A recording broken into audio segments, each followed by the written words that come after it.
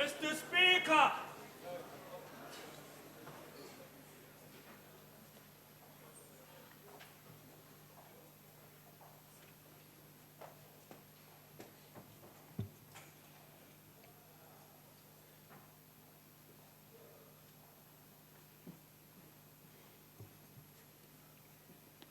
There will now be an opportunity for silent prayer or meditation.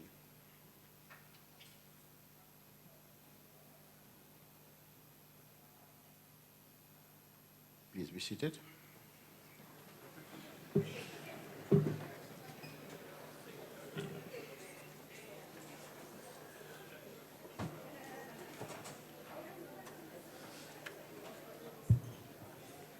Order. We come to notices of motion. Does any member wish to give notice of a motion?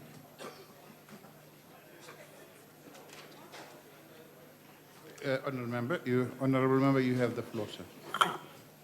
Thank you, Speaker. I hereby move on behalf of the Democratic Alliance that this House debates the measures being put in place to ensure that the 2014 elections are free and fair with political tolerance. Thank you. Noted. Does any other member wish to give notice of a motion? You have the floor, ma'am, right at the back. Thank you, Speaker. I move on behalf of the ANC that in its next sitting, the House debates the high turnover and corporate governance challenges in the key institution and government departments. Thank you. Noted. Does any other member wish to give notice of a motion? You have the floor, sir. Thank you, Honourable Speaker. I hereby move on behalf of the Democratic Alliance that this House debates the impact of President Jacob Zuma's leadership on the accountability of public representatives. Noted. Does any other member wish to give notice of a motion? Right at the back, sir. Thank you, Speaker. I move on the behalf of the ANC that in its next sitting, the House debates the centrality of constituency work in linking parliament with the people. Ke a go leboga motlotlegi. Noted. Does any other member wish to give notice of a motion? Honorable member, you have the floor. Thank you, Mr. Speaker. I hereby move on behalf of the Democratic Alliance that this House debates the efficacy of fire pools, the efficacy of fire pools in combating runaway fires in the rural South African context. Noted. Does any other member wish to give notice of a motion? Right at the back, honorable member. Thank you, Speaker. I move on behalf of ANC that in its next sitting, the House debates the role of Parliament in defining the national transformation agenda. Thank you. Noted. Does any other member wish to give notice of a motion? Right at the back, honorable member. Thank you, Honorable Speaker. I move on behalf of the ANC that in its next sitting, the House debates improving literacy and education empowerment of rural women in order to improve the quality of their lives. Thank you. Noted. Does any other member wish to give notice of a motion? You have the floor, honorable member. Thank you very much, Speaker. Speaker, I give notice and hereby move on behalf of the Democratic Alliance that this House debates the possible causal link between the purchase of Christian Louboutin shoes and rampant corruption in government departments. Noted. Does any other member wish to give notice of a motion? You have the floor, sir. Ndza susumeta hi ku yimela vandla ra ANC leswaku eka ntshamo lowu landzelaka huvo yi njhekanjhekisana hi ku endla ti-audit ta vutshila leti landzelaka tisisitimi na switandati eka swiyenge hinkwaswo swa mfumo ku ya hi swilaveko swa mfumo na khensa Noted. Does any other member wish to give notice of a motion? That doesn't appear to be the case. We then move on. We now come to motions without notice. Are there any motions without notice? The Honorable Deputy Chief Whip of the Majority Party. Thank you, Honorable Speaker. I move without notice that the House notes with sadness the passing away of Mama Mata Mahlangu at the age of 89, mother of Solomon Mahlangu, on the 12th of March 2014 at Steve Biko Academic Hospital in Pretoria. Further note that Umam Mahlangu was a freedom fighter, a patron for Zakeni Women's Organization, an affiliate of FEDRO and UDF. Remembers that she triumphed over extreme humiliation, police harassment before and after the execution of her son, Comrade Solomon Mahlangu, in 1979, and supported families of many freedom fighters who were facing execution. Recalls that Umam Mahlangu recently graced Parliament during the State of the Nation address last month as a presidential guest of honor. Recognizes that on Friday, the 14th of March 2014, the President will launch the Solomon Mahlangu Scholarship Fund, whose aim is to avail financial support to deserving South African youth, especially from the rural areas. And we extend our condolences to her family, relatives, and her loved ones during their bereavement time. I thank you. If there are no objections, I put the motion. No objections agreed to. Are there any further motions without notice? Chief Whip of the opposition. Thank you, Chief Whip. Speaker. Keep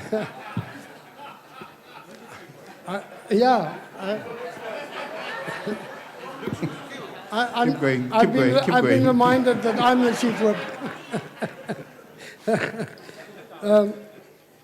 I hope you realize that was deliberate. I move without notice, sir, that this House notes that on the 21st of March 2014, South Africans will celebrate Human Rights Day.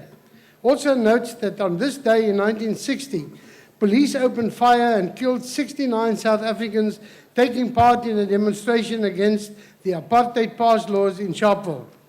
Further notes that the world will celebrate the United Nations International Day for the elimination of racial discrimination on the same day.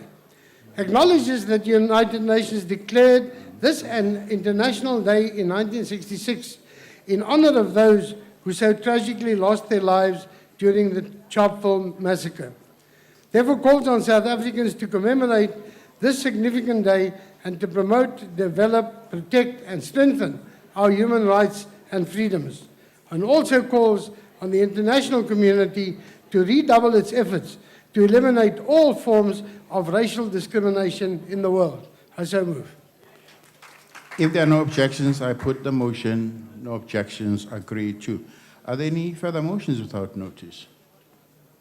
Honorable Van der Merwe.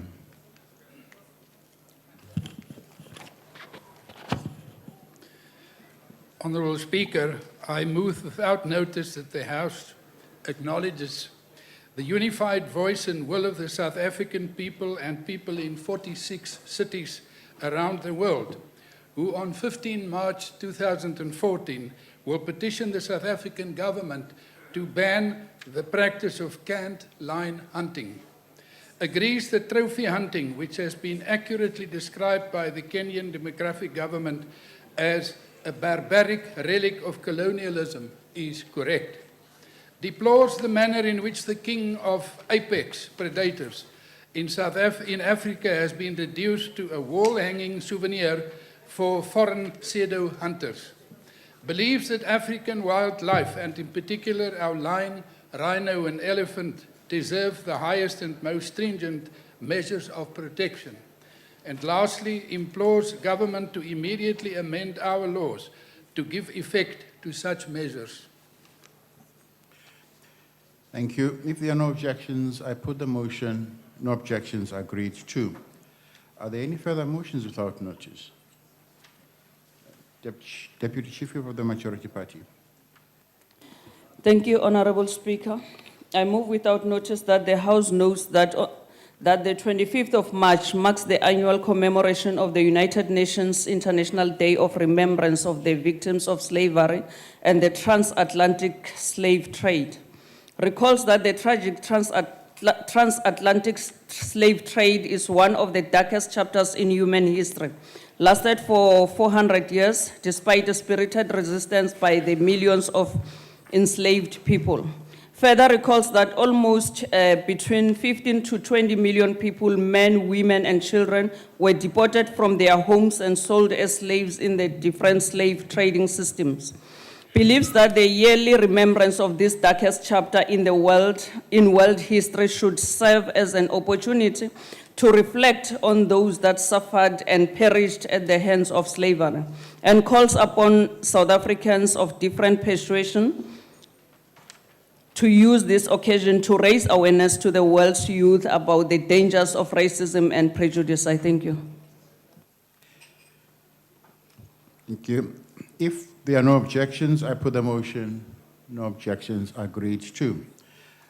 Are there any further motions without notice?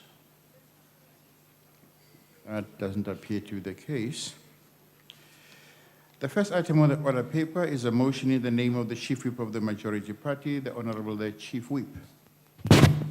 Honourable Speaker, I move that the House suspends Rule 253, subsection 1, which provides that the debate on the second reading of a bill may not commence before at least 3 working days has lapsed since the committee's report was tabled, for the purposes of conducting the second reading debate today on the Division of Revenue Bill.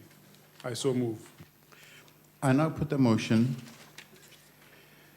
Are there any objections? No objections, agreed to. The second motion on the order paper is also in the name of the Chief Whip of the Majority Party, the Honourable Chief Whip.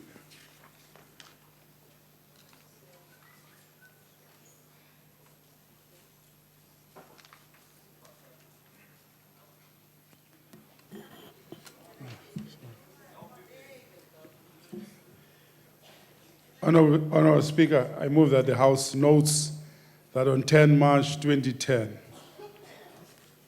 the National Assembly passed a resolution to the effect that Parliament would establish a Parliamentary Interfaith Council and setting out the objectives of the Interfaith Council. Further notes that on 12 May 2010, the National Assembly adopted a further resolution subject to the concurrence of the Council of Provinces, establishing the Interfaith Council and stipulating the composition and mandate of Interfaith Council. results that on the 26th of August 2010, the National Council of Provinces adopted a resolution concurring with the establishment of the Interfaith Council, recognizes the need for a platform for an activist parliament, and would advance nation building and social coherence. Believes that Parliament has a necessary mechanisms in place to ensure that this objective is met. And resolves, subject to the concurrence of the National Council of Provinces, to abolish the Interfaith Council. I so move. I now put the motion. Are there any objections? No objections. Agreed to. The next item on the order paper is member statements. Does any member of the ANC wish to make a statement? The ANC. You have the floor right at the back, honorable member. Ke a leboga monna mokgotla e re ke Musa Khotla e re ke tsaya tšhono e mo boemong ba mokgatlo o busang wa African National Congress go akgola lefapha la tsa ditlhaeletsano fa ba ne ba thankgolola Income for National Institute tlhakole a tlhola malatsi a 21 monongwaga kwa Durban. The institute is well positioned to play the much needed national catalytic and supporting role at a local, provincial, national and international level to develop the skills required to live and function in a broadband empowered society. Functionally, the institute will be visually located in core labs, in Tucson service centers, users access centers and other community centers to enable them to reach to a wide stakeholder spectrum. The institute aims to reach 10 million users, especially in rural communities within the next 5 years. Ke a leboga. Thank you. The DA. Mr. Speaker, President Zuma's ANC has now demonstrated once and for all that it's not serious about fighting corruption. The ANC list for National Assembly contains many candidates who should rather be in court and are grossly unsuitable for public office. This includes former Minister of Communications, Dina Pule, who was found guilty of unlawful, unethical and improper conduct. Minister of Agriculture, Tina Juma-Petersen, implicated in the unlawful awarding of the 800 million rand vessel contract to Secunjalo, the distribution of food parcels during worker strikes, and the unauthorized funding of the Black Association of the wine and spirit industry. There's a point of order. Speaker, the honorable member is making reference to members who are serving in this house without a substantive motion. If she has Order, issues, members, order. and she feels that this member needs to be somewhere, there's procedures to be followed. That statement is out of order and shouldn't be read in the house. Order, members, order. Order. That is correct. There has to be a substantive motion, honorable member, before you can make such a statement. I will just continue then with the rest. Pule Mabe was arrested and appeared in court. Order, member. You can't continue the rest. We told you that you need a substantive motion. It's not procedural. I'm not talking about the others anymore. Which other things are you talking about? Please take your seat, honorable member. Yes, sir. Honourable Speaker, may I address you? Yes, please proceed, sir. The motion read out by my colleague, the statement is not a motion against an individual. It's a motion about the list of the ANC. It is not a substantive motion or even a normal motion against a person. Honourable member, it's about members in the House. It's about members in the House, and I've made a ruling on the spot. I'd like us to proceed. Cope.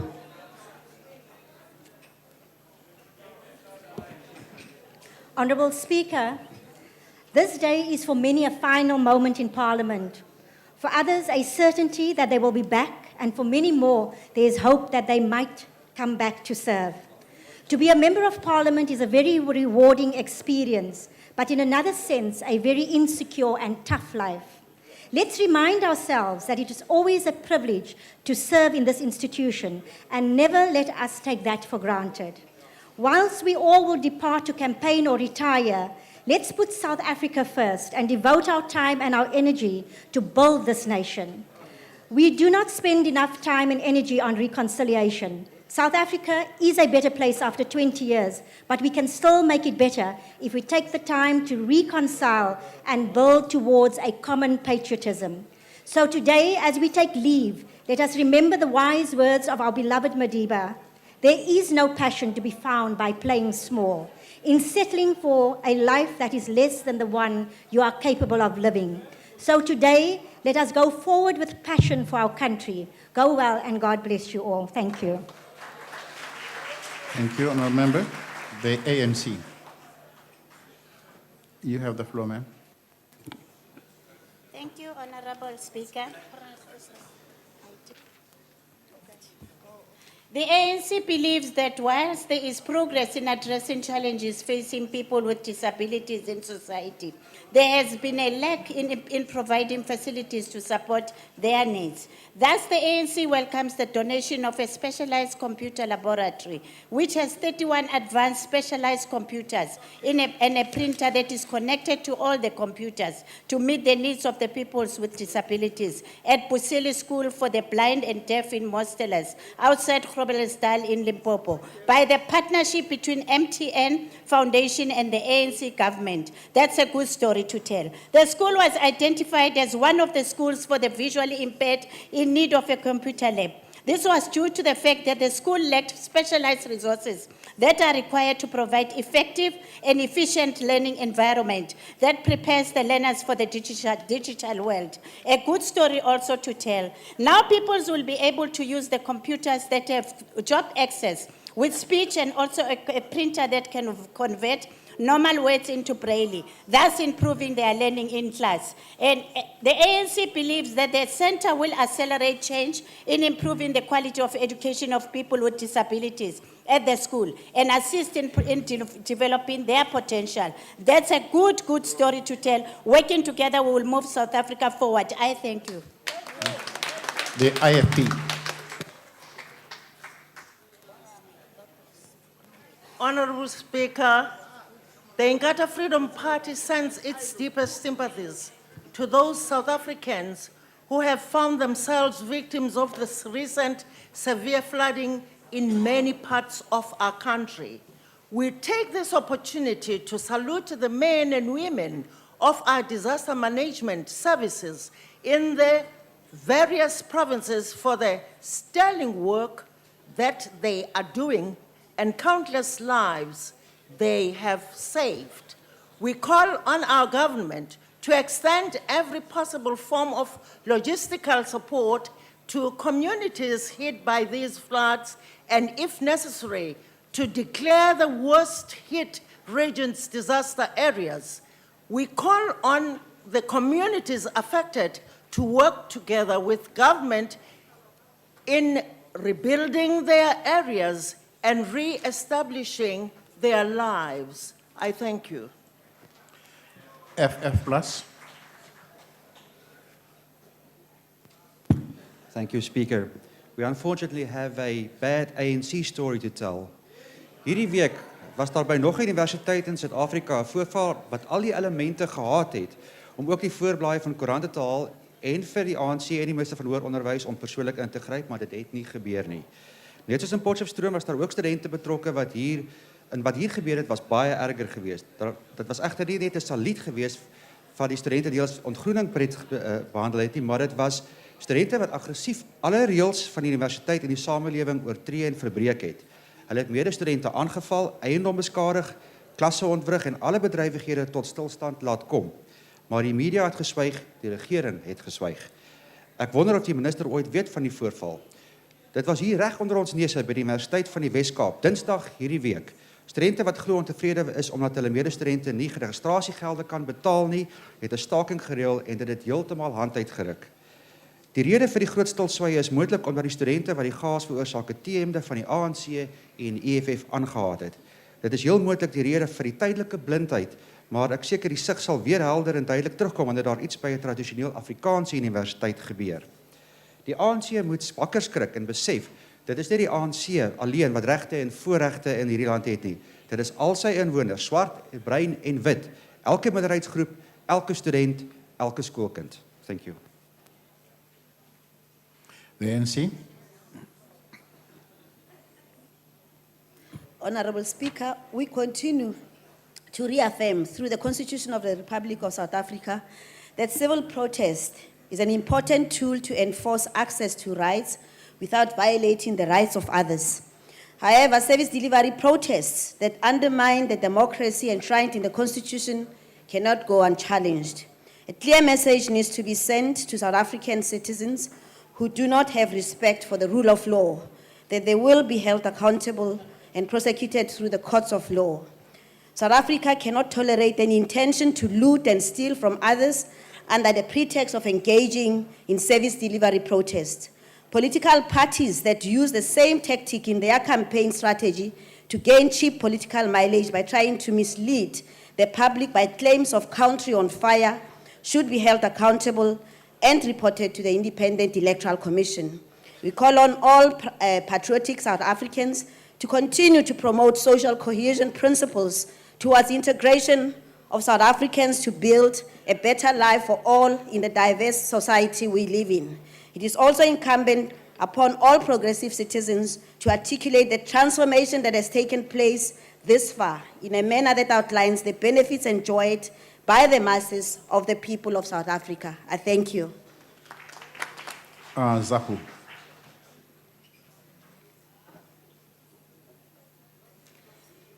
Okay, we move on. The DA. Thank you, Mr. Speaker. Allow me to take my leave of this House today by telling you the real good story, that of the DA's success in governing the Western Cape. At the end of 2013, the Western Cape's broad unemployment rate was 22%, the lowest in the country.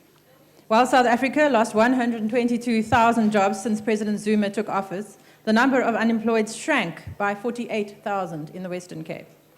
The Western Cape has the highest access to water, 99.1%, flush toilets, 90.5%, and electricity, 93.4%. In our first year in government, all 13 Western Cape departments got unqualified audits. Our Enterprise and Development Fund has committed 20 million rand in loan funding to black-owned businesses, of which 52% are owned by women. That is real empowerment. 1.7 billion rand was spent on skills development programs to provide training opportunities to over 98,000 people. 76% of the Western Cape budget is spent in poor communities, 76%. The highest proportions of households receiving free basic water, electricity, and free basic sewage and sanitation are in the Western Cape, despite the increase in population. In 2009, the ANC left the province with over 6,000 health department vacancies. The vacancy rate for nurses was 34%. By 2014, the DA has brought this down to 1%. Under a national DA government, this could be the South African story. The choice is yours. The ANC. Thank you, Speaker. The ANC welcomes the dismissal of the DA's case against the passing of the e-tolling Act by the Western Cape High Court's judgment. The Act will provide more effectively for the collection of toll, to amend the Cross-Border Road Transport Act 1998 of 1994, and to empower the Cross-Border Road Transport Agency to collect toll on behalf of SANRAL. We must note that the non-collection of tolls may impact negatively on the ability of the other state-owned enterprises to raise capital for their infrastructure programs, and thus the need for this law must also be seen in the context of government's plan to fund envisaged infrastructure program. In essence, this facilitates the upgrading and development of transport infrastructure and public transport in the Republic. The responsibility of tolling is a national competence, and therefore the legislation which legalized e-tolling is valid. The DA's claim that this legislation was unconstitutional is more grandstanding than anything else, and thus was summarily dismissed by the High Court. I thank you.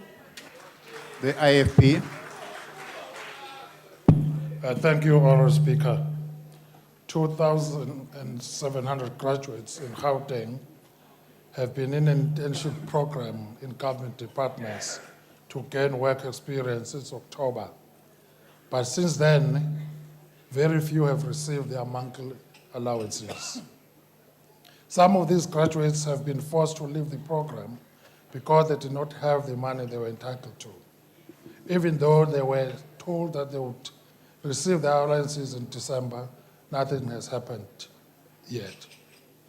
The Minister of Higher Education and Training and the Premier of Gauteng cannot claim to have a good story to tell while the welfare of these graduates has been neglected. The situation must be rectified immediately. Otherwise, it will be clear that the only story to be told here is the inability of a government that cannot fulfill its promises. I thank you. Cope.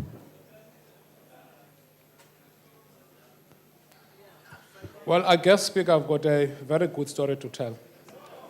Honorable Speaker, I'm rising to thank and say my final goodbyes to all of you in this House, for it was a journey worth every mile I walked with you. Only a handful of us is fortunate to be elected to serve our people as lawmakers of our country. For this reason, I have been truly honored and exceptionally privileged to serve in the 4th Democratic Parliament with all of you. When we met in 2009, we were strangers and political opponents, but today I'm living as a friend and comrade to many of you. I would like to thank the Congress of the People for the confidence they have showed in me and my abilities and deployed me in Parliament. To all my colleagues in the portfolios of public enterprises, defense and military veterans, and the Standing Committee and the Joint Standing Committee on Defense, our robust and sometimes rough deliberations in committees have made me a better person in many respects. I will truly miss you. A special word of gratitude goes to all the staff members who had to contend with my rather unpleasant attitude at times for providing me support at all possible times. Xamela egameni losapho lakowethu amampondomise ojola abazukulwana benkwakwa amatholo omthwakazi amaqanqolo omgemo omsizi ombuyeni sithi mazene ethole sibamba ngazo zozibini inga inkomo ibhokhwe negusha zakowenu zizala amathokazi. Enkosi.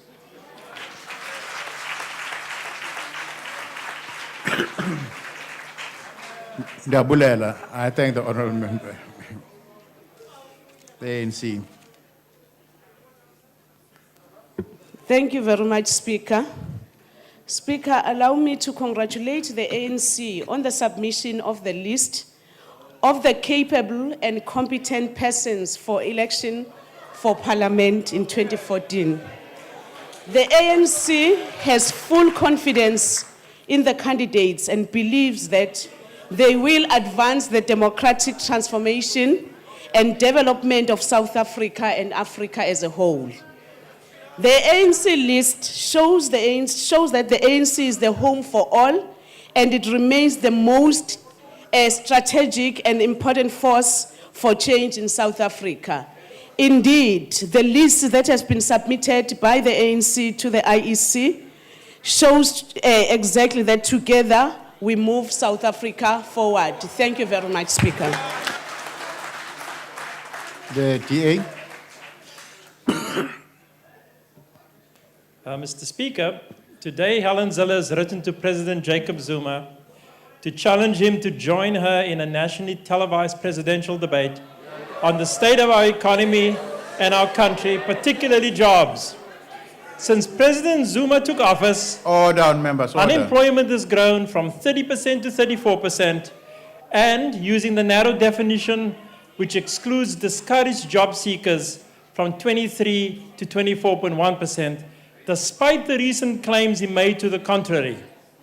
Today, my friends and colleagues, there are 1.4 million more South Africans unemployed than the day he became president. That means that more than 1 out of every 3 South Africans, 1 out of every 3 South Africans today is unemployed, without a job. This would be an opportunity to openly debate these issues together and to answer questions from the public directly on a matter of national importance. A television debate would strengthen our democracy and it will strengthen our public discourse. Live presidential candidate debates are becoming commonplace across Africa. In 2012, Ghana, Kenya, and Sierra Leone held their first televised presidential debates. It is vital that South African voters should not be denied the opportunity of interrogating party political positions through live television debates. We therefore look forward to hearing whether President Zuma will take up this challenge or will he simply keep on hiding. I thank you. The ANC. Thank you, Speaker. Yeah. Thank you, Speaker. I recognize the ANC on my right. Thanks a lot, Mr. Speaker. The ANC welcomes the measures that are being taken in reducing a system that will curb teacher absenteeism by the Department of Education. A study of the Human Research Council found that on any one day, between 10% to 12% of the teachers are not in school, amounting to about 30,000 absent teachers every day. The recent steps of considering the introduction of a biometric system to monitor teachers' absence as part of ensuring accountability in the system is welcome. The ANC president made it clear from the beginning of this term that, quote, teachers should be in school, in class, on time, teaching with no neglect of duty and no abuse of pupils. The children should be in class, on time learning, be respectful of the teachers and each other and do their homework, close quote. The department is considering expanding the system that is currently being utilized by the Northern Cape and ... Education Department with a view towards rolling it out to other provincial departments and incorporating a biometric system or facility in the future. The ANC identified education as a key priority and as an important area of our 2030 vision as defined through the National Development Plan. The education system plays a greater role in building an inclusive society. Honourable Member, your time has expired. Thanks, Mr. Speaker. Order, members, order. Order. The ZAPU hasn't made use of its slot. Is ZAPU present now? You have the floor, sir. Proceed. Honorable Speaker, we are approaching the end of the first term of the academic year, and some schools in Limpopo are still waiting for books to be delivered. The Department of Basic Education has issued media statements and even reported to the Portfolio Committee that books had been delivered. I was on constituency work in the Skunot and Malahale districts of the Skukuni district, and what I found was shocking to say the least. Before we get denials, I invite the minister to visit the following schools: Lamzavo, Khalatlo, Makata, Nitsashwaneng, Chabadietla, Lerato, Legare, and others. For many learners, the dream of a better life has turned into a nightmare. The dream of the liberation struggle has been betrayed by an uncaring government. Children of the poor are made to pay for the downright incompetence of those in charge.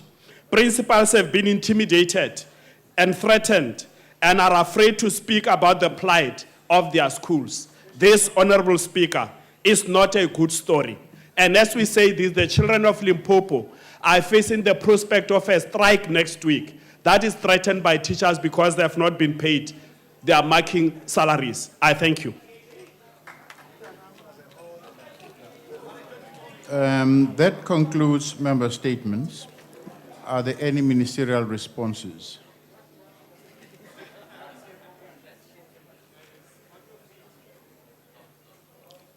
Honourable Minister Pando. Thank you, Speaker. I think now that the DA has found that they can't rent a black president, they've suddenly decided that Ms. Zilla is their candidate. for president. And in order for her to have some platform, they wish to set about the shadow chase of seeking a debate with the president. Rubbish to you too. Order, order, order. They cannot. The president will not have to debate this person. Our president was elected by our members as the candidate of the ANC. We didn't have to go and rent anybody. We don't need showboat cases and requests for debates. We are debating them in the public space, and they must engage with us in that space. We will join them to discuss the economy when they have spoken to their close friends, the private sector, to invest in South Africa and the people of South Africa. Honourable Point of order. Minister Point of order. of Police. Point of order. Yes, what's the point of order? Mr. Speaker, the rules of Parliament insist that members in the gallery are not allowed to participate. Perhaps you could, share. Order on members, order. Perhaps you could share with the ANC renter crowd in the gallery to please not clap. Please take your seats, sir. Yes, members in the gallery, you are more than welcome. It's your parliament, our parliament, but please don't participate in activities of parliament, including clapping. Yes, ma'am. On a point of order, I would like to ask that we respect the people of South Africa. For many of them, Parliament is a first visit. They may not know the rule. To call them a renter crowd of the ANC is, I believe, insulting to those visitors. Order. Order on members, order. Order on members, order. Order. Actually, you can't call the audience renter crowd. It's clearly not acceptable. Minister of Police, you have the floor, sir. Thanks, Honourable Speaker. The Constitution's Bill of Rights, the Gatherings Act of 1993, and the Dangerous Weapons Act of 2013 guarantees people to demonstrate peacefully and unarmed. What the member has said is what all of us should say and emphasize, that people should exercise their right, but they should do so understanding that there is obligation going with those rights. Just to add to what Minister Pando has said, we can easily accept the debate with the DA. We have Deputy Minister Marius Fransman here. We have any other premier, any day Premier Zille should come. We're waiting for her. Thank you.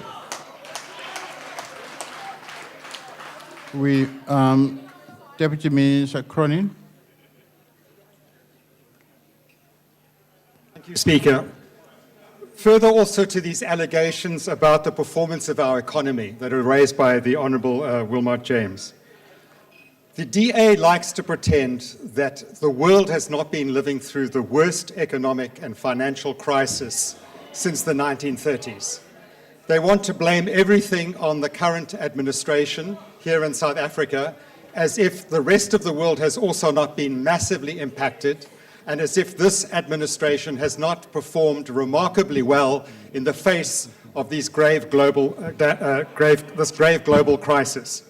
For instance, in the auto sector, in Australia, the auto sector has just moved out of Australia.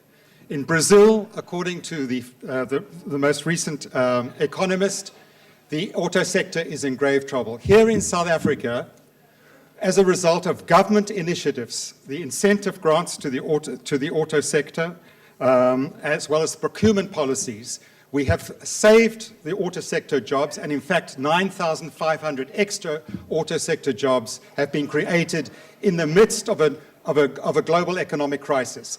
What the DA has to offer is simply the market. It's the markets that have failed gravely. It's through active intervention of the Zuma-led administration that we have seen at least some stabilization and indeed We lost 1 million jobs in 2008 and 9. We've regained those 1 million jobs, but of course more people have come onto the market, and it's true that we are suffering, and we are not in denial about the serious unemployment crisis. We are determined to address it, and we are doing so confidently on the basis of the interventions that this Zuma administration has carried forward in the midst of a grave crisis. Thank you, Speaker. Minister Gwen. Thank you, Deputy Speaker. Let me also join on the perceived delivery of the DA in the Western Cape. Our response, Speaker, is that yes, the DA has delivered to the posh suburbs of Cape Town. But the poor and the majority of people of Cape Town, they remember the DA that they can only deliver open toilets. Order, members, order. And what we know, even on the economy, the poor people who come and seek for job opportunities here in this city and in this province and seek for other opportunities, Speaker, they may I are address told... you on a point of order? Yes, ma'am. You gave a ruling last week in the House that a minister can respond to one statement. Now, in this case, 3 ministers have responded to the same statement. Proceed, Honourable Minister. Thank you, Speaker. It's not one question, Honourable Member. Forgot to say that those who look for opportunities... Speaker, the minister is responding to Wilmot James' statement on the economy. Honourable Cronin also responded No, it's to not that. James. It's not James. Honourable Member, please, let the Minister continue. He's not speaking on the same point. Continue, Honourable Minister. Thank you for the protection, Speaker. What I want to say, what the majority of people who are here in this province know is that when they look for opportunities, be it jobs, be it schooling opportunities, they are called refugees in their country because they are disturbing our poor suburbs. Thank you. Thank you very much. Order, members, order. Are there any other ministerial responses? No. Thank you very much. That concludes. Is the minister that wants to respond? Yes. Honourable Zulu, you have the floor. Thank you very much, Honourable Speaker. We wanted to thank the Honourable Peters on the statement regarding access to computers for disabled children. We believe that the earlier they have access to computers, it advances their opportunity and performance as they go to higher education institutions. Just to also thank, as the Department of Women, Children and People with Disabilities, the partnerships that we've established with the responsive private sector companies that want to move South Africa forward in establishing these computer labs. We've established more than 25 now, and we will be handing over 15. And that continues to give children with disabilities and teachers with disabilities an opportunity to function. And we congratulate MTN Foundation, CELSI, and their ability to comply with their licensing obligations and go beyond their licensing obligations that was put in place by this very ANC-led government. We move together, we move South Africa forward. Thank you. Are there any other ministerial responses? That doesn't appear to be the case. That concludes ministerial responses. We now come to, before that, the ruling.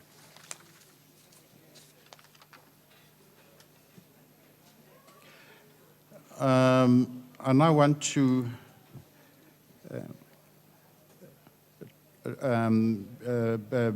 talk about the rulings that I promised to make in this House.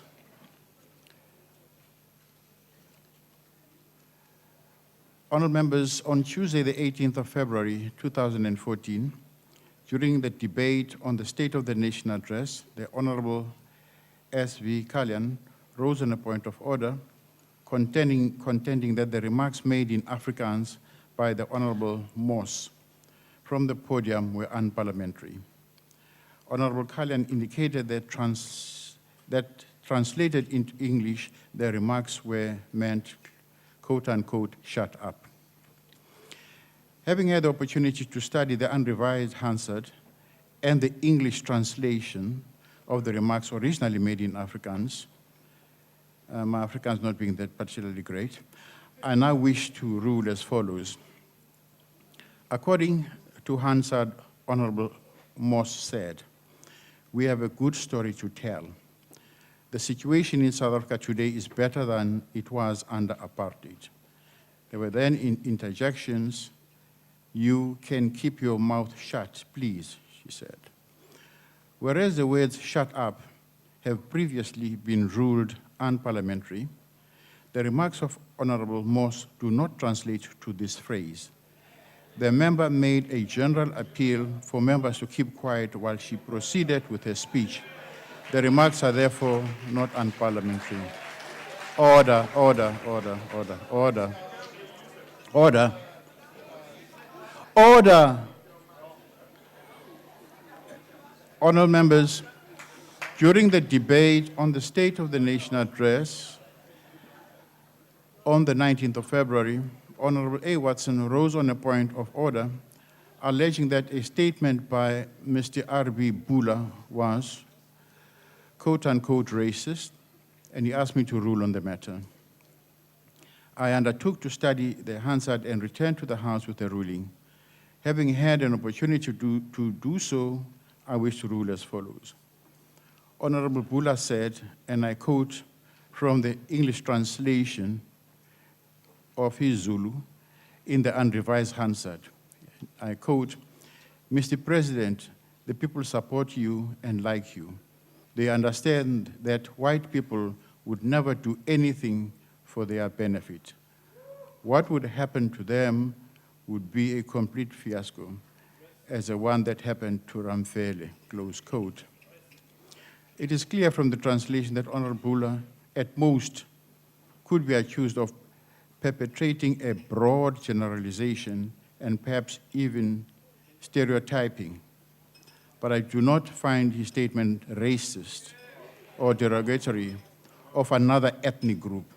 His remarks were therefore not unparliamentary. However, having said that, I do want to sound a word of caution. Shortly after the aforementioned statement, Honorable Bula said, with reference to the Honorable Leader of the Opposition, and I quote, I wonder if Honorable Mazibuko is black enough, close quote. That is clearly a remark that is not characteristic of the tone we want to prevail in this House. Understandably, members are in electioneering mode, but we call on everyone to refrain from making remarks that could be construed as personal and divisive. I thank you. We now proceed with the program. We now come to the statement by the Minister of Rural Development and Land Reform on the Land Audit Report. Honorable the Minister.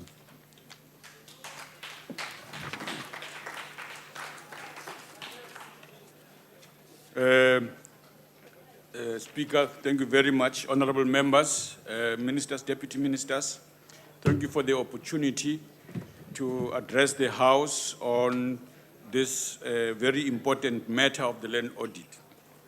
We do so because the land reform agenda of the democratic government rests on a series of actions that we have to take, and these actions must be seen together and not in isolation. In the recent past, for example, we accepted as this House the Restitution Land Act, which is an important pillar of the reform agenda of this government. In addition to that, the department has been working systematically in consultation with people affected by these measures who informed this agenda and came to the conclusions and agreed with proposals to create a valuer general, for example, and that instead we must also, in addition to that, create institutions such as the Land Management Commission that would have a major impact once in place and once operational,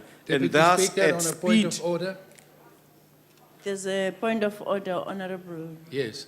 Point of order is that I noticed that the minister has his glasses on his head. Well, what is he looking at?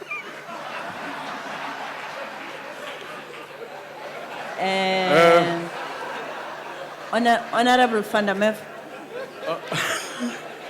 Honourable Van der Merwe. Honourable Minister, can you wait a bit? Okay. Honourable Van der Merwe. It would be a sad day if I chuck you out before the farewells. I forgive you for now. Continue, Yes, Honourable Minister. Madam Deputy Speaker, and I know you like me.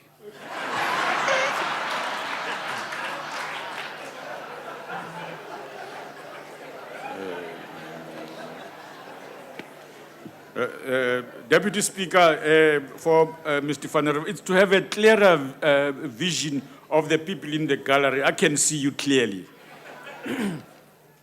These measures are crucial to the land reform project, but we cannot do so successfully if we do not have accurate reflection of the land audit in our country. And this is one of the attempts that the department has undertaken, and it was done so as a result of our inherited legacy of the problems of different countries in one country, so to say, and therefore different ways of measuring and recording things.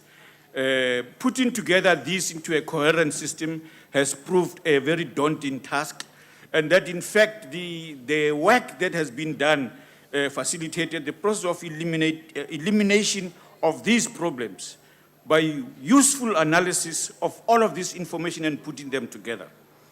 The focus of the audit is to enhance the compilation of a complete, accurate, comprehensive, and reliable database of registered land parcels, thereby improving the integrity of comprehensive land register and facilitating the update of asset registers of all organs of state.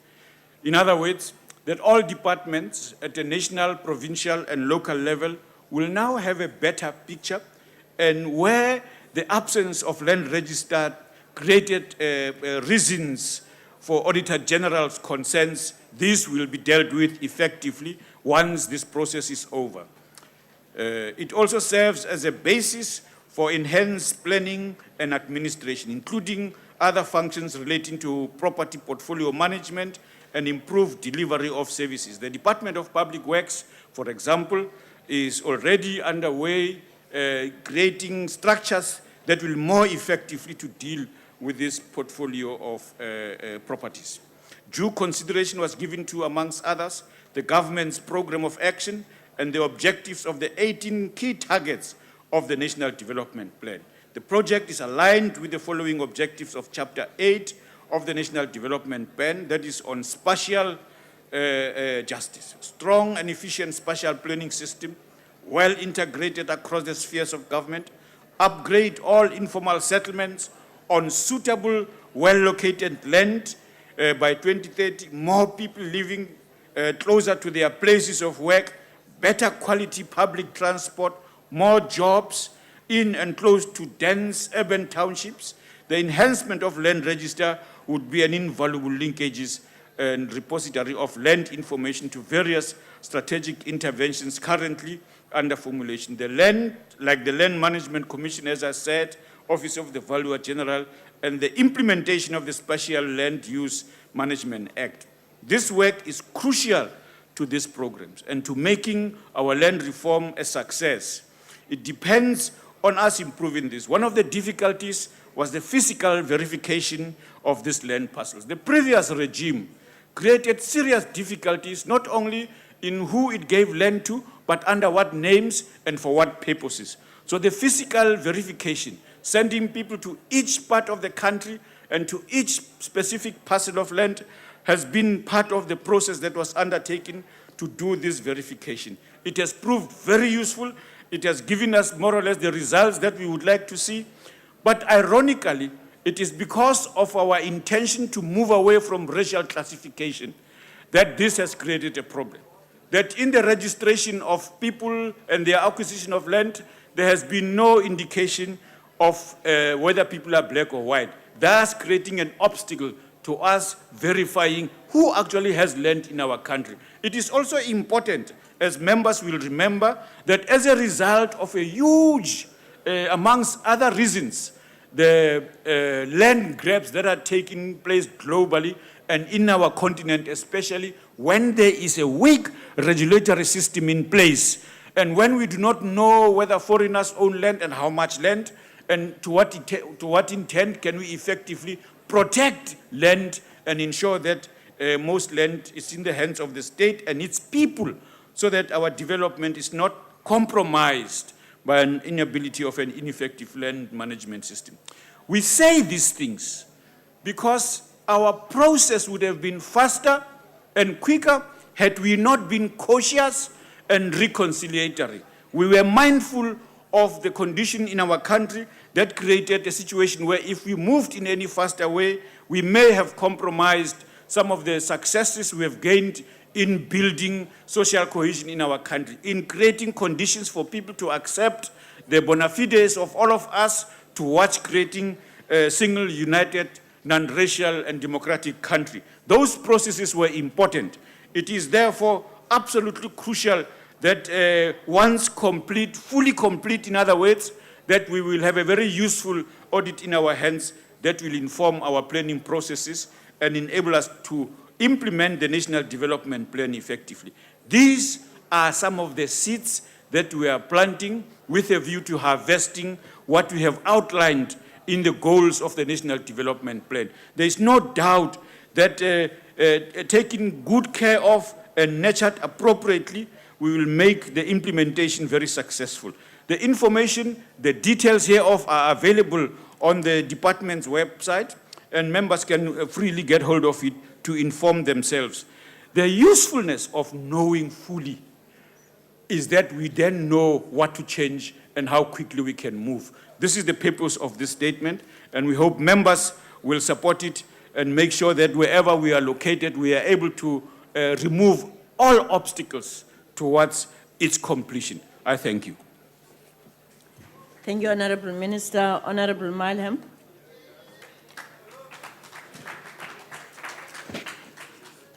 Deputy Speaker, the state land audit was intended to address concerns over who owns what land in South Africa, who uses it, and for what purpose. Unfortunately, it falls far short of that. The audit fails spectacularly to identify ownership patterns and whether or not there's been a positive transformation since 1994. In other words, we cannot use this audit at all to determine whether land reform targets are being met. What it does tell us, however, is that there are large tracts of land in state ownership, at least 14% of South Africa's total land area, which could be utilized in a relatively short time frame to address land reform concerns. So if the state land audit fails to tell us who owns what can we use? Well, there are various independent studies that have been conducted which show that black ownership ranges from 15 to 28% of all privately owned agricultural land in municipalities to as high as 40% in some instances. Land ownership estimates in KZN, Mpumalanga, and Northwest show that approximately 76% of the total land area is owned by black people and the respective provincial governments, according to the 2013 South Africa survey conducted by the SAIRR. This significantly contradicts the repeated statements of the ANC that the willing buyer, willing seller model is somehow hindering transformation. Now, I've previously raised the issue of the 8.4 million hectares of unaccounted for land. It's not inconceivable or even improbable that the entirety of this land is also owned by the state. And that would raise the state's ownership of land to some 21% of the country. So if there's any holdup in land reform and transformation of the ownership of the Ownership Demographics Acting Minister, it lies in the department. The land you seek, Acting Minister, is to a large extent held by the state. Now let me say this slowly so there can be no misunderstanding. The Democratic Alliance supports a land reform process that achieves redress in rural communities, that promotes economic inclusion to lift rural people out of poverty, and that supports growth and prosperity in the agricultural sector. We acknowledge that land reform is a moral and constitutional imperative and represents an opportunity to invigorate rural economies by giving rural dwellers greater access to productive assets. But, Deputy Speaker, the restitution and reform process to date has been far too slow. It has not provided support for reform and restitution beneficiaries to build livelihoods on the land, and the money allocated to reform programs has not been utilized effectively. We need a fresh approach, an approach that makes the agricultural sector a partner in rural transformation, and an approach that addresses real land needs, like urban tenure. Urban tenure remains a pipe dream for many South Africans, and yet over 60% of our population is urbanized. It should be abundantly obvious that the starting point for land reform in South Africa must be to provide those living and working on the land with title deeds to their properties. And in many instances, it is only the sheer inefficiency and maladministration of the Zuma administration that is preventing this from happening. Acting Minister, 20 years of failed land reform is too much. By the Minister's own admission, 90% of land reform projects have failed, and the blame for that must be laid squarely at the door of the department. Until you implement proper pre- and post-settlement support for land reform beneficiaries, these projects will be white elephants. Examples of this include the Kangela Citrus Project and the Magua Tea Plantation. The Democratic Alliance's position is clear. The property rights of any person dispossessed, whether under apartheid or through more recent expropriation, are of equal importance and cannot be divorced from each other. We need to respect the constitutional rights of all South Africans and treat them fairly. A vibrant and inclusive rural economy can contribute to economic growth, create jobs, and help alleviate poverty in South Africa. It speaks to the essence of the DA's vision of an open opportunity society for all, and will remain a key priority of all DA governments. Thank you, Speaker. Honorable Baron.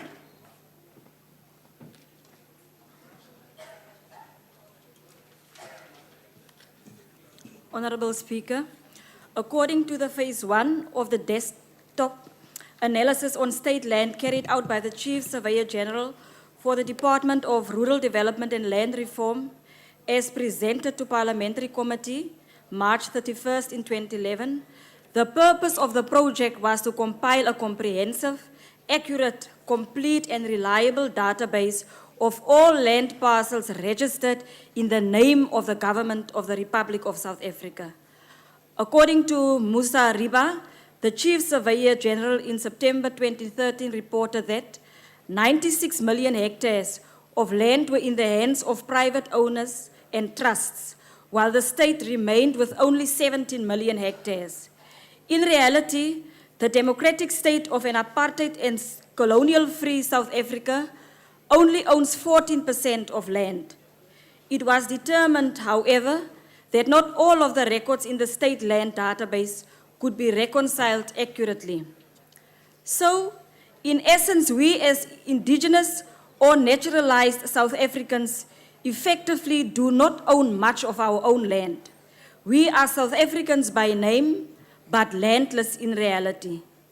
That is a serious indictment on our sovereignty. On the crucial land issue, the final Constitution of 1996, emanating from the relevant Section 28 in the interim Constitution, reads as follows. Every person shall have the right to acquire and hold rights in property land to the extent that the nature of the rights permit to dispose of such land. No deprivation of any rights in property shall be permitted otherwise than in accordance with law. It is widely accepted that Section 28 represented a compromise that has left the people of this country poorer. This has affected the development of housing in the municipalities, distribution of services, and allocation of land and resources to the previously disadvantaged. South Africa has to own up to this reality. We look forward to the new administration in the next parliament to give this matter the urgency and legitimacy it deserves. I thank you. Thank you, Honorable Member. Honorable Tabekulu.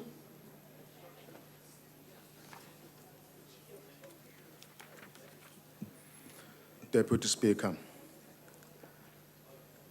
this land audit report has many issues, flags and gaps in information. Of particular concern are the millions of hectares that remain unaccounted. However, this remains a reasonable starting point which the department can use as a guide to begin its constructive reform of land ownership patterns and develop sustainable rural communities. Land reform in South Africa is still in its infancy.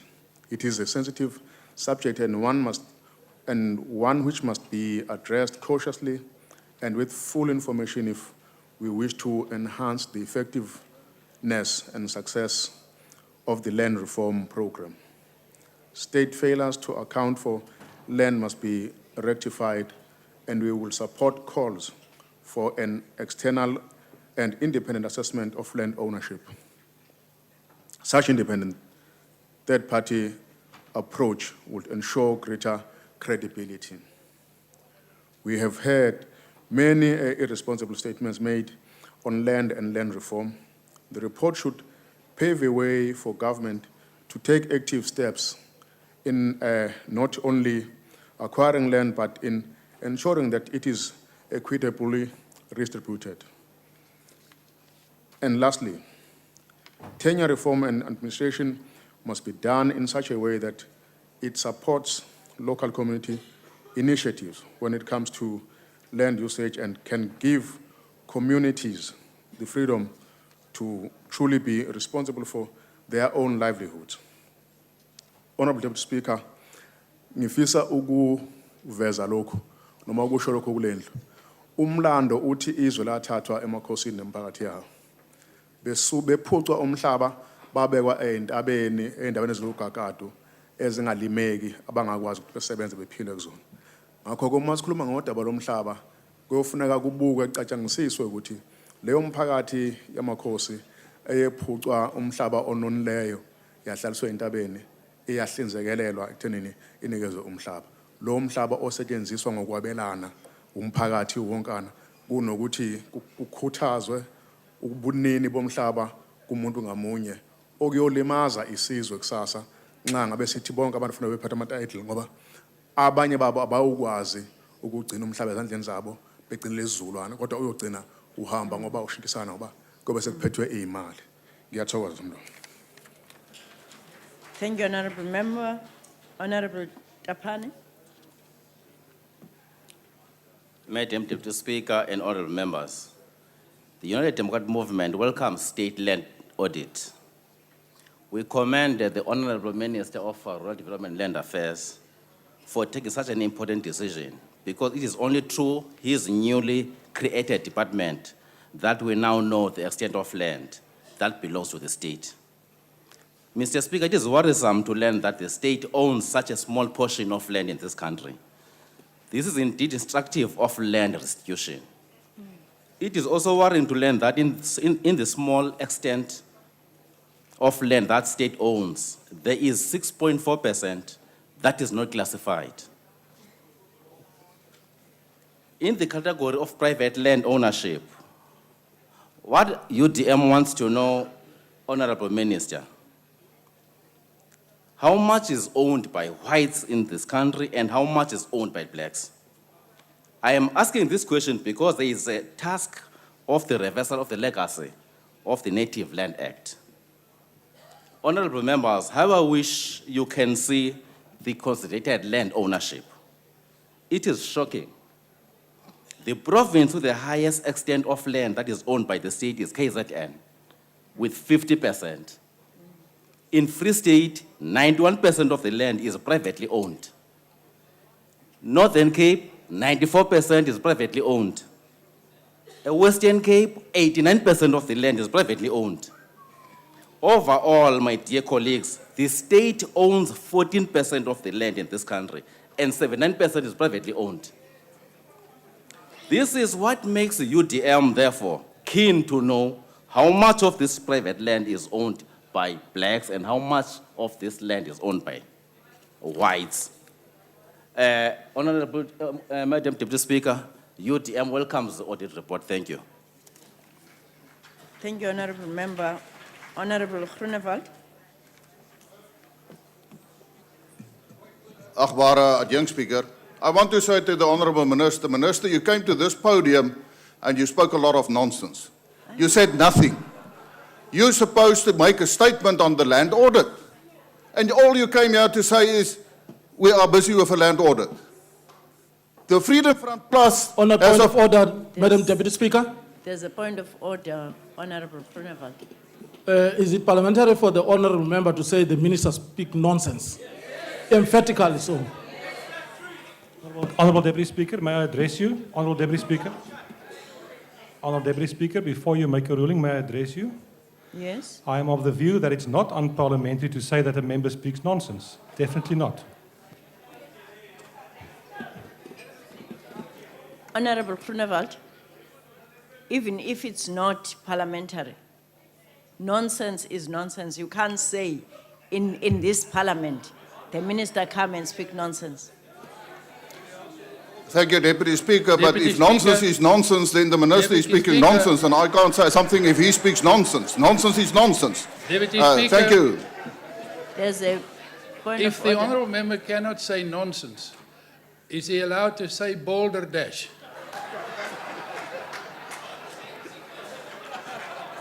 Honourable Deputy Speaker, it There's a seems it's point going of to order. become unparliamentary to say anything more. Honorable Groenewald, there's a point of order. And I hope you'll have order in that podium. I believe, Deputy Speaker, it is parliamentary for us to talk to each other with respect, Yeah. whether or not we're going to an election, in order to represent and act on the points Minister Manuel put so clearly before this House just 2 days ago, a sentiment I thought we all agreed with. Just a day or so ago, the Chief Whip of the opposition drew our attention to the rule on offensive and unbecoming language. I think to refer to the ministers as having spoken nonsense is offensive language and is not acceptable in this House. Honourable. There are ways in which a member, an honourable member, can convey their disagreement, either vehement or otherwise, with statements made by a member of this House, but to use a pejorative such as was used, I believe should be ruled unparliamentary, but it is your ruling, Deputy Speaker. Thank you. Deputy Speaker. Speaker, may I address you? Honourable Deputy Speaker, may I address you on... No, I am not going to allow anybody to address me. Honourable that's Deputy not- Speaker, No, on, no, no. on I'm the not view going to. that I'm the not going. rules... You already spoke. I'm not going to allow you. I've not spoken. Honourable No freedom of speech. You're not allowed to Groenewald. speak. Madam Deputy Speaker, I have not spoken. And Honourable I have a right to Groenewald. address you. On the same issue.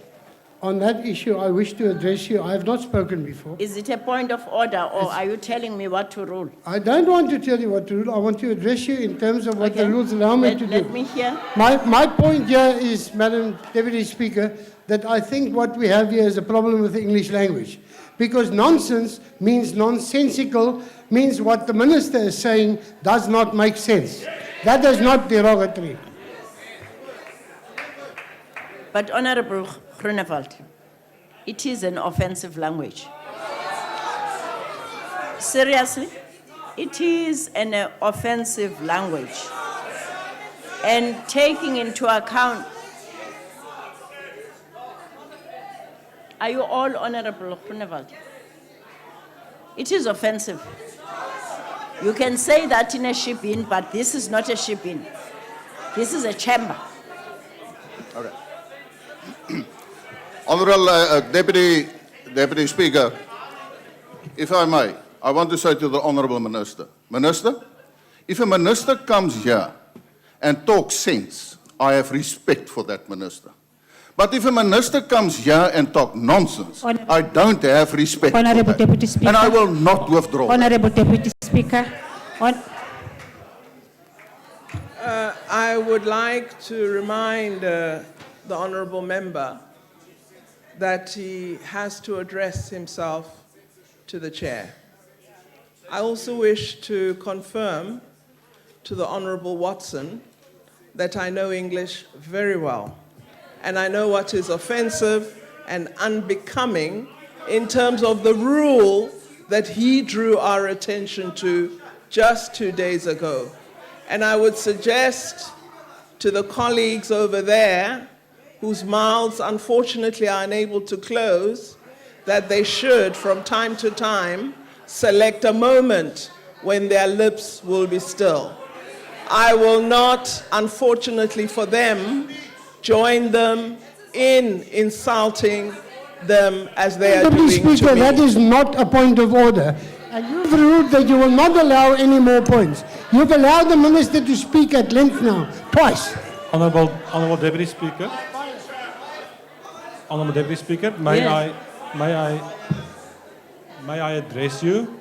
You've allowed the Minister to have a second speech. I will do exactly the same if it's fine with you. May I just, for clarity's sake, you've not ruled that it's unparliamentary.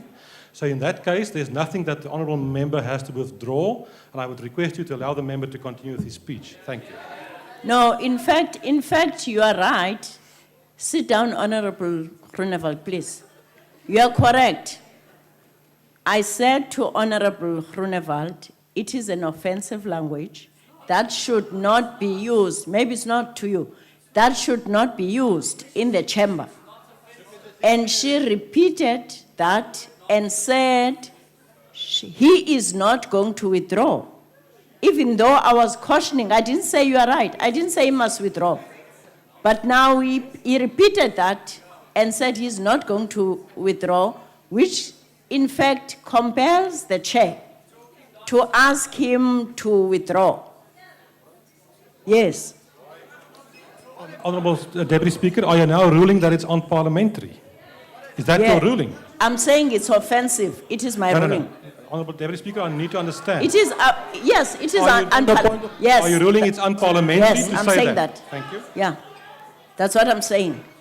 Honourable Groenewald, Speaker, can Deputy you, Speaker, can may I you address you? withdraw? I'm Deputy not going. Speaker, as an English-speaking person, the word nonsense is not offensive. It's not. It's not. Honourable Deputy Speaker, please. Can we have order in this house? Honourable Chief Whip, is that Yes. a point of order? Yes, please. Yes? The members on the other side.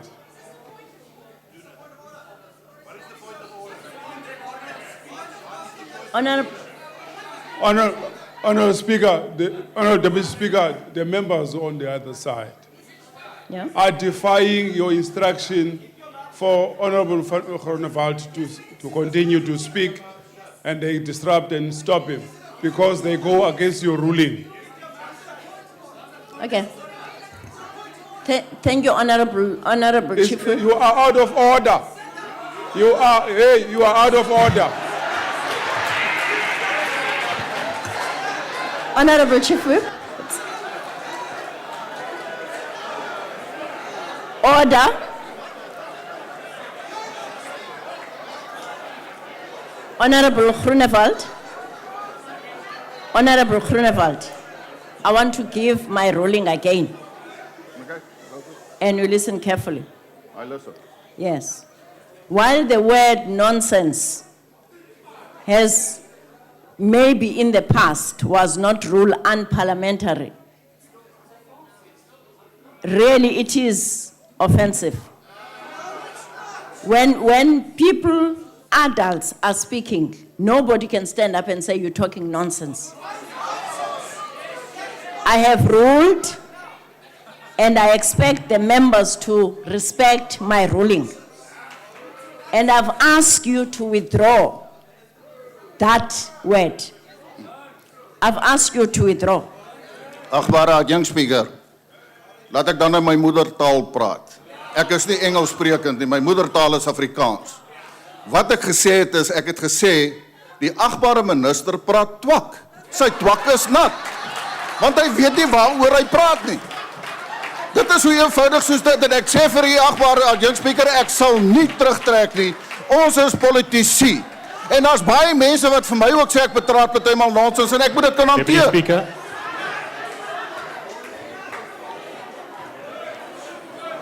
Yes? Deputy Speaker, if I may address you on a point of order. What the Honourable Groenewald has said is exactly the same as he said in English. But further, Deputy Speaker, if I may address you further on a point of order.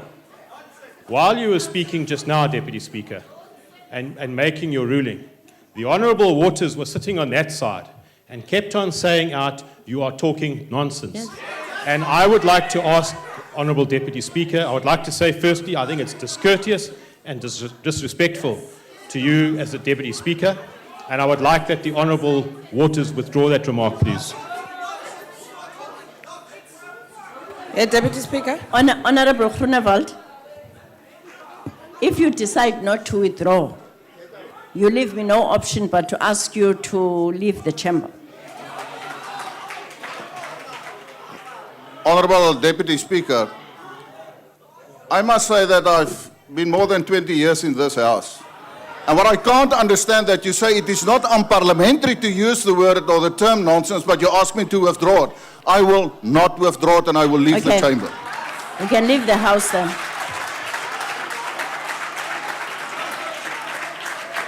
Deputy Speaker. Deputy Speaker.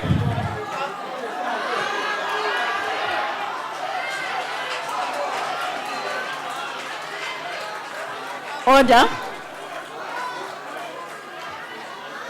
Can we proceed with the discussion? Honorable Swart. Deputy Speaker. Who's calling the Deputy Speaker? Is that a point of order? Yes, yes, Deputy Speaker. Njengomntana okhule ethetha isiBhulu. Njengomntana okhule ethetha iAfrikaans because of my language background, because of that was what it work ithethe into engenayibiza kule ndlu ephuma ngasemva. So ndicela uyijonge naloo nto leyo. Nkosi. Thank you very much. Honorable Swart. Honourable Deputy Speaker, may I address you on that? No, I'm not. Honourable Deputy continuing. Speaker, I have to address you. Honorable Swart, on the podium, please. I'm not entertaining any debate. Anybody who want to talk about nonsense or any other thing will have to say that any other time. Continue, Honorable Swart. Thank you, Deputy Chair, and I undertake not to speak any nonsense today. Deputy Speaker, according to the 2013 Land Audit Report, 14% of the land is held by the state, some 79% is held by citizens, trusts and companies, and the remaining 7% or 8.4 million hectares is unregistered or unrecorded in the deeds office. Now, we in the ACDP fully appreciate that the land issue is very emotional and must be addressed in a responsible manner to the satisfaction of all parties concerned. Now, in view of the fact that there is almost 21% either unregistered land or land in the state's hands, we believe that there is a responsibility on the Department of Land Reform for the slow rate of land reform that we've seen. And we do believe that this can be improved upon. Clearly, resolving the land issue is a complex issue, where aspirations for land must be balanced against existing property rights, agriculture and food security within the constitutional order. Now, we know that agriculture is the primary source of income for as many as 5 million people and their dependents. And we know, therefore, that finding solutions to this very contentious issue is in the best interests of the country's political and social stability and its economic future. Sustainable growth is what is required, and that requires a thriving rural and agricultural sector. What we need is rural development and the productive usage of land. We need far better support for emerging farmers, mentorship and partnerships. Deputy Chair, the issue of land should not be now a political football used during the campaigning, as unrealistic expectations can be created, which if unfulfilled, will create even greater tension in society. We in the ACDP implore all leaders to be cautious in the language we use in the promises we make. We are shocked at some of the outrageous claims that are being made by a certain party that is not represented in this House, but which wear red berets. We as leaders must be dealers in hope, but also peacemakers. Are we not taught that blessed are the peacemakers, for they will be called the sons of God? Let us campaign responsibly, but let us also stand for justice and righteousness. I thank you. Honorable Pula.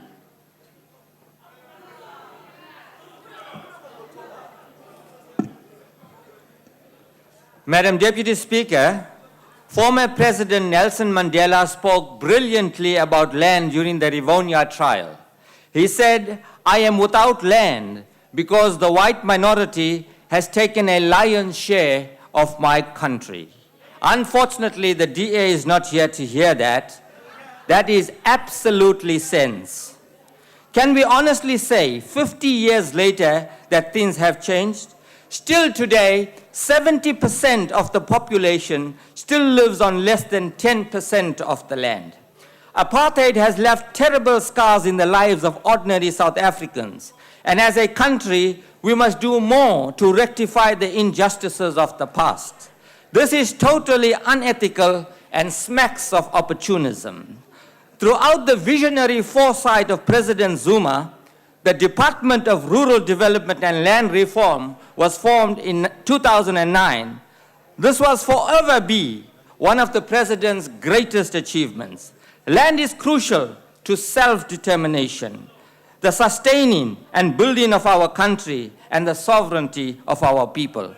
We cannot let the legacy of apartheid determine our future. Land is a sensitive and emotional issue. The task of redistribution is massive. This must be achieved at all costs. The Minority Front lauds the department for not only focusing on the land redistribution, but also on the development of a vibrant and sustainable communities through our job creation and through provision of infrastructure. We must be wary of simply redistributing the land so that we can boast about progress. Advancement will be when we create, indeed, an integrated communities where all our people have the security of tenure, released from the shackles of poverty and given proper, sustainable jobs, marching forward, living in harmony, united in our diversity. This audit lays the foundation towards achieving the targets of restoring ownership. The audit delineates that 79% of our land is privately owned, which I have previously said, while the state owns only 14%. This provides us with a framework and lays the foundation towards achieving the target of restoring ownership to those who have been forcefully disposed of their land. Phase 2 of this audit will be crucial. It will give us a clear understanding and idea of who owns what. We emphasize and support that the next phase 2, well indeed, Madam Deputy Chairperson, I have a nagging suspicion that if we do a land audit of all the honorable DA members here on my left, it will show that they own more land than the whole of this House combined. Like any good doctor, you cannot treat a patient without a thorough diagnosis. Therefore, we welcome this report as a stepping stone to create a platform for greater land distribution. And once again, the MF reiterates a 2030 vision of creating a property-owning democracy for all our people. The MF welcomes and supports the report. Honorable Tikobo. Honorable Deputy Speaker, honorable members and guests in the gallery. Land was the primary reason why our people waged the liberation struggle. The struggle was a direct response to decades of land dispossession and conquest, where people were forcefully removed from their ancestral land. The so-called land reform was meant to reverse that and to change ownership patterns. The process was supposed to return land to the rightful owners. Azapo does not understand how government could conduct an audit that did not ask whether the person who people who owned land were black or white. How do we hope to evaluate changes in ownership patterns if we do not want to ask that question? Honorable Speaker, let us talk about the 14% of the land in state hands. And I want to be very clear. AZAPO believes that land, the sea and airspace minerals must belong to the people, with the state holding it in trust. So in our view, it is 100% of the land that must be in the state as a trustee on behalf of the people. But then government tied itself into knots with the so-called property clause. By guaranteeing property rights, men guaranteeing the poverty and landlessness of the people. So as we receive the report today, AZAPO's cry and clarion call is, Maibuye e Africa. We thank you.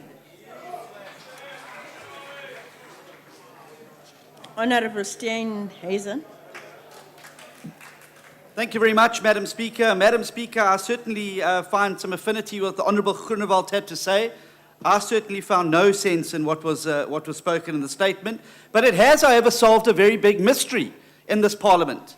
Because since his appointment as the COGTA Minister, Minister Sinoli has not attended a single committee meeting. And I see what's happened. He's obviously missed the wrong room and gone and been sitting in Rural Development and Land Reforms committee meetings. And that's why we haven't seen him. But perhaps he would be able to give those glasses, if he's so kind, to Minister Nkwinti, because Minister Nkwinti needs those glasses to find all the land that's been disbursed around that government does not have in its records and has no record of who it's been given to. If I wasn't impolite, I'd say keep your mouth shut. I'm seeing it's now parliamentary to say that. I just want to turn as well, because there's a lot of double speak in this chamber. And we've just had the Honourable Bula up here, who is the king of double speak. Honourable Bula comes and sits in the DA offices with Honourable Self and Honourable Hussein and desperately wants to join the Democratic Alliance. He then comes to this house, and then pretends to be the biggest ANC supporter. A few days ago, Honourable Bula is standing at this podium. Madam Deputy Speaker, Yes, on a point of order, Yeah. is it parliamentary for an honourable member who cannot keep his mouth shut to come and lie here in the National Assembly under false pretense? Continue, May I Honourable address Member. you on a point of order? Madam Deputy Speaker, is it parliamentary for one member to say that another member is lying? Honourable Bula said that the Honourable Steenhuisen is lying. That is unparliamentary. Yes, okay. Continue, Honourable Steenhuisen. I'll talk to that. Continue. Thank you very much.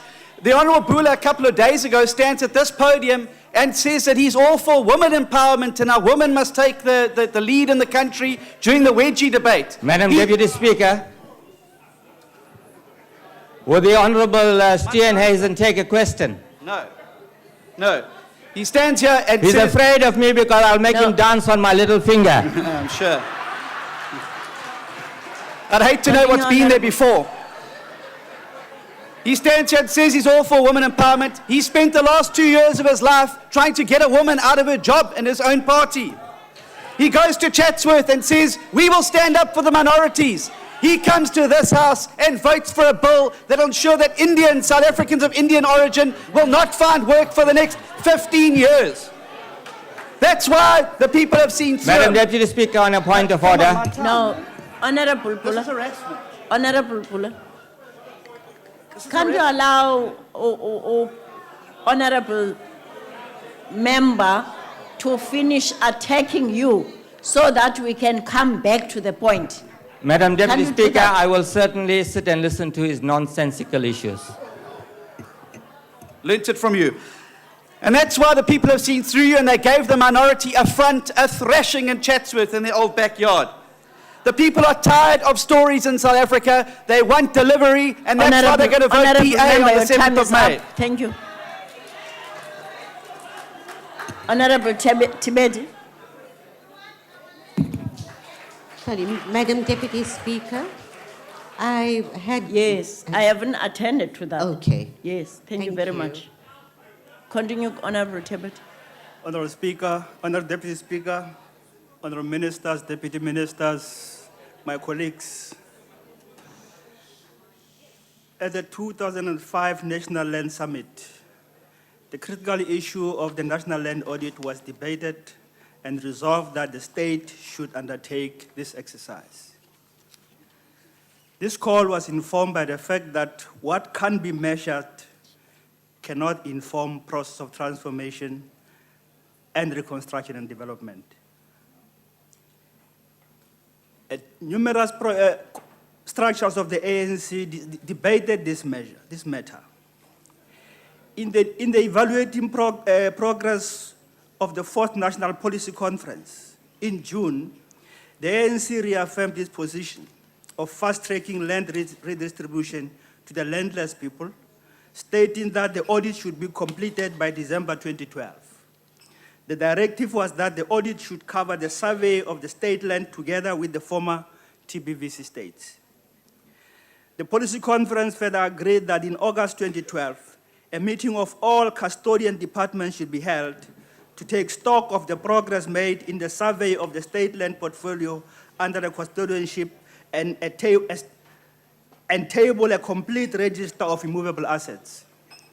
The reversal, Deputy Speaker, of the 1913 Native Land Act legacy has everything to do with this, ensuring the completion of a comprehensive land audit. The state land audit must be seen in the context of the transformation of both urban and rural economies and the implementation of agrarian transformation leading to a rapid and fundamental change in relation to production, ownership, and control of land. Land is a finite resource. It sustains our country, determines our sovereignty as a nation, and is the foundation of our diverse culture, which is at the heart of who we are. The state land audit constitutes a matter of strategic national importance. In addition, the purpose of the audit of state land was to determine how much land is owned by the state, what is being used for, and who are the occupants or users of such land. Also to compile an accurate land register that provides detailed information on what rights exist over the land, and also which state structure holds the title deed on the land. In terms of process, Honorable Deputy Speaker, the Department of Rural Development and Land Reform was tasked with the executive responsibility to conduct this audit, and the Office of the Chief Surveyor General was commissioned to conduct such audit. The audit was conducted on site by state officials with assistance from contract workers employed by the department. The work began in essence in 2009 December, when the Office of the Chief Surveyor General was tasked by the Minister to compile a comprehensive, accurate, complete and reliable database of all land parcels registered in the name of Government of the Republic of South Africa across all spheres of government, former TBV state and the state-owned enterprises. The audit was conducted in phases. Phase 1 was a study of the deeds offices conducted in 2010 in order to identify all pieces of land registered in the name of the state. The second phase was conducted by identifying every piece of state land during site visits where all information relating to occupants or users, occupation agreement, existing infrastructure and services, and establishing whether it was in fact state or private land. The findings, Honorable Speaker, shows that the state owns 14% of the country's land, with 79% of land in private hands, as it was already alluded to by my colleagues who spoke before me.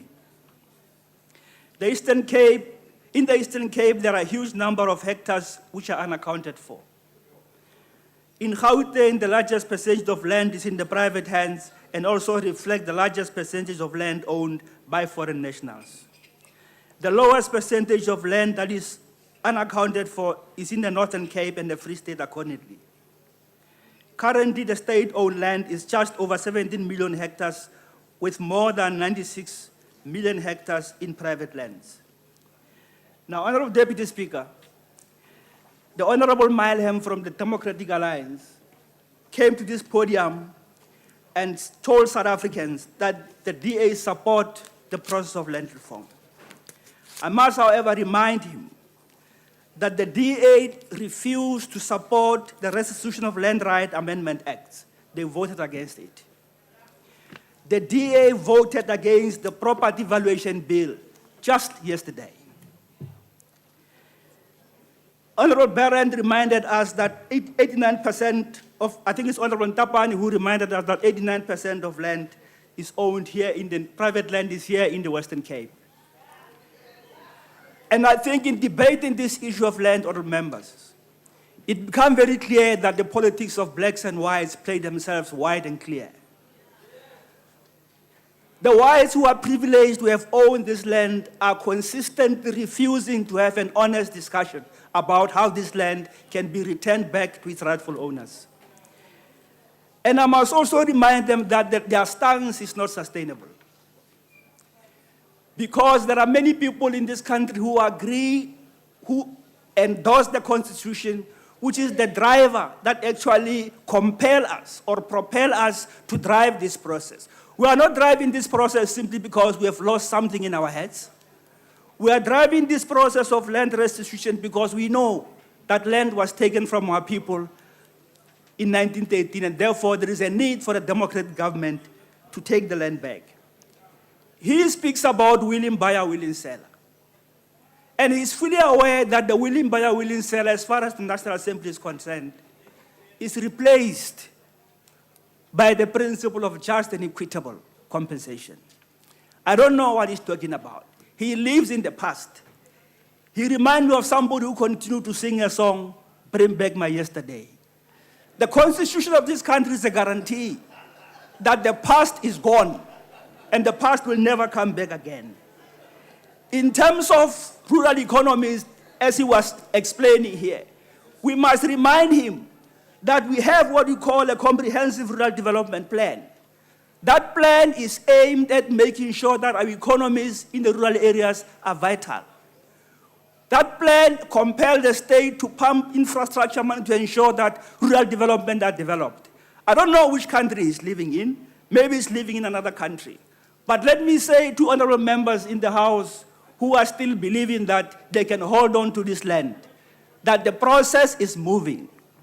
Honorable Quinty told us that, Siat Kuba, we are not going to stop.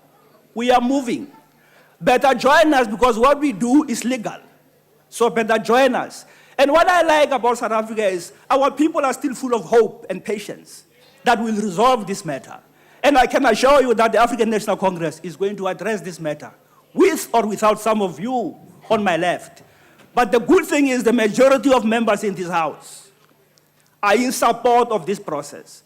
I only feel pity for my African colleagues who are trapped in the politics of the party in my left, because they know that the land we are talking about is the land that their grandfathers and mothers lost at the hands of some of these people who are sitting in my left. But they can't stand up and break ranks and say enough is enough, because land, the dispossession of land was the genesis of poverty in this country for African people. And we are not going to sit back. We are having the majority. We will use our majority, but following the Constitution, ensure that land is returned constitutionally to its rightful owners. Thank you, Honourable Deputy Speaker.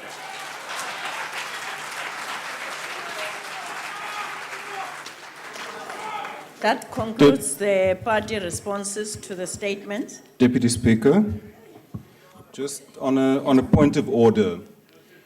In the course of the Honourable Steenhuisen's speech, he launched a personal attack on the Honourable Bula. In the course of that attack, he proceeded to impute political positions to a group of South Africans based on their racial classification or the origins of their ancestors. I would ask you to rule whether that is a parliamentary way of conducting debate in a South African parliament 20 years after the advent of democracy under the Constitution that we have fought so long and hard for.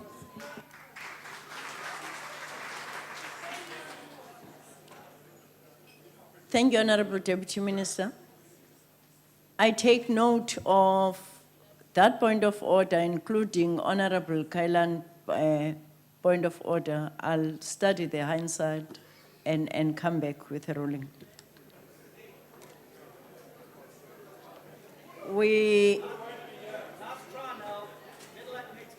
The Secretary will read the first order of the day. Consideration of report of Standing Committee on Appropriations or Division of Revenue Bill. I now recognize the Chief Whip of the Majority Party. Thank you, Deputy Speaker. On behalf of the Chief Whip of the Majority Party, I move that the report be adopted. Thank you. The motion is that the report be adopted. Are there any objections? No objections. Agreed to. The Secretary will read the second order. Second reading debate, Division of Revenue Bill. Honorable Sokoni.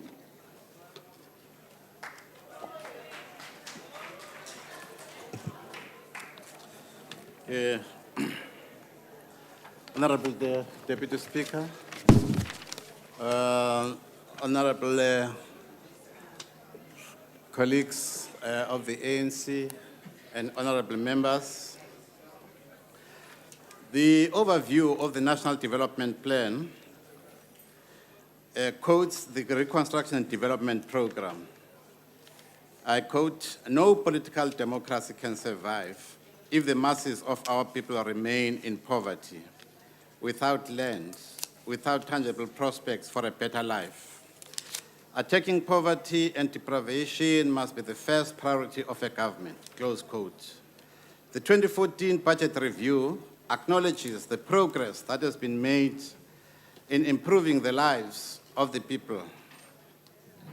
However, there remains a high level of poverty, inequality, and unemployment, especially amongst the young people of our country.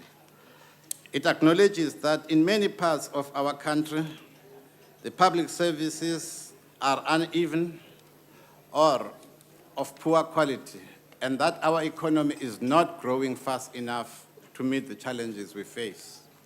That's close quote. Therefore, the 2014 budget and this Division of Revenue Bill, B5 2014, address the challenges over the medium term in line with South Africa's long-term framework for economic growth and social development, the National Development Plan. This, Honorable Deputy Speaker, signals the beginning of the implementation of the National Development Program across government. The NDP Vision 2030 clearly states that the fiscal policy would be expected to play a central role in influencing the pace at which the economy will grow and its capacity to deal with key challenges that will arise over the next 2 decades. Domestic challenges include poor education and health outcomes, challenges of coping with rapid urbanization, infrastructure capacity weaknesses, coupled with inadequate investment levels and household and spatial inequalities. The inadequacy of infrastructure, particularly with respect to port facilities, roads, rail, energy, water, and sanitation, can hamper the long-run growth potential. The other challenge identified refers to low expenditure of conditional grants intended to address national policy priorities. But how does government propose to respond to these challenges? One, to address low spending in infrastructure, the 2013 Division of Revenue Act implored any provincial department or municipality intending to undertake any infrastructure project to submit a detailed plan 2 years prior to the year of proposed implementation. 2, In the event of funds being stopped as a result of slow spending, the receiving officer must submit a report explaining why were those funds stopped. In other words, the receiving officer is given the responsibility to explain that why they did not spend. A new sanitation grant has been introduced to eradicate the bucket system in the country over the next 2 years. This grant will be administered by the Human Settlement Department in conjunction with the Department of Water Affairs and the Department of DECOC. However, honorable members, I'm sure the next parliament will have to review if in the next 2 years this object will have been achieved. For a new clause 14 of the Division of Revenue Bill institutionalized the Built Environment Performance Plan, BEPP, as a tool for changing the spatial development patterns of our cities. BEPP bridges the gap between IDP and the budget, giving effect to the spatial development framework. This is a very detailed program designed, amongst others, to support integrated city development. The national development says, I quote, urban sprawl should be contained and possibly reversed as denser forms of development are more efficient in terms of land usage, infrastructure usage, and environmental protection. 2, the major concentrations of urban poor should be spatially linked into the mainstream of city life through investments in transport infrastructure and connecting corridors of development, close quote. Therefore, this Division of Revenue Bill seeks to address this program. The ANC-led government strengthened the social infrastructure by consolidating the health infrastructure grant into one in order to improve efficacy and the value for money, and improving oversight over the education infrastructure grant and ensuring that there were resources put aside for maintenance.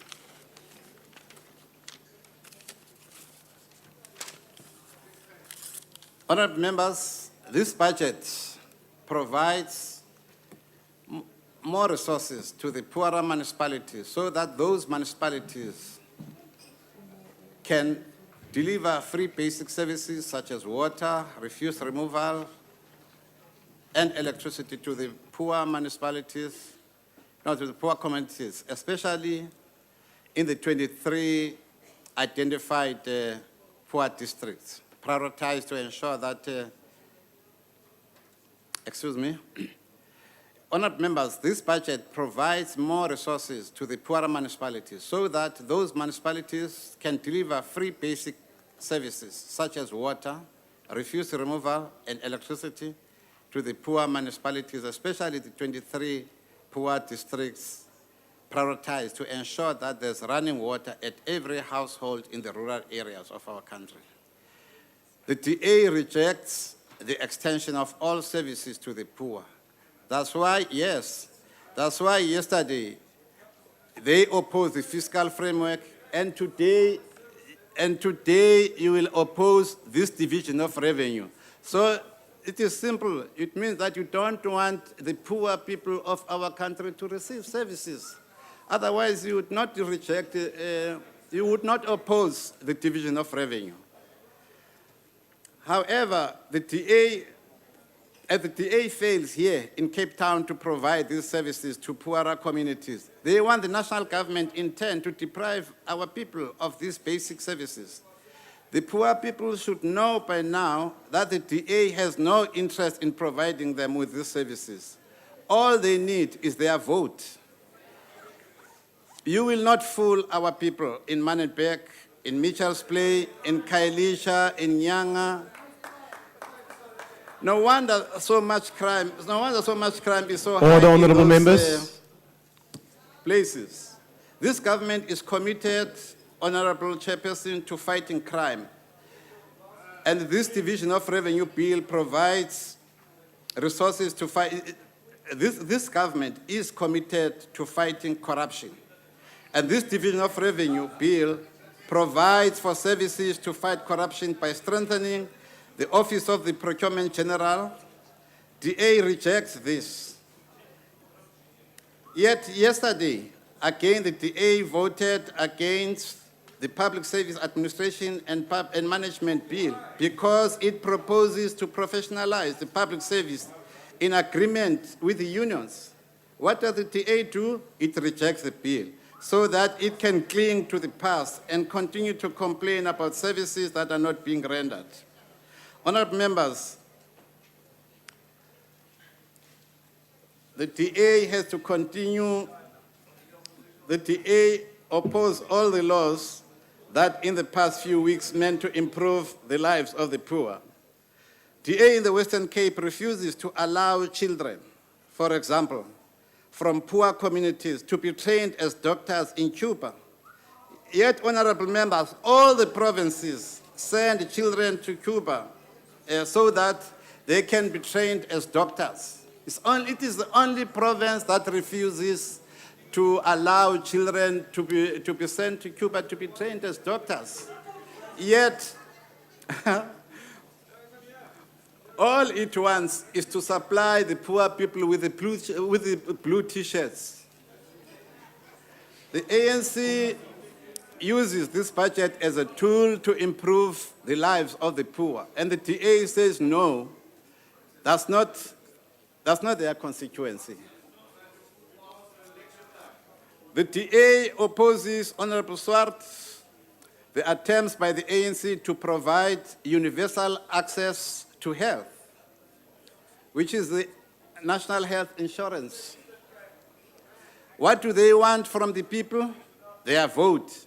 Because if the NHI is provided, they will lose profits derived from their private health services. They fear a lot of people might be treated in these facilities. They reject all programs intended to improve the lives of the poor. Our manifesto says we must implement the National Development Program. This government, the ANC government, established the National Commission and commissioned the National Commission to come up with the NDP, and we are implementing the National Development Plan.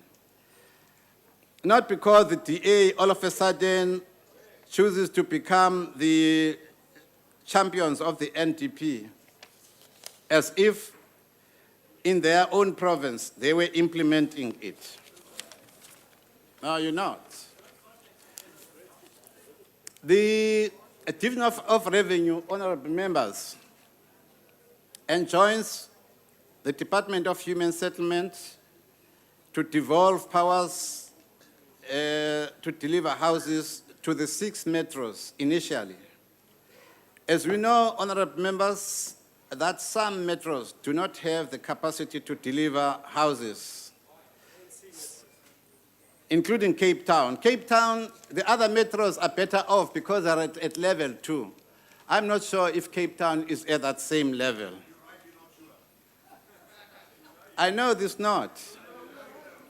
The government has created a capacity building grant of 900 million over the MTF in order for the municipalities to receive a human settlement, to receive a human settlement grant to be able to deliver houses. This process, honorable members, will accelerate delivery of houses as most bulk infrastructure planning takes place at the local government. The ANC welcomes steps taken by the National Treasury by creating both direct grants, which are ring-fenced for a specific purpose, and the indirect grants meant to support those municipalities that may not have sufficient capacity to deliver those services. This requirement, Honourable Speaker, is in line with Section 154 of the Constitution, which enjoins the national and provincial government to support the local government to deliver services.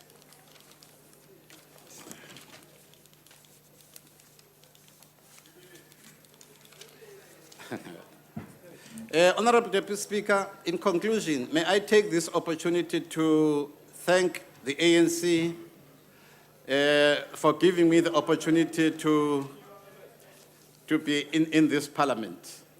Without the ANC, I would never have been able to speak on this podium. But would also like to thank my colleagues for the support they have given me over the years, especially my colleagues in the financial cluster, Comrade Mfamari, the chairperson of the Standing Committee on Finance, Comrade Charles de Bier, the chairperson of the Select Committee on Finance, and Comrade Debu Chane, the chairperson of Standing Committee on Select Committee on Appropriation, the study group led by my Comrade Whip, Honorable Mashiko. Would also like to extend, Honorable Chairperson, my sincere thanks to all the members of the committee with whom we have worked over the past 5 years, including the DA members, who have been very supportive in this work, though they change when they come to this house. I don't know where they've got 2 mandates. One mandate is for the committee and one mandate is for the house. However, I thank you for your support over the years. And also would like to thank the staff for their hard work in ensuring that the work of the committee was achieved, and my secretary, Mrs. Kakaza.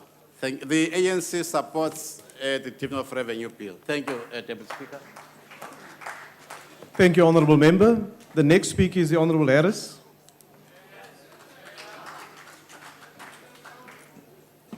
House Chairperson, for the Chairperson of the Appropriations Committee, the Honourable Sagoni has an alarmingly poor grasp of the numbers, the Western Cape delivery numbers in particular. Here are the numbers, Honourable Sagoni.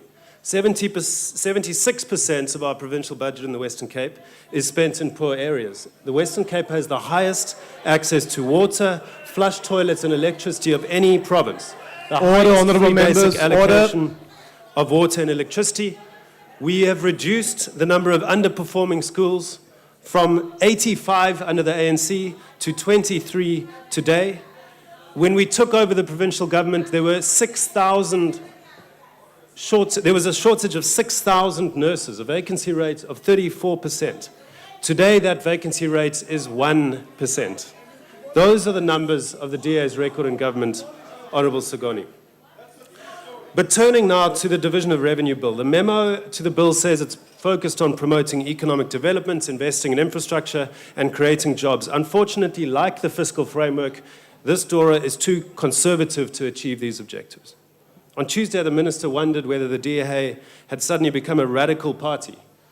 The answer to that question, Honourable Minister, is no. We've always been a radical party. Because radical reform is the only way to tackle our economic problems and achieve our country's great potential. Radical reform is the only way to help the private sector to create the jobs we need.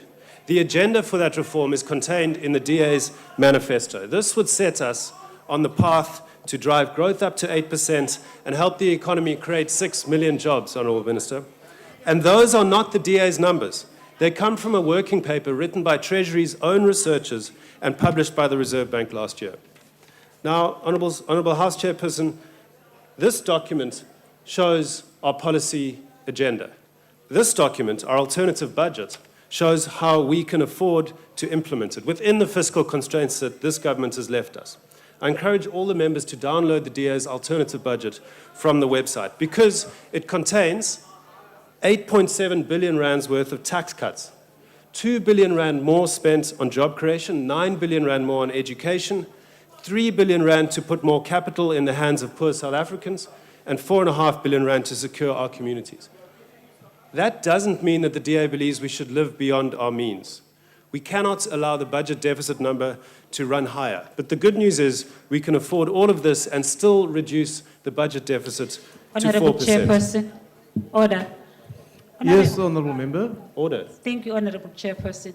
Chairperson, is it parliamentary that an honourable member discuss a debate not according to the order paper? Because what is on the order paper right now is a division of revenue bill and not the budget speech. Thank you. Thank you, Honourable Member. Honourable Harris, let's stick to the topic at hand. Although we must keep in mind it is a broad political debate, but stick to the item on the agenda, please. Chair, the question is, what would the DA do if we were passing this budget, if we were passing this DORA? I'll tell you what we would do. We would streamline government by shutting down and integrating certain government departments and programs. We'd reduce the budget for the presidency. We'd disband the National Youth Development Agency. And by doing that, we'd save more than 10 billion rand. We would stop corrupt public servants from doing business with the states and introduce a no-frills ministerial handbook. That's 13 billion rand. We'd introduce real cost-saving measures like we've done in the Western Cape government, where we reduced ANC spending in the provincial government on catering by 28%, on venues by 29%, on consultants by 38%, and on advertising by 52%. If this whole government operated like the DA does in government, we would save 5.8 billion rand on those non-core expenditure items. That is how the DA would afford to implement our policies. It would be the radical change that South Africa needs to create jobs and grow the economy, and it would be the opposite of this conservative budget we have before us today. Honourable Speaker, if this is really the last term of Minister Gordhan as Finance Minister, then I need to end by thanking him for his openness to working with Parliament and his respect for our oversight role here. Our debates, I'm sure you'll all agree, have been robust, but they've been focused on policy as they should be. And although we disagree on how to fix South Africa's economic problems, I know that National Treasury and the finance family is dedicated to the Constitution and has the best interests of South Africans at heart. This minister is a man of integrity who lives by the standard that he sets. If he leaves, he will leave big shoes to fill. I thank you. Thank you, Honourable Member. The next speaker is the Honourable Ferguson.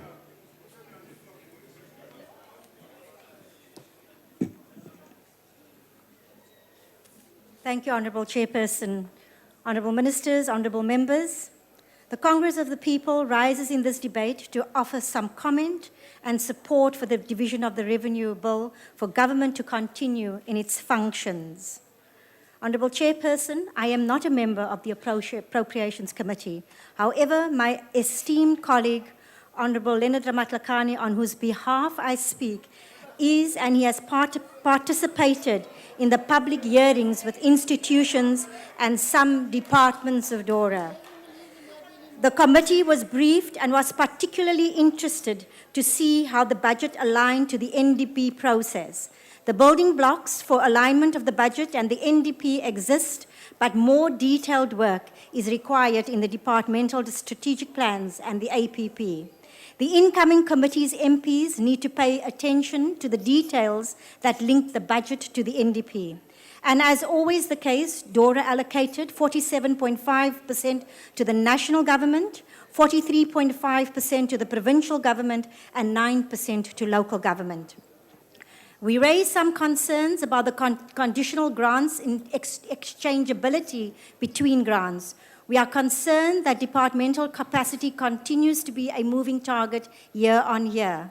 We are warned that the program to build departmental capacity is not yielding positive results. Much work must be done to build departmental capacity and to stop relying on the capacity of consultants, as this does not come cheaply. It was revealed to the committee through the SALGA presentation that much work needs to be done to ensure that the IGR works. We cannot year after year have the story of the unfunded mandates whilst the Intergovernmental Relation Act empowers local provincial government to jointly plan projects and developments. We are concerned that the housing subsidy does not produce desired results. We want to see the government act and to resolve this. Honourable Chairperson, we sincerely encourage the incoming committee members to take heed of these concerns raised. COPE supports the division of revenue bill. I thank you. Thank you, Honourable Member. The next speaker is the Honourable Singh. Thank you, Honourable Chairperson. It's a pleasure to follow the Honourable Ferguson. She did say she doesn't serve on the committee, but I hope next time around she does serve on the committee on behalf of COPE. Honourable Chairperson, for me it has been a real pleasure to serve on the Appropriations Committee. It's remarkable that this committee deals with wide-ranging budgetary issues across all spheres of government. And I want to thank the Chair and all the colleagues in the committee for their collegiality at all times. My humble suggestion, Chairperson, to all parties here is that maybe all new MPs should really have a stint in the Appropriations Committee for 3 to 6 months, because it's a committee which allows you to have a broad view of what's exactly happening as far as expenditure is concerned in government. And I think it will do all members well, even though that they serve in portfolio committees. This is a committee that gives you this broad-based view. Turning to Dora, Honourable Chairperson, the IFP will support this particular bill. It's a constitutional requirement, but some suggestions moving forward into the 5th Parliament, I trust that the committee that would be interrogating the budgets, the parliamentary committees and the Standing Committee on Appropriation would vigorously interrogate spending patterns at all spheres of government. I know the Constitution makes provision for 3 spheres of government, but I think what we need to know is that 52.5% of the 1.4 trillion rand that is being appropriated to provinces and municipalities. 43.5% goes to provinces and 9% goes to municipalities. So I think we in this House have a responsibility to also interrogate very, very carefully the spending patterns within the provinces and respective municipalities. And I say this out of the fact that when we read the Auditor General's report and findings, it's shocking to see that only 6 or 8 municipalities out of a possible 260 have had clean audits. And that is quite an alarming statistic. Further, I think the 5th Parliament and the committees need to make efficient use of the Parliamentary Budget Office. We do know that it has been established under the Money Bills and Related Matters Act number 9 of 2009. Professor Jayad is heading this, and he's got some very, very capable staff that has been employed. I think we must really use the Parliamentary Budget Office to get advice at all levels, Parliament, portfolio committees and Standing Committee on Appropriations, to exercise our right to effect amendments to the budget. Now, up to now, in 20 years, I don't think there have been any amendments to the budget that has been tabled by National Treasury in this House. And I think moving forward, we need to really make sure that we serve the people out there, we serve the needs of the people out there. And I'm not saying this in a manner to say that National Treasury is not doing their job. But the 400 members of this Parliament here have their feet on the ground, and we must be able to use provisions of this Act to make amendments to the budget. Chairperson, another concern is the issue of procurement, capacity to deliver at different levels of government, and conditional grants and the non-spending of conditional grants. The clauses in this bill are welcome to the extent that national government will be able now to ring-fence amounts for conditional grants, will also be able to intervene when provinces and municipalities are not spending. But sometimes what does happen is that money is taken away from municipalities that don't spend. Now, Chairperson, I don't think this is fair, because the people in those areas deserve to receive good services. And if it is mismanagement within the municipality that causes services not to be delivered, then certainly we need to intervene. Lastly, I do trust that the Honourable Minister and National Treasury take seriously the recommendations of the FFC. We had a very, very interesting presentation from the FFC, and we hope that they take those recommendations seriously. In conclusion, I want to say that we support Dora, and I want to wish all colleagues in this House everything of the best. Unfortunately, I can't say have a restful time with your family, because that's going to be the last thing in our minds in the last 2 months. Thank you, Chairperson. Thank you, Honourable Member. The next speaker is the Honourable Kwankwa. Thank you very much, House Chairperson.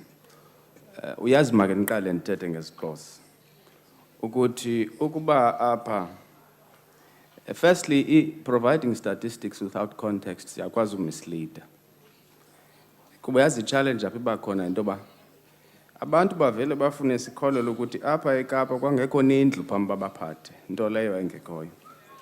Kwakungekho netoilet phambi babaphathe. Yintsomi kamlengana ke leyo. Deputy Speaker and honorable members, we gathered here to once more undertake the important task of dividing revenue between the three spheres of government to enable them to provide basic services and discharge their constitutional mandate. This exercise is critical in bringing the means for service delivery close to the people. We are, however, faced with the challenge of spheres of government that either lack or do not have the capacity to spend the allocated funds. Even those that do spend their budget allocations have a tendency to waste it. Even more worrisome is that generally, yes, the provincial governments and municipalities that either waste or fail to spend allocated funds are the ones responsible for providing basic services to the poorest regions of our country. For these reasons, we look upon this division of revenue bill with some trepidation, but to disagree with it just for the sake of disagreeing would be irresponsible. Yet we have serious reservations about the ability of this division of revenue to result in the same proportion of delivery.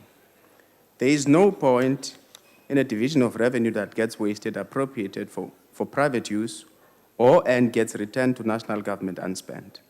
We call on government to develop and implement strategies to ensure that the funding gets spent, funding that is spent is for the benefit of the people. The UDM supports the division of revenue. But phambi kuba ndihlale phansi, through you, House Chairperson, ndifuna ukuthi bekumane apha kusithiwa because kuyaphazanyiswa kubonwa ukuba oonqaba abaninzi kucingwa ndingiluye kwi-Democratic Alliance. Ngaba ngathi hayi ndihlela abantu bathi hayi khona nguluhambileyo. Well, ayandihambanga. Kodwa ke one of the people actually proposed that into endifana ndiyenze would maybe kiss u-Honorable Nqasela as a symbolic gesture that ndiyaphana. And then I said to him, well, if there was any person I would kiss, it would be Honorable Tim Harris. But the challenge is that I would need to actually get a step ladder because he's quite tall before I can do that. Thank you very much, and best wishes for the elections. Honourable member, just leave the kissing for outside the chamber, please. I now recognize the Honourable Swart. Thank you, Chairperson. Nationally raised revenue is a portion between national, provincial and local government in the Division of Revenue Bill, with provinces and municipalities receiving equitable shares as a general allocation and conditional grants to achieve specific outputs. Now, the ACDP supports this bill. In the past, however, we have seen National Treasury intervening in a number of provinces to address financial mismanagement that seriously undermines service delivery. Whilst the ACDP fully supports those interventions, particularly in Limpopo, the question arises how these provinces were allowed to reach those shocking degrees of mismanagement. We learned, for example, in Limpopo that 27 forensic investigations have led to more than 300 cases being opened. We also share concerns about municipalities and provinces not being able to fully spend their capital budgets, with local governments only spending 84.6% of the infrastructure grants for the 2012-13 financial year. While we appreciate that National Treasury will continue to build capacity in provinces and municipalities, clearly much more needs to be done. Municipalities are meant to generate their own working capital from rates and levies, but are requiring a bigger share of national revenue, 90 billion rand, well up from last year's 83.6 billion. But this obviously is where service delivery is affected the most and where we have protests, so we understand that increase. But financial mismanagement at those levels must similarly be addressed. In this regard, Honourable Minister, we would inquire as to what progress is being made to strengthen those internal audits of municipalities. Clearly, we in Parliament need to exercise a greater oversight to assist in National Treasury in addressing wasteful, irregular and corrupt expenditure. It is also apparent that long-term remedial action is required across the board to improve financial management and address wayward spending patterns. Although some progress has been made in this regard, a long way still has to be go as we find the right balance between supporting national departments, provinces and municipalities, while at the same time holding them accountable.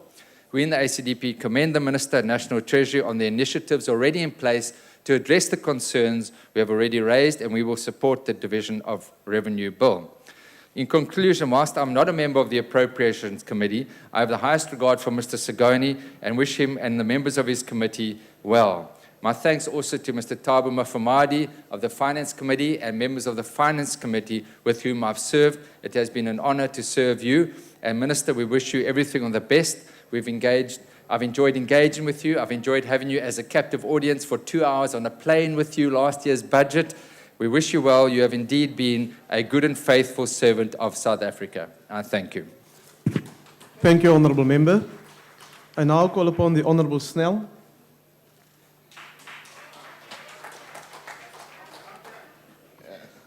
Thank you, Honourable House Chair. Comrades, it's a pity that we couldn't come to this podium today and announce that the Appropriation Committee has unanimously supported the Division of Revenue Bill.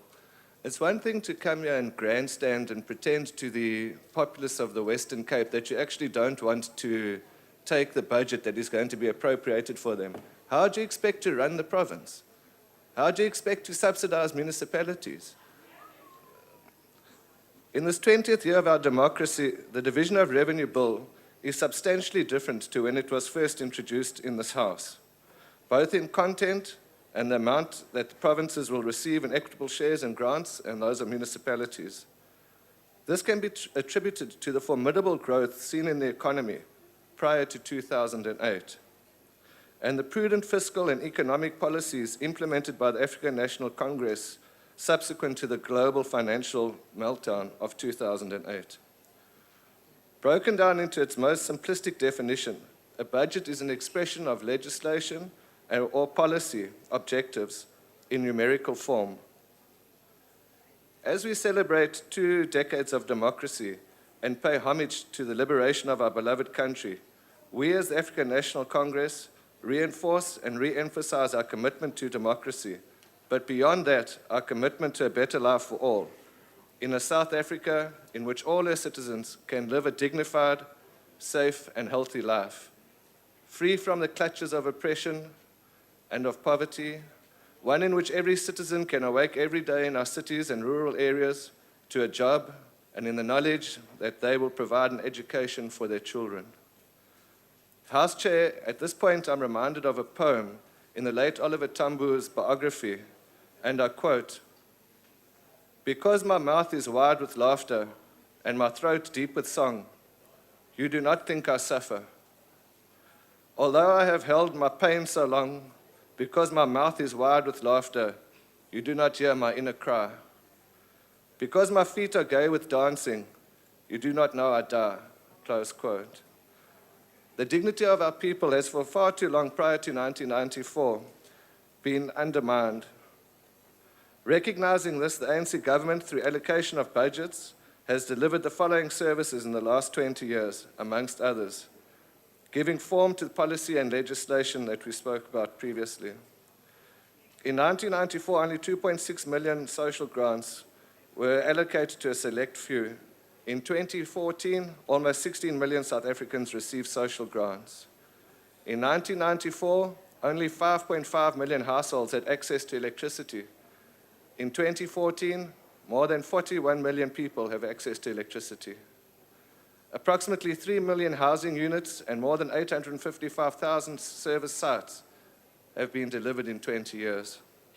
In 1994, only 5 million people had access to sanitation. By 2012, 11.5 million households had access to toilets. In 1994, there was no free education for the majority of the schools in the country. In 2014, more than 80% of the schools are no-fee schools. In 1994, 10% of families had access to safe water. In 2014, more than 92% have access to safe water. In the history of our country, there has never been a period where more people have been employed. We recognize that the budget is a tool of transformation directed inter alia at addressing the triple challenges of poverty, unemployment, and inequality. The budget is growing significantly each financial year, and consequently too so those are the resources allocated by the Division of Revenue Bill. The Division of Revenue Bill continues to advance the revolutionary gains that we have made over the last 20 years. The objectives outlined in the National Development Plan, which among its primary aims are to increase employment and reduce inequality by 2030, are evident in the provisions of the bill, thus creating the foundation for this long-term planning objective and the socio-economic transformation of society. Allocations give effect to the National Development Plan are welcomed. Furthermore, equitable share allocations that are to be appropriated by the provinces and the various direct and indirect grants contained in the bill speak directly to the ANC's commitment to build on the progress made and the continued commitment to the creation of more jobs. The last 5 years, we have focused on decent work opportunities, sustainable livelihoods for inclusive growth, rural development, land reform, food security, education, health, and fighting crime and corruption. This budget continues to give effect to these priorities, and so too does the division of revenue. It cannot be denied that remarkable progress has been made in transforming the lives of millions of South Africans through the utilization of prudent expenditure of budgets at our disposal.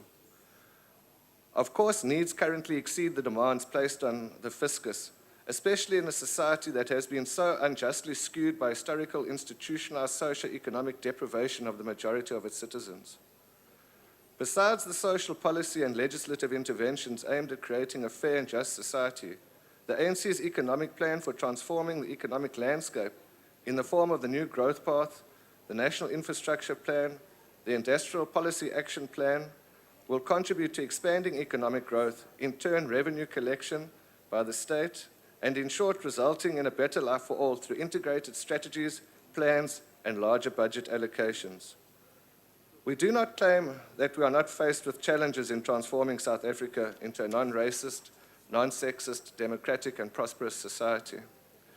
Therefore, in the words of Amil Cabral, and I quote, "Tell no lies, claim no easy victories," close quote.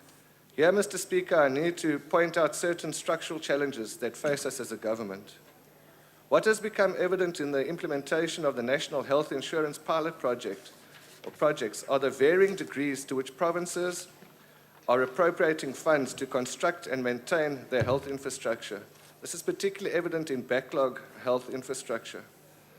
With stringent requirements that have been established by the NHS pertaining to the quality of infrastructure and the services they deliver, there are challenges inherent in the relationship between the national department and provincial departments in the alignment of budgets appropriated by provincial legislatures to achieve a common national objective. This example would be the same for most departments that have concurrent functions. This is something that we would like you, Mr. Minister, to apply your mind to in an effort to find a solution to this challenge. In a similar vein, indirect conditional grants that are administered by national departments for implementation in provinces and in municipalities can pose an implementation challenge, as national government departments are currently structured in a more focused way on policy development and monitoring, rather than being structured in a manner to implement and operationalize projects on the ground, such as their sister departments in the provinces. We foresee that at a later stage, this may pose an implementation challenge that the Minister may also wish to consider resolving. In conclusion, the allocations made in the 2014-15 Division of Revenue Bill continue to build on the unparalleled advancements made by this government over the last 20 years. These advancements continue to build confidence in those who were previously marginalized, that indeed today is better than yesterday, and tomorrow will be better than today. Together we move South Africa forward. I thank you. Thank you. I now call upon the Honourable G.C. Ross. Thank you, Madam Chair, and thank you for the opportunity. Minister, the budget for 2014 emphasised the need to contain costs and improve efficiency across all spheres of government. But the reality is that we face a lack of consequences for poor performance and transgressions. At 59% of departments and 45% of entities, the root cause of poor audit outcomes is the lack of consequences. There's no consequences for corruption and maladministration, and municipal managers and managers at provincial level knows this. The year of 2014, we recommend, should be the year of consequences for poor performances and transgressions. The Standing and Select Committees on Appropriations has made several recommendations to the National Treasury and the Department of Cooperative Governance with regards to intensifying measures towards realizing Operation Clean Audit so that there is value for money. Only when this goal becomes reality, Minister, South Africa will see the much-needed improvement in service delivery levels. This reality, however, seems bleak, noting the latest Auditor General report. This report, and it's quite clear, deprive poor people of services, and there's no consequences for poor performance and transgressions. The Auditor General recently said a lack of committed leadership lies behind a sharp decline in financial management in municipalities. Total irregular expenditure amounted to 9 billion, while fruitless and wasteful expenditure reached 568 million, more than double from the previous year, Minister. His finding on local government audit outcomes in the 2011-2012 financial year are in conflict with the message that the African National Congress has been crafting ahead of this year's general elections. Clean audits have remained at the low level of 5% out of 278 municipalities. For the past 3 years, and the overall audit outcomes regressed, the Auditor General indicated. It is therefore with concern that we note that the constitutional interventions in terms of 2162 of the Constitution and 139B and 139C in terms of interventions at from provincial level into municipalities to ensure that there's adequate supply of essential service to the residents were not mentioned in the budget. Adequate measures to address dysfunctional municipalities therefore lacks, and it was not announced, and government is vague on exactly the consequences for transgressing officials. The National Treasury's support to municipalities is noted in terms of the S15 Gazette, and the setup of an office of the Chief Procurement Officer, I believe, is a step in the right direction. We share the Financial and Fiscal Commission's concerns with regard to the growing trend in indirect grants. These grants should be coupled with a clear phase-out strategy and capacity building of undercapacitated provinces and municipalities. We also note with concern that on many of the indirect grants, the FFC were not consulted before these grants were instituted. It is regrettable, Chair, that the previous provision in the Act that a portion of the grant that must be used to build capacity at this level of government has now been taken out, and I believe we can perhaps look at those aspects. Noting that the Division of Revenue allocates 43.5% to province and 9% to municipalities, that 9% being about 90 billion to municipalities. It is this efforts with regrets to reducing corruption in provinces and at local government have not yielded the results to stop corruption and maladministration. And I think we need to come up with concrete steps with regards to this. The AG has conducted numerous forensic investigations into irregularities and financial misconduct in the public service. Limpopo, 27 forensic investigations. But whilst in the Free State, with a dysfunctional provincial administration, only 5 officials were suspended. But we believe that your Treasury... time has expired. Thank you, ma'am. I now call upon the Honourable Bula.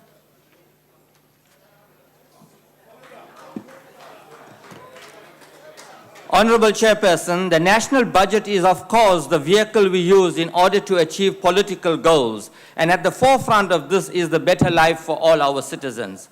We note the increase of allocations to all spheres of government and welcome the benefits this will bring to the poor and the marginalized. The Democratic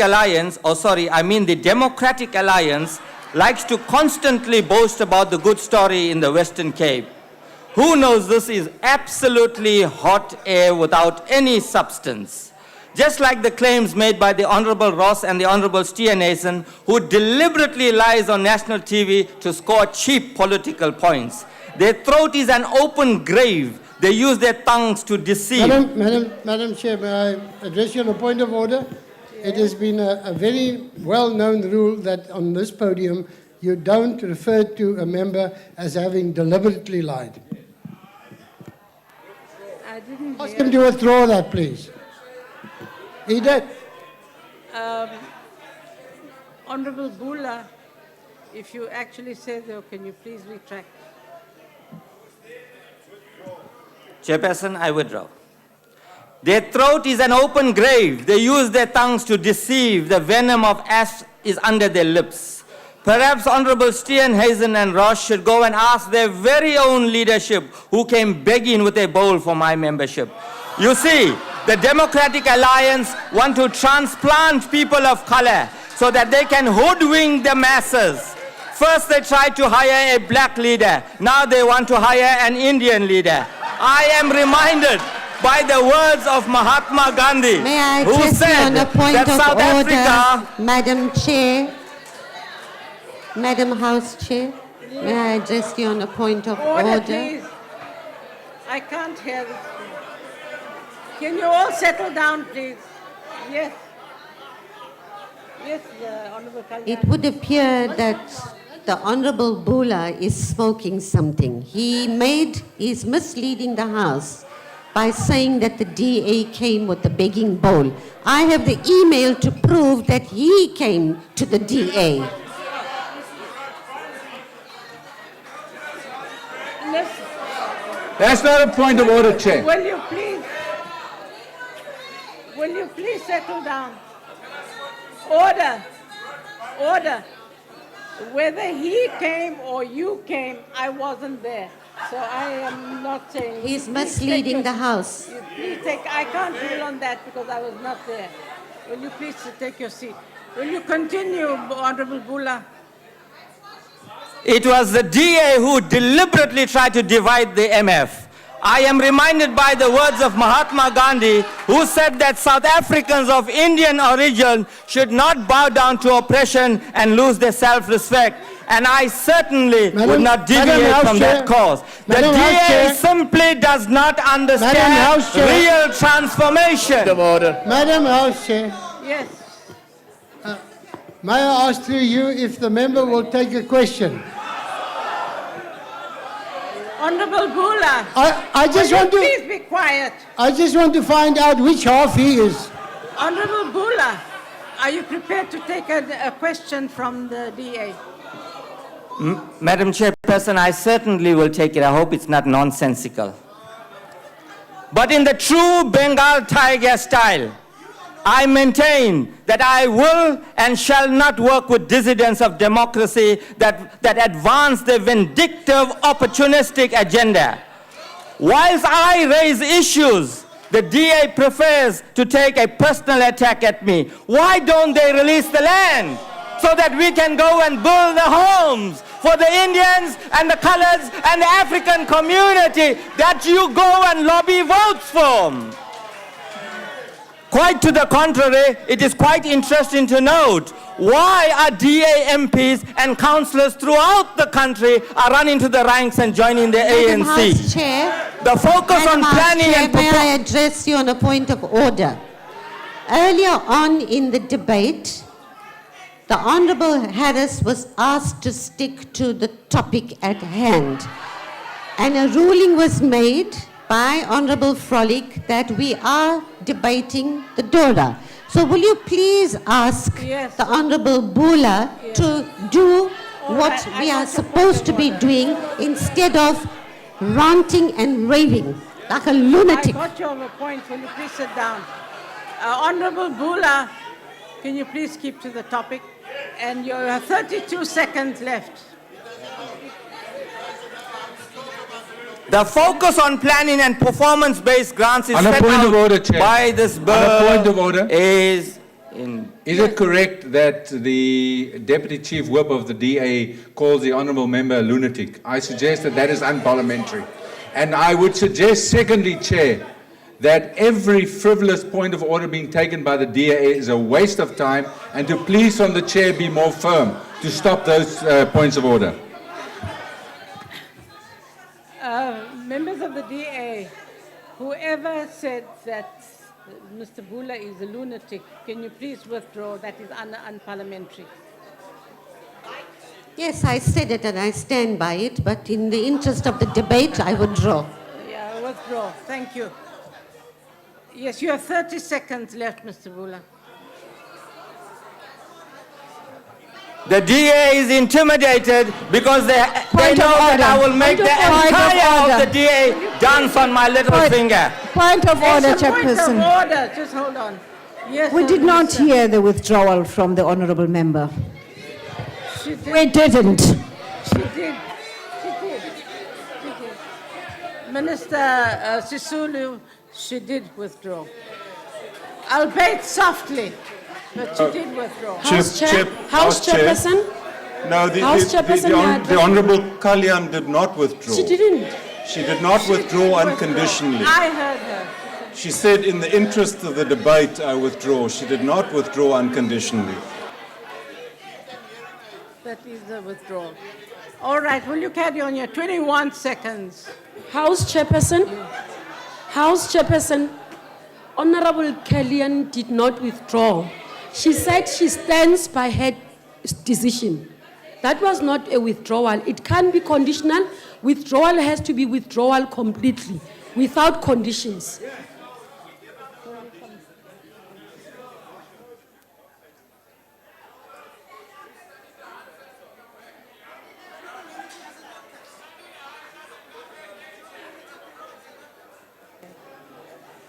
Honorable Kalyan, can you please just simply say, I withdraw? I withdraw. Thank you. The MF welcomes the eradication of the bucket system, and we must stop treating our people like second-class citizens. This is relevant right here in the Western Cape, where the DA thinks it is humane to give people open toilets. Our citizen deserves more. Treat them like humans with dignity and respect. The colored community in the Western Cape continues to be marginalized by this white supremacist party. I thank you. Honorable Bula, your time has expired. I thank you, Chair. I now call upon Mr. Swart.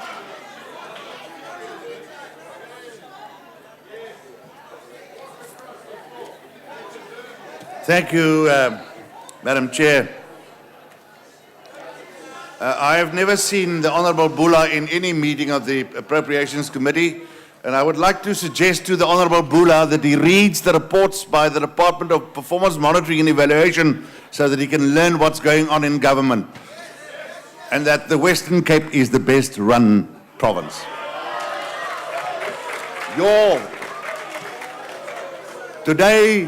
Today, let me bring some calm. Today, I deliver my maiden farewell speech because I will never have the opportunity to do so again. So no interruptions, please. Order. I am supposed to debate I the can't Division of hear Revenue the Bill, speaker. but you have already heard the reasons advanced by my colleague, Honourable Harris, why the DA will not be supporting the fiscal framework nor this bill. There is therefore no need for me to further dwell on the matter. Since Tuesday morning, very little serious business was in any case discussed in this House. The only matters of concern seem to be what positions members obtained on the party list and who was carrying the floor from which party to which. I could obviously not understand the concerns in this regard as I placed my name on the list and it made it very easily to an elected position. That is by simply putting my name on the pensioners list.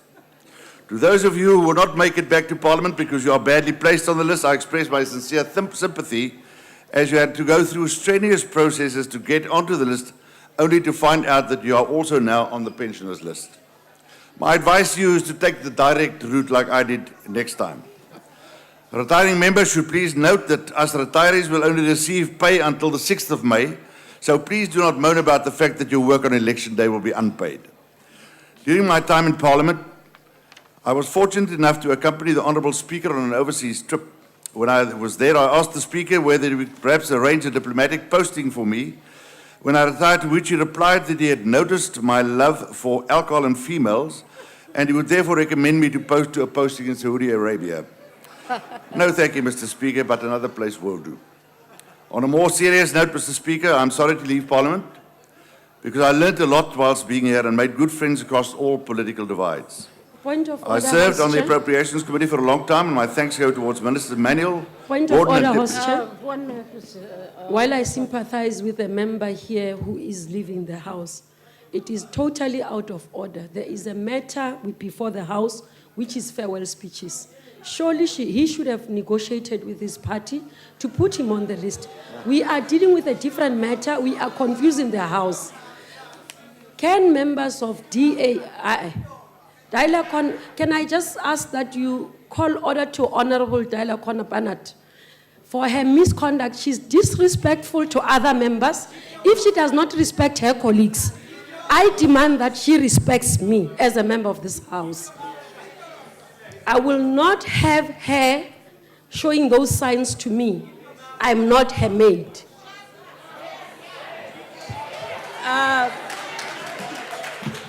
Order. Just to say... Honourable members, thank you, Mr. Kubai. Honourable members, I must ask you to moderate your language and debate the issue at hand. I also request all members to conduct themselves with decorum befitting this House. I know everybody is in a very robust mood being the last day of the fourth Parliament, but that doesn't mean that you can misbehave. You have 37 seconds to finish off. Thank you, Madam Chair. May I thank again the Chairman of the Appropriations Committee, as well as the Ministers Manuel Gordon and Deputy Minister Neni, as well as Chairperson and fellow committee members for the collegiality, dedication and friendship, as well as the staff for their hard work. I will miss Parliament in general. I bid you farewell with the words of civil libertarian P.J. O'Rourke when he said, giving money and power to government is like giving whiskey and your car keys to your teenage boys. Remain vigilant, therefore. To returning members, therefore, make sure that your decisions, actions, and general behaviour is of such a standard that the public out there remains and maintains their faith in us as politicians and the parliamentary institution. I thank you and goodbye. I call upon the Honourable Mashiko.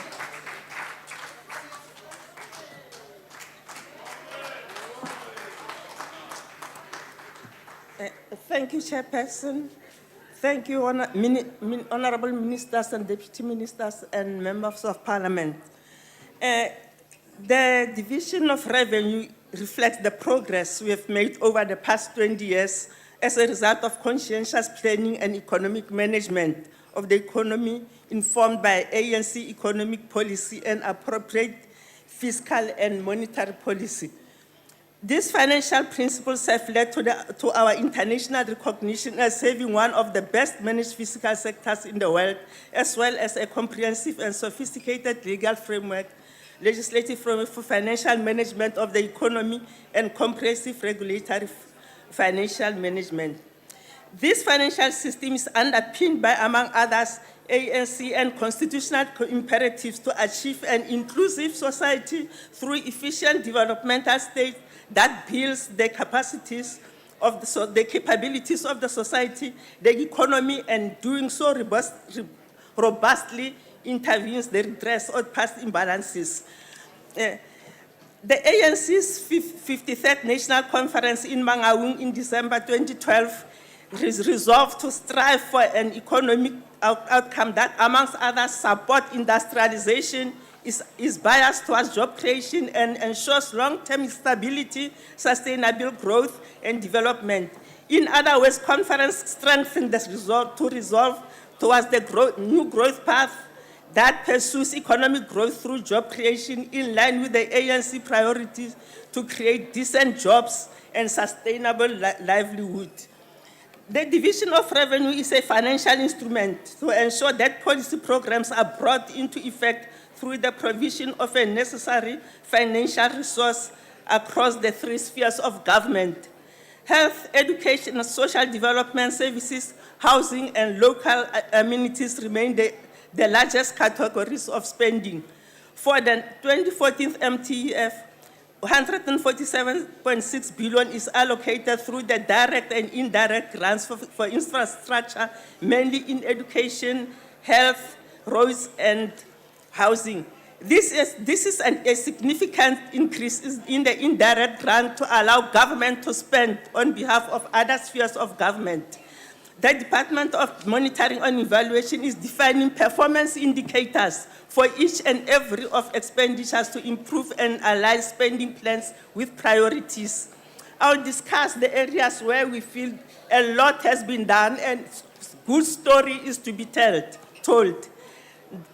In health, we all know that we have national insurance, health insurance, which is also known as which is known today as a universal health care coverage by WHO. The purpose of this national health insurance is basically to meet the health needs of all the people and reduce the financial burdens encountered in healthcare. It also facilitates the attainment of the agreed Millennium Development Goals. There are, honorable members, already 11 national pilot districts in the country to prepare the environment for its implementation. The department reported to us that there are 872 health facilities in these pilot projects. What a good story to tell a better life for all. A strong health service and infrastructure is crucial as a precondition of this. We have consolidated as the leading party that consults with the people the grants after reviewing them. The National Health Grant caters for 3 major issues. Grants is the health facility revitalization, which has 3.1 billion over the MTEF, is the national health insurance for over the MTEF with 102.2 billion, and the human papilloma virus vaccine. This is a new vaccine for several cancer among women and will be funded for the 2 next years, 2014 and 15 and 15 and 16, at 200 million per year, and will therefore be incorporated in the provincial equitable shares. And planning for the phasing in is very important. And it is very important to address this, like in Kenya, where the vaccine is funded through the public-private partnership.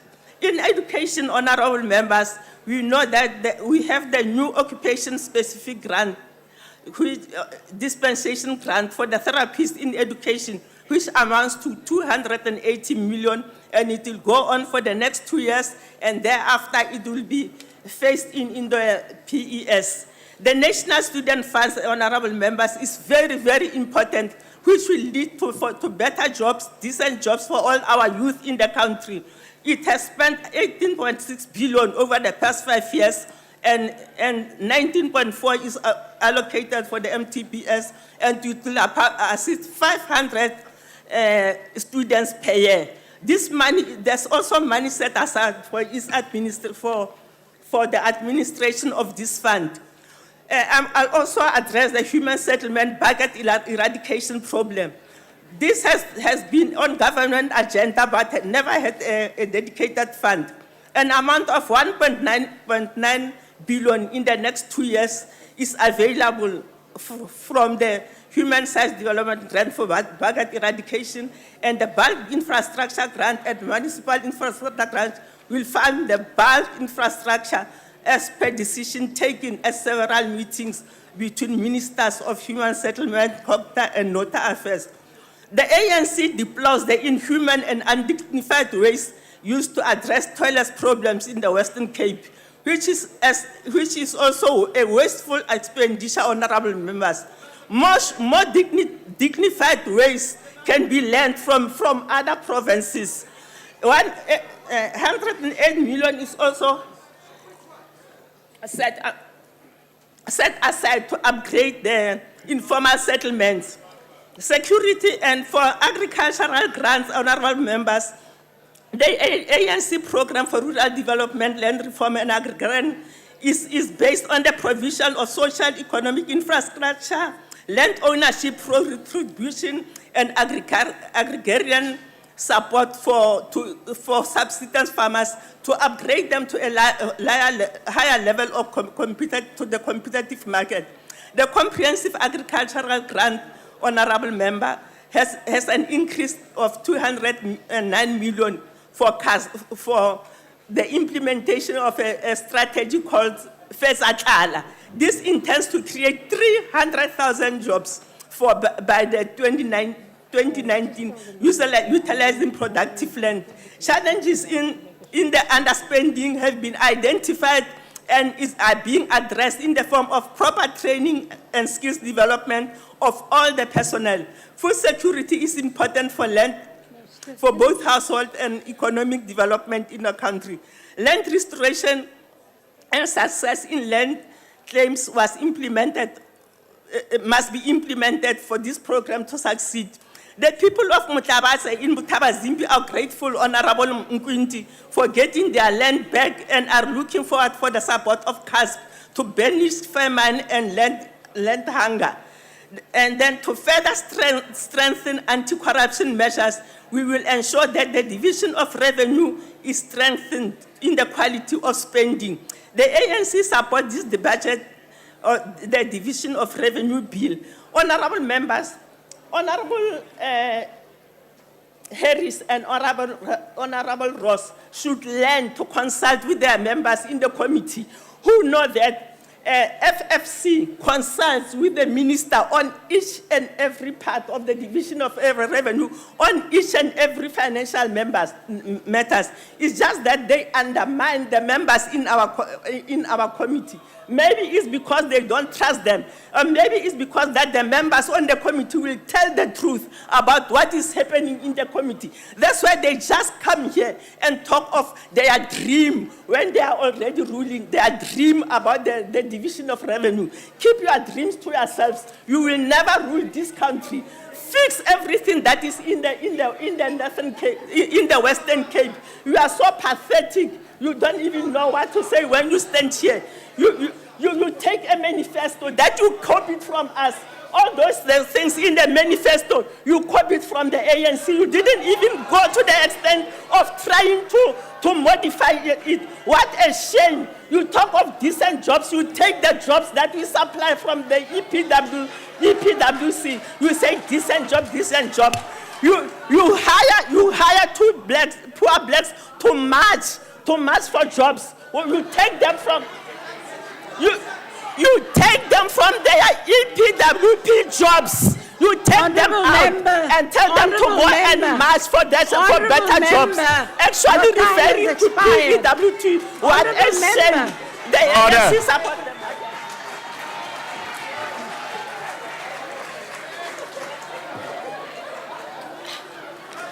Order, please.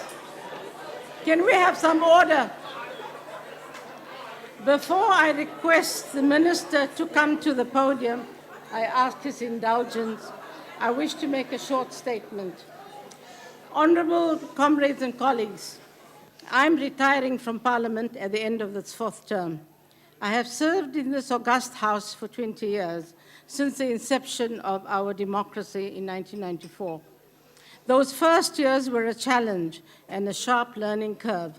From a political activist into governance of a democratic dispensation was not easy. They were good years because it brought to near fruition the goals and vision of our remarkable Constitution. I say near fruition because we have some serious work to complete in the second phase of our fledgling democracy. That is, firstly, social cohesion of our people so that we can indeed become a united nation.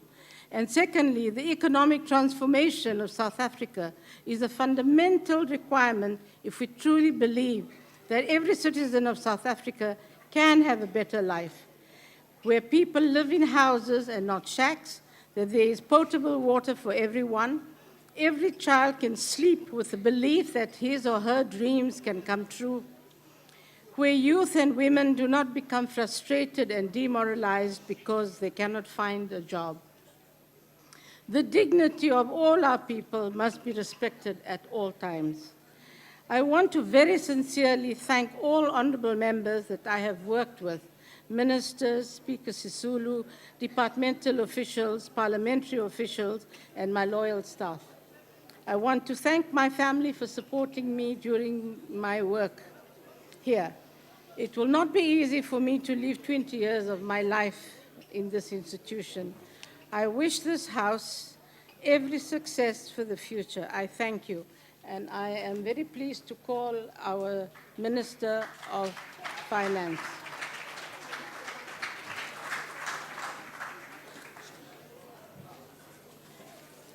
House Chairperson, may I first take the opportunity to wish you well in your retirement, as I do to Mr. Mario Swart as well.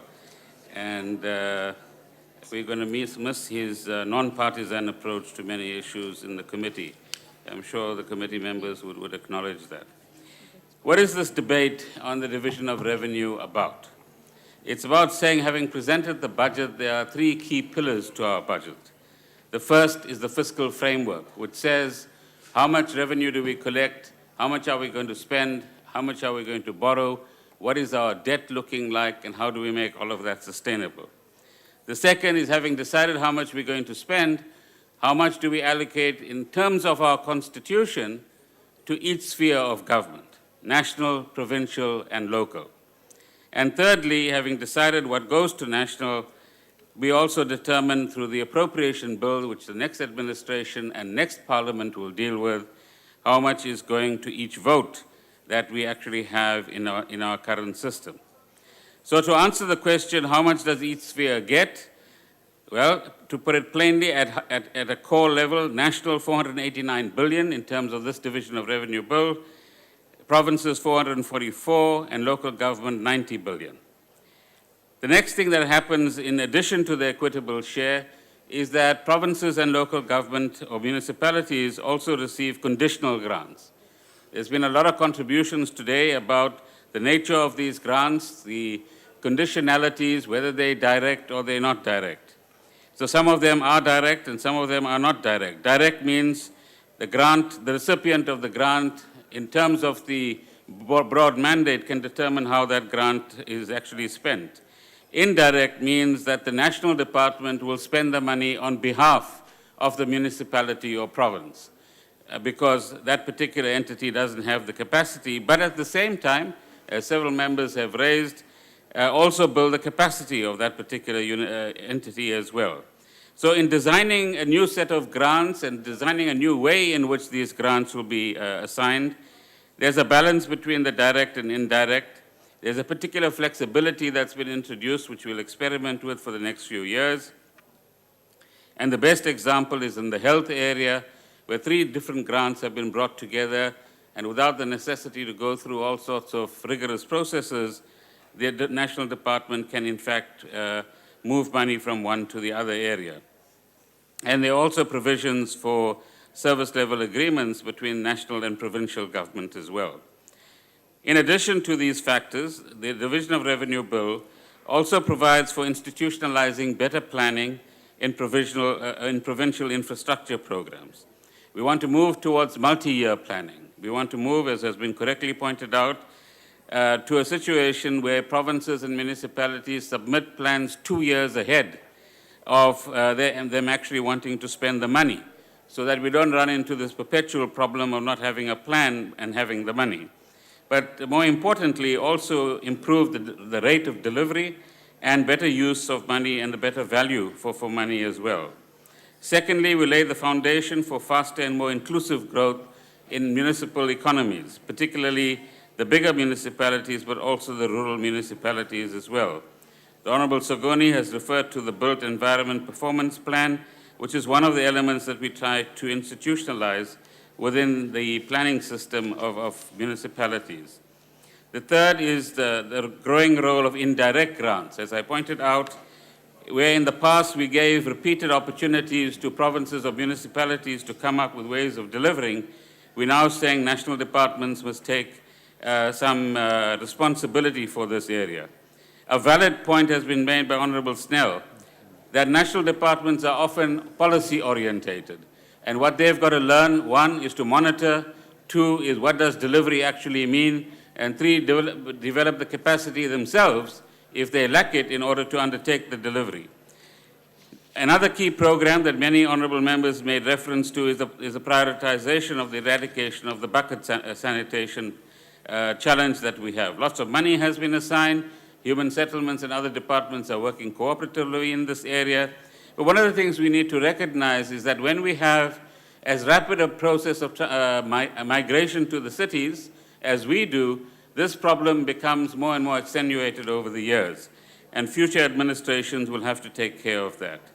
There are also a new set of grants that have been introduced in this medium-term expenditure framework. Grants in respect of substance abuse treatment centers being established, a new grant for the education sector therapists, and a municipal human settlements capacity grant to enable municipalities, particularly metro municipalities, to deliver better. Now, having said that and laid out that framework, let me firstly thank Honourable Sogoni and Chane and the members of the Appropriation Committee for their excellent contributions over the years.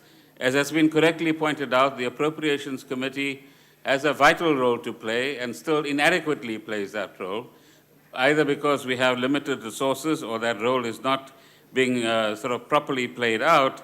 And one hopes that in future parliaments, the Appropriations Committee will be properly resourced and will be able to more rigorously examine the expenditure that each department undertakes, and indeed each sphere undertakes as well.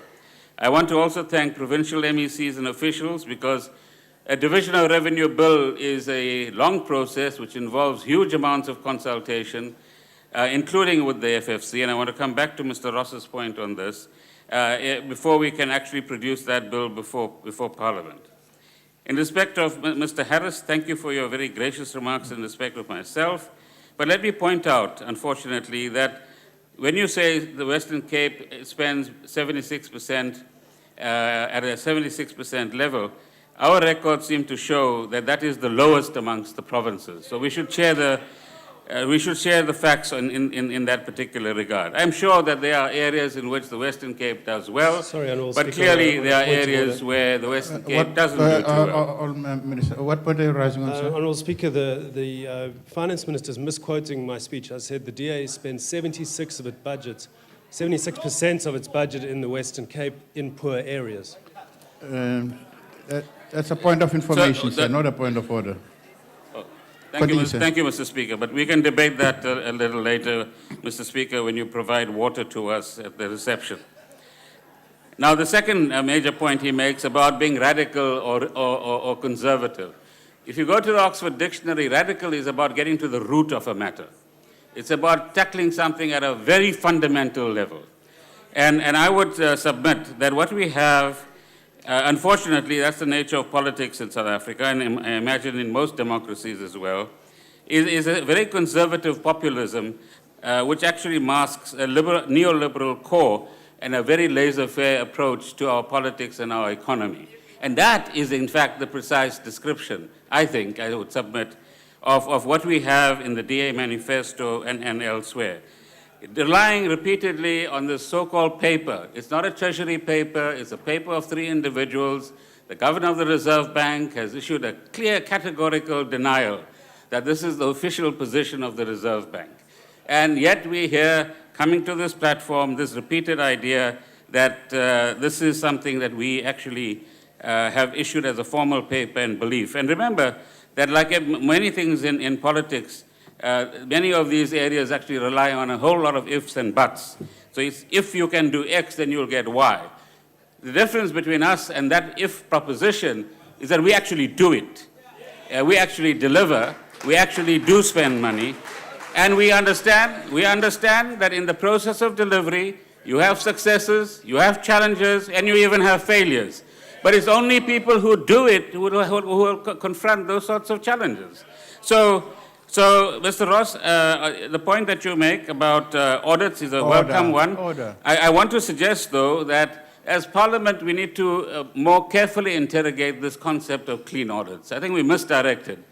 The audit profession doesn't know anything about clean audits. In the private sector, you don't have clean audits. You either have audits, audit opinions that are qualified, unqualified, or there's another word which I forget at this point in time. Where there's no evidence available that auditors can actually work with.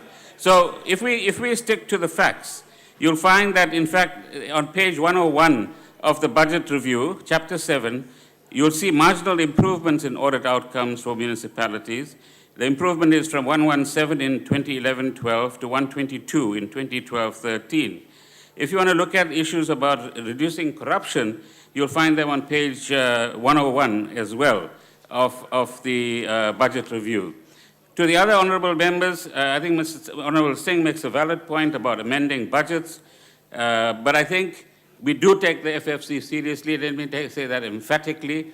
If the FFC is not happy, my doors are open. They must come along and say what their problems are, and we'll actually deal with them. But there are long processes of which the FFC is, in fact, a full part. I'm afraid, because of limitations of time, I can't address specifically the other contributions that honourable members have made. But may I wish you all well, particularly those that are not returning to Parliament. I wish you well in your future careers or in your retirement, and thank everyone concerned for their cooperation during these 5 years. Thank you very much. I thank the Honourable Minister. That concludes the debate on the Division of Revenue Bill. Are there any objections to the bill being read a second time? No objections, agreed to. Oh, there are objections. Okay, there are objections. Therefore, I now put the question. Those in favor will say aye. Aye. And those against, no. I think the ayes have it. Honourable Member. Speaker, will you please record the objection of the Democratic Alliance? Objections of the Democratic Alliance will be noted and recorded. Order, members, order. Thank you very much. These will be recorded. So no objections are agreed to. The Secretary will read the bill a second time. Division of Revenue Bill.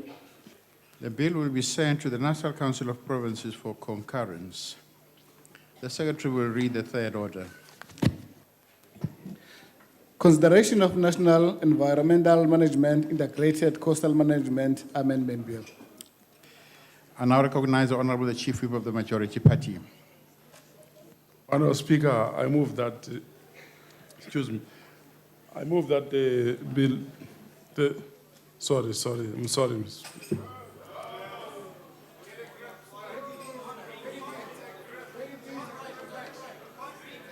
Order.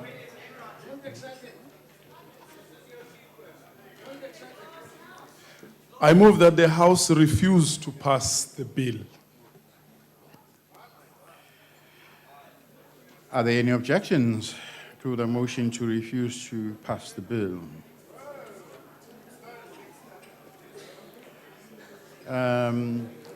No objections. You caught everybody by surprise, Chief Whip. No objections, agreed to.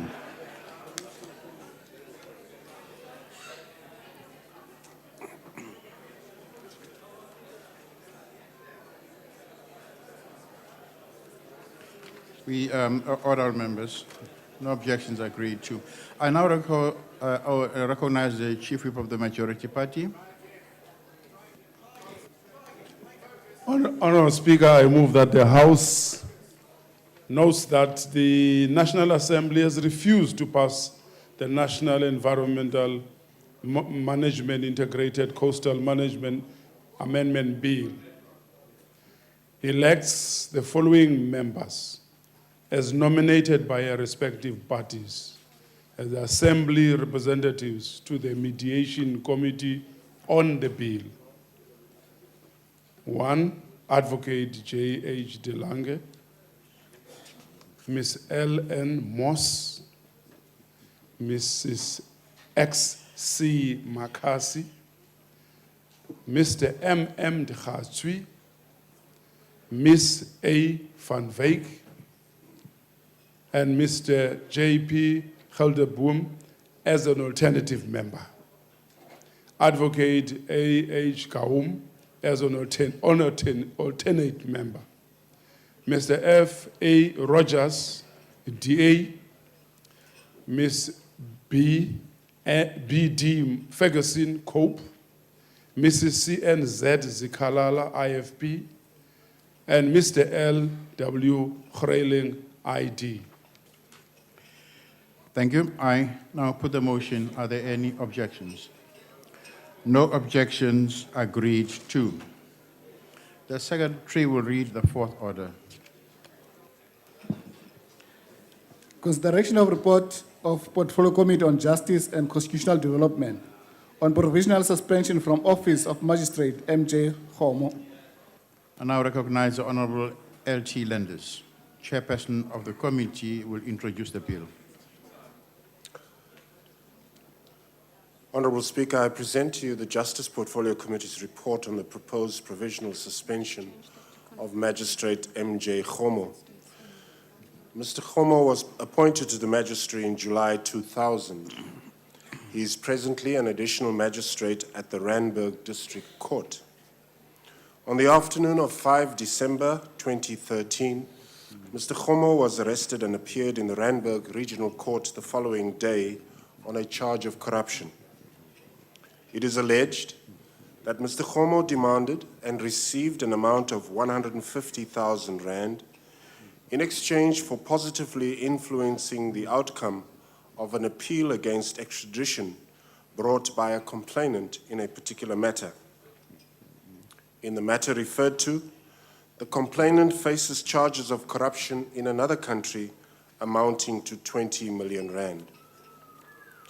It is further alleged that the amount of 150,000 rand was recovered in Mr. Khomo's briefcase, in his office, in his presence. Mr. Khomo was afforded an opportunity to comment on the desirability of his provisional suspension from office by the Magistrates' Commission. Having considered Mr. Khomo's response on 4 February 2014, the Commission resolved to recommend that he be provisionally suspended from office in terms of Section 13, subsection 3A of the Magistrates Act, pending the Magistrate Commission's investigation into his fitness to hold office.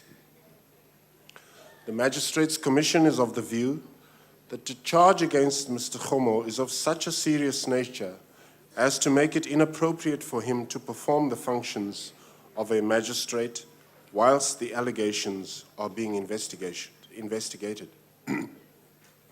It is also the Commission's view, which we share, that it is inappropriate for any judicial officer appearing as an accused before a court of law on a charge of corruption to still sit on the bench. Whilst Mr. Khomo has not been found guilty in any court of law or in any disciplinary hearing, the charge and existing evidence against Mr. Khomo are of such a serious nature that they would justify his removal from office should he be found guilty of the misconduct charges preferred against him. For all these reasons, the Minister of Justice and Constitutional Development decided to provisionally suspend Mr. Khomo as a magistrate with immediate effect, with the retention of his remuneration, pending the outcome of the investigation into his fitness to hold office. The Portfolio Committee agrees with the Honourable Minister's determination. Having considered the request by the Magistrates' Commission to provisionally suspend Mr. Khomo from office, the Justice Portfolio Committee therefore recommends that the National Assembly confirms Mr. Khomo's provisional suspension. I thank you, Mr. Speaker. I thank the Honourable Member. Honourable Members, are there any objections to the adoption of the report of the committee, including the recommendation that the provisional suspension from office of Magistrate Khomo be confirmed? I now put the question. Those in favor will say aye. Those against will say no. I think there are no no's. The ayes have it. No objections. Agreed to. The Secretary will read the fifth order of the day. Consideration of report of Joint Rules Committee on policy for attendance of members of Parliament, first report for 2014. I now recognize the Honourable the Chief Whip of the Majority Party. Honourable Speaker, I move that the report be adopted and referred to the National Assembly Rules Committee for the drafting of the relevant rules where applicable. Thank you. The motion is that the report be adopted and referred to the National Assembly Rules Committee for drafting of the relevant rules where applicable. Are there any objections? No objections. Agreed to. The Secretary will read the sixth and seventh orders. Consideration of report of Standing Committee on Auditor General on strategic plan and budget for 2014 to 2017 financial years. Consideration of report of Portfolio Committee on Human Settlements on Housing Development Agency regulations. I again recognize the Honorable Chief Whip of the Majority Party. Chief Whip. Honourable Speaker, I move that the reports be adopted. The motion is that the reports be adopted. Are there any objections? No objections. Agreed to. The Secretary will read the 8th order. Consideration of report of Portfolio Committee on Police on proclamations made in terms of Section 25 of Protection of Constitutional Democracy Against Terrorist and Related Activities Act. I again recognize the Honorable Chief Whip of the Majority Party. You might want to remain standing, Chief Whip. There are a few others that are coming, but I recognize the Chief Whip of the Majority Party. Honourable Speaker, I move that the report be adopted and the proclamations be approved. The motion is that the report be adopted and proclamations approved. Are there any objections? No objections. Agreed to. We will now take orders number 8 to 19 together as they appear on the order paper.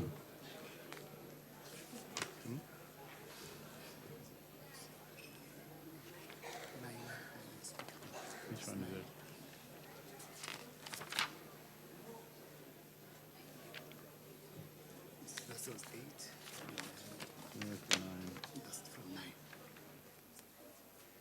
Okay.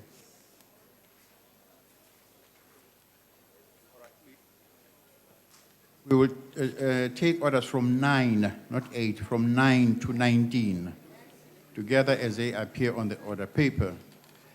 These are reports of the portfolio committees, and now recognize the Chief Whip of the Majority Party again. Honourable Speaker, I move all the reports to be adopted.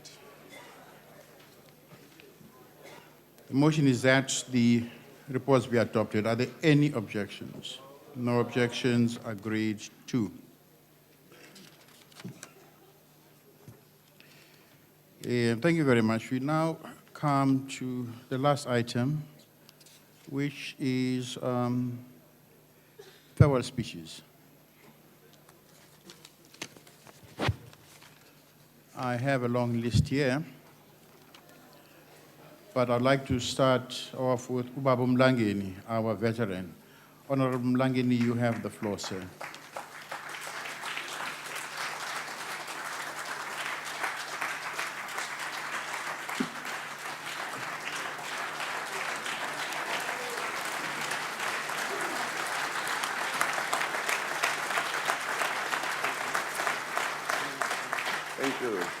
Thank you. Honorable Speaker, Honorable Deputy President is not here. Honorable Members of Parliament, and our guests in the gallery, and my family up there, thank you for coming.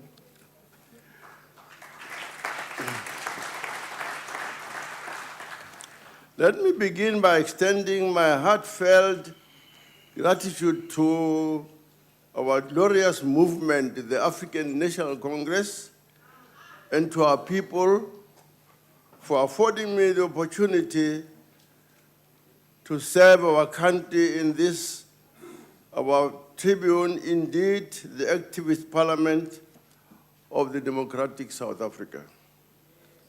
It is a choice our people made after careful consideration to consciously build a South Africa that belongs to all who live in it.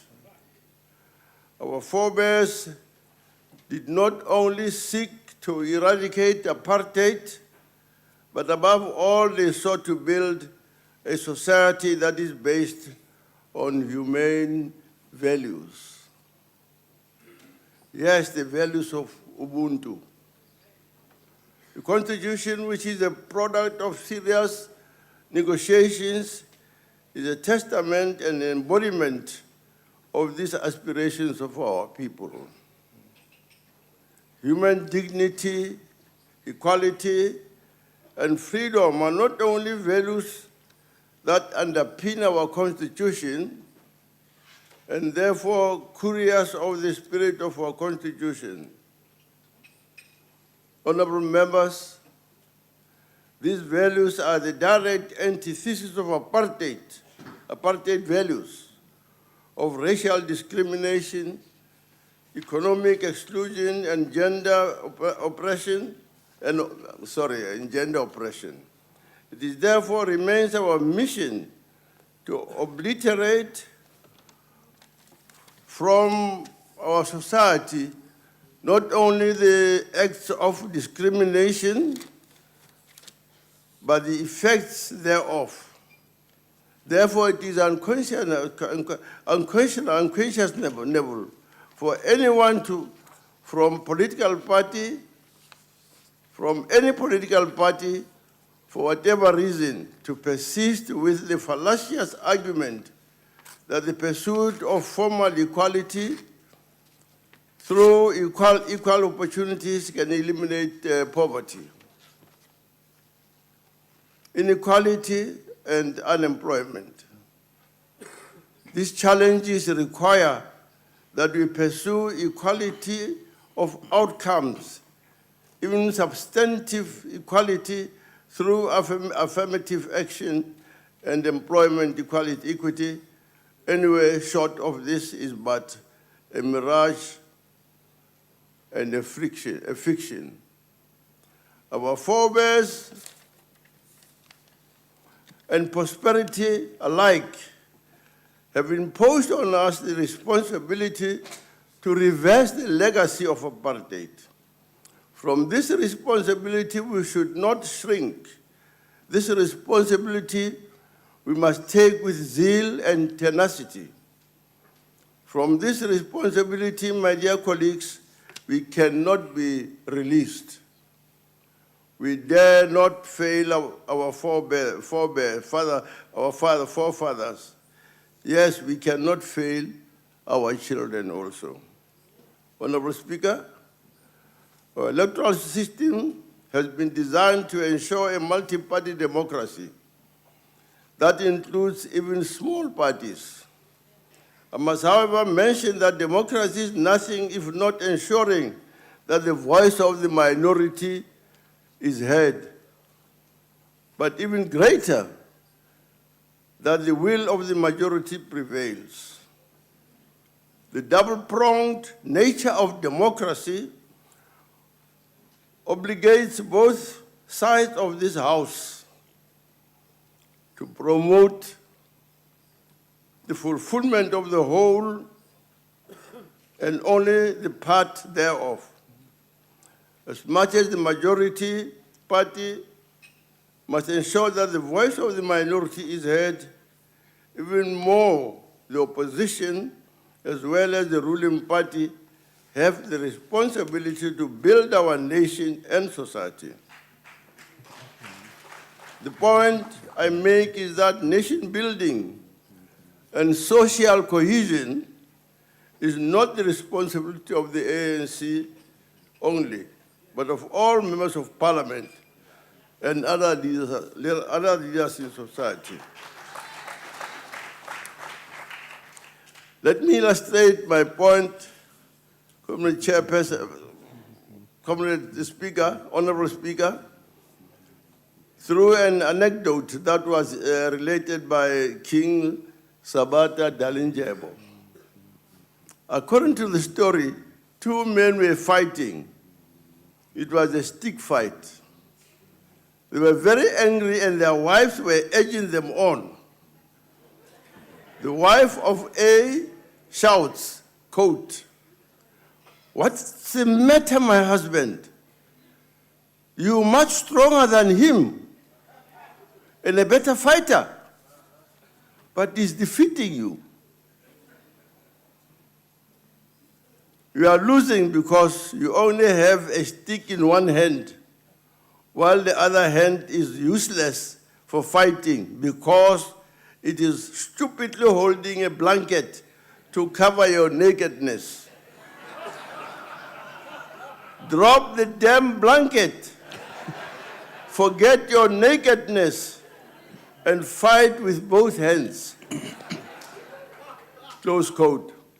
Honorable Speaker, I want to urge members of parliament to mind both the stick and the blanket.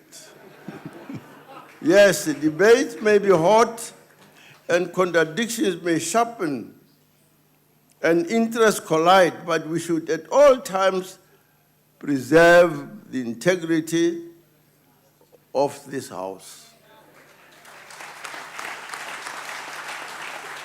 The integrity of our people and the integrity of our country. Yes, we should criticize, but constructively.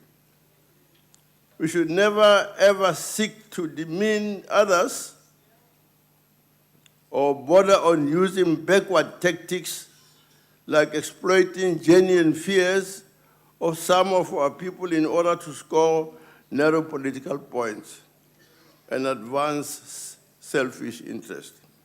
This is an era in which all of us must join hands together as one to move South Africa forward to a future in which one's skin color, sex, culture, or religion shall have no bearing on the height to which we can ascend.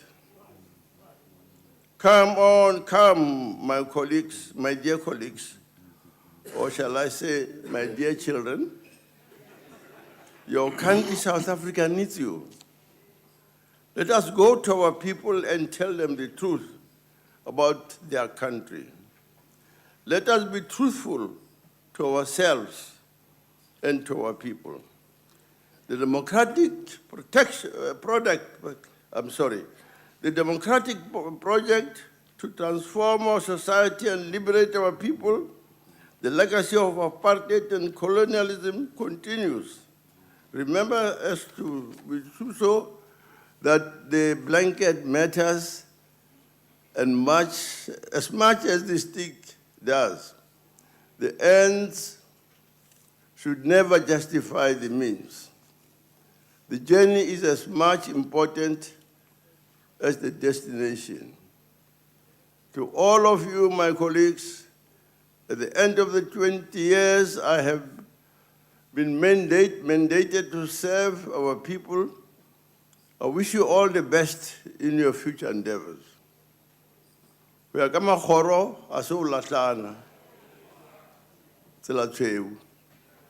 think I'm fortunate in that I did not create enemies here. On both sides of the house, I have good friends aware of any enemies from the opposition. One of my best friends, I've been working with him for 20 years, is Honorable Donald Lee, great friend of mine, and Dr. Pierre Rabi, where is he? So I don't see him. Anyway, thank you very much, comrades, and Mr. Speaker, I hope members who are coming back will also continue to work together harmoniously. And remember that when you do criticize, please let your criticism be constructive. We should not just criticize for the sake of criticizing. It won't help us. But if you say, I don't like this because of this and that, a better method of doing it is this way, then that's what I call constructive criticism. Thank you very much.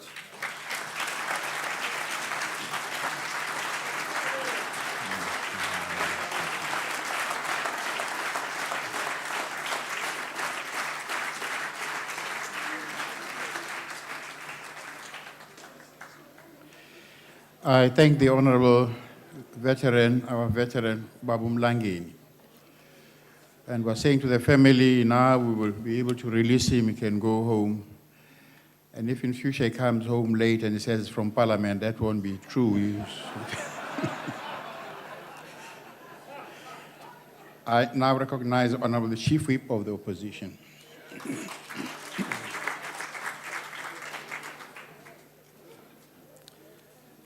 Honourable Speaker, it is indeed a great honour to, as a last duty in this House, take part in these farewell speeches. I think it's my 11th farewell speech, considering that in some years we have 2 farewells. But this is indeed a last farewell and not just a goodbye as most of the other farewells have been. This year marks my 50th year in active politics. So it's about time for me to bow out gracefully. Of these 50 years, Speaker, I spent 14 years in local government and since 1994 as a Member of Parliament, initially representing the National Party for 5 years and for the past 10 years as a very proud member of the Democratic Alliance. During those many past years as a representative and as an activist, my path crossed those of thousands who are obviously too numerous to mention in person. But they included not only many important and high-placed people, but also thousands of those who sought no compensation, no recognition or glory, but who steadfastly worked for a better society and a truly democratic political dispensation. And Speaker, it is them that I wish to applaud today, because even though it is a proverb based on communistic beliefs, I believe that it's true, that it is not the hero, nor the personality, but the people who are the moving force of history. I do, however, also wish to acknowledge that in my time here in Parliament, especially these past years in the National Assembly, many individuals have made lasting impressions on me and certainly played a role in the way in which I traversed the rough and sometimes slippery roads of the political landscape. I salute all those individuals, but in particular, Speaker, I wish to pay tribute to Honourable MJ Matlangu, Chairperson of the NCOP, with whom I worked for many years. And of course, sir, to you, Honourable Speaker, for your impartiality, wise leadership, and also for your wisdom in considering matters that were brought to your attention. I thank you for that, and I wish you well. And as so many other speakers have said, I think you should carry on to be a president one day. I also wish to thank you, along with your support staff, the other leaders, and particularly the staff in both houses, because they, the support staff, sometimes have the most unthankful jobs, but have never let us down. I thank them sincerely. Cheers. I've always wanted to say cheers at the podium, and now I've got the chance. But Speaker, this last 2 weeks, we have had the unfortunate incidents where my party has had to show their protest by walking out in reference to events that took place. Please do not take that as a disregard for this House, but as an action of our right to a democratic protest. That, however, does not take away from us, and particularly from me, the reverence that we regard this August House, its leadership, and particularly those who sit in the chair. I thank you, Honourable Speaker, in particular. But Speaker, this is not my farewell speech alone. Quite a number of my colleagues are also retiring and I would like to join them, or rather for them to join me in this farewell speech. I am referring to the Honourable Ian Davidson, who left earlier because of the impact of our terrible capping of long service members in their pensions. I also refer to the Honourable Dean Smuts, who has contributed immensely in this House. And yes, you may applaud her. Also to my great friend and colleague, Honourable Stuart Farrow.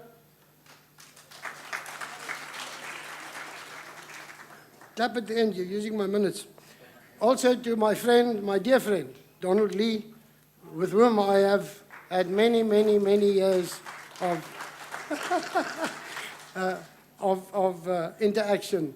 Unfortunately, I haven't got the time to go into details, but I did tell my colleagues the other day that there was a time that I was the leader of the backbench and he was my chief whip. I didn't think I'll come back to be a real chief whip.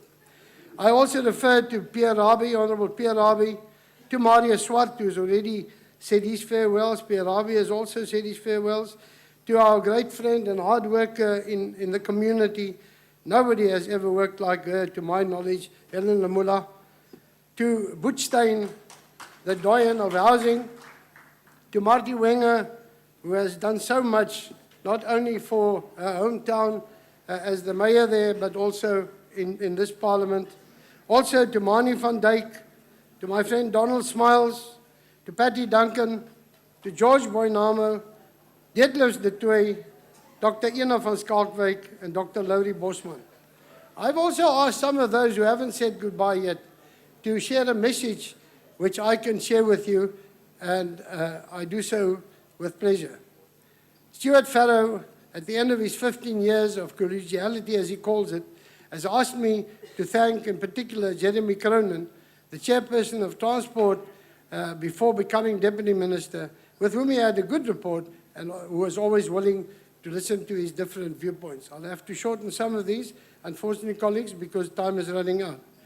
But he also wishes to thank the current chairperson of tourism, and he says, Donald Gumede, and he says that with chairpersons like those, who are always prepared to hear an alternate voice, it gives one hope for the future of our multi-party democracy.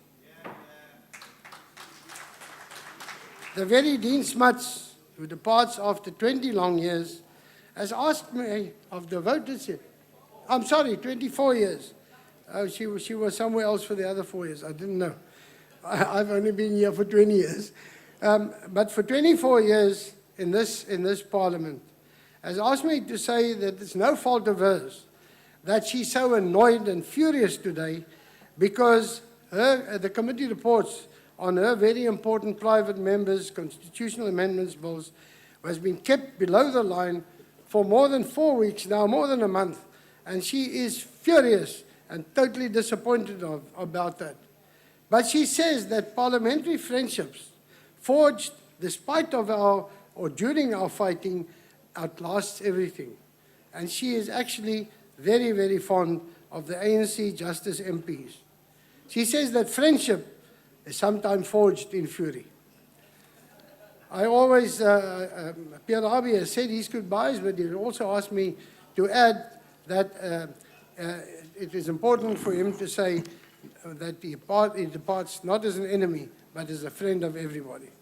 Helen Lamula has had a long and distinguished service outside Parliament and was here for the last 10 years, first in the NCP and now here, and she has added her words of thanks. I'm sorry, the time is running out. Chair Marty Wenger has added her message. It will be captured in Hansard, I'm sure. So has Donald Smiles, Patty Duncan en Dr. Ina van Skalkwyk het ook haar woorde gevoeg hierby. For myself, Chair, I wish to thank my own party and colleagues most sincerely for their collegiality, their friendship and support. Die uitsonderlike ondersteuning tydens my afwesigheid die vorige 2 weke tydens my vrou se ernstige siekte het weer bewys dat ons inderdaad 'n familie is wat vir mekaar omgee.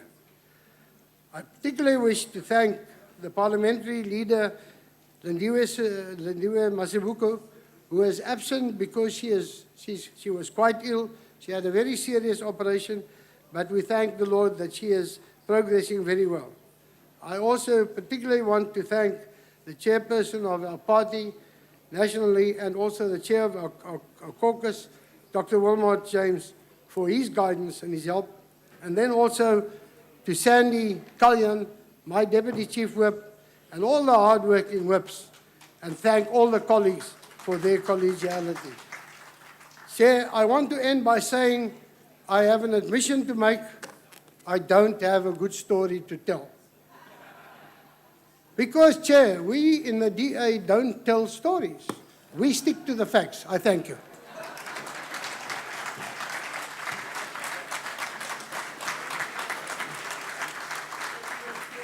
I thank the honourable member. I wish to invite to the podium Honourable Thozami Labota.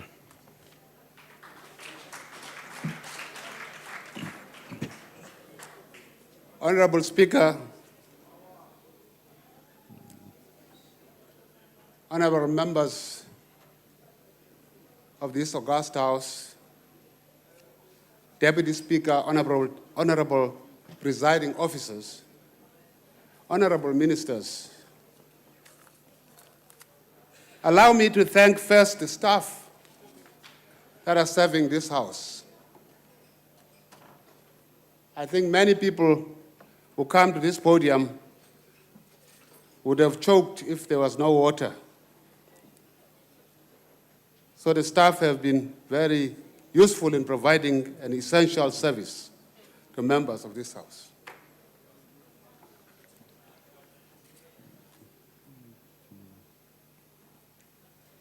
I also want to recognize Manjobe,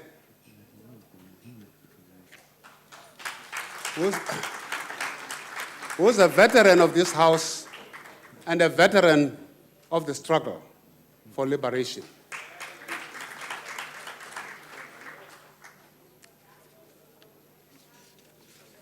I'm glad I'm finishing 5 years in this House, but I was first sworn in this House as a member of the African National Congress in 1994. I only stayed here for 3 weeks because it was not my intention to be a member of parliament. I wanted to go to the public service, and I still wish to go back there.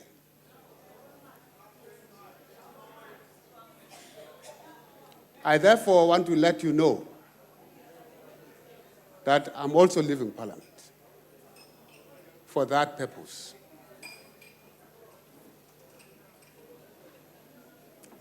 Honorable Speaker, allow me to thank all of you for the sterling work you have done in the past 5 years.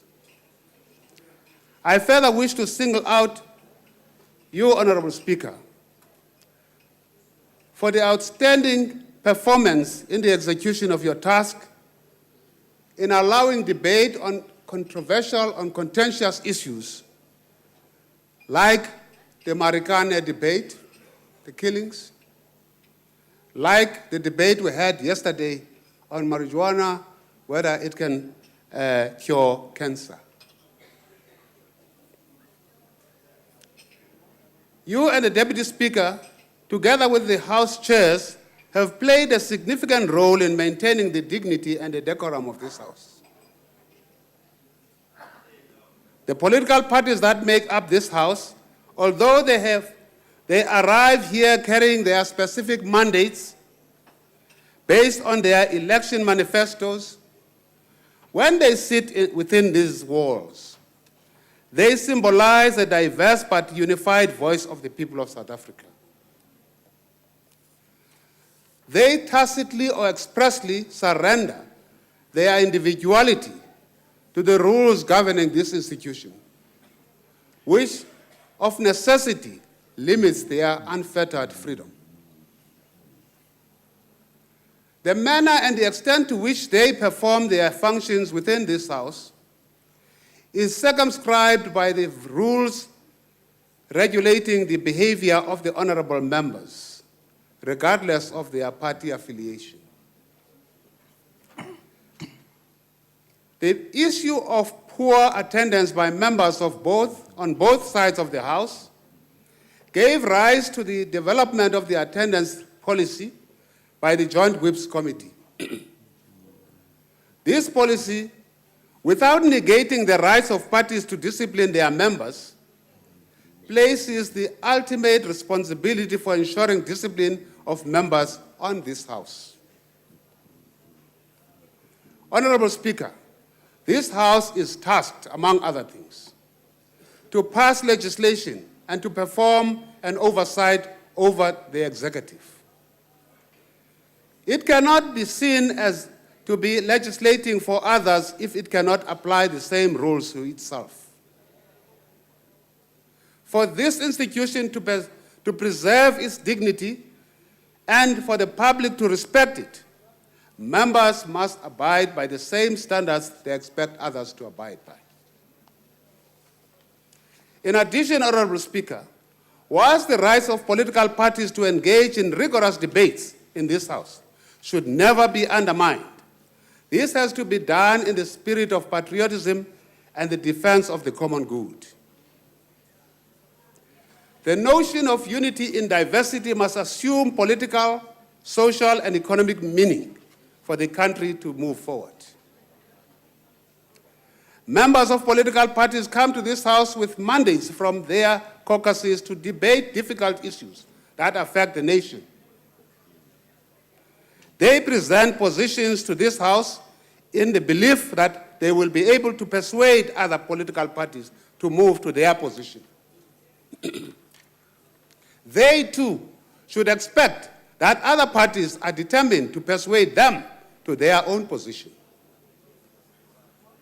This is the essence of democracy. If you are not ready to persuade and be persuaded, there is no justification for you to be in the House. Individuals and political parties come and go, but this institution will remain in place for generations to come. In conclusion, Honorable Speaker, I must confess that I came to this House with lesser knowledge than that with which I leave. I now feel better equipped to face the world and continue putting building blocks in the development of our nascent democracy. I wish all those members of this House who are not coming back good luck in their endeavors. And to those hoping to come back, good luck in the forthcoming elections. I thank you. I thank the honourable member. I now wish to invite the honourable M.M. Mawunye to the podium. You have the floor, ma'am.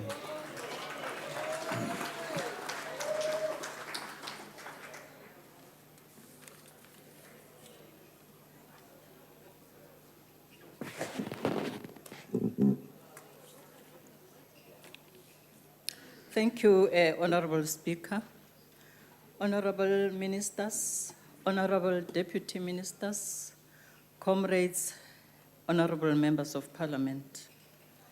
I stand here before you feeling fulfilled and humbled to have been favored with the opportunity to serve our people in representative capacity. Indeed, the 18 years I have spent within these august walls will remain etched in my memory. I will always recall that the ANC worked hard to transform an institution that was a source of legally legitimizing as a system which the United Nations declared a crime against humanity.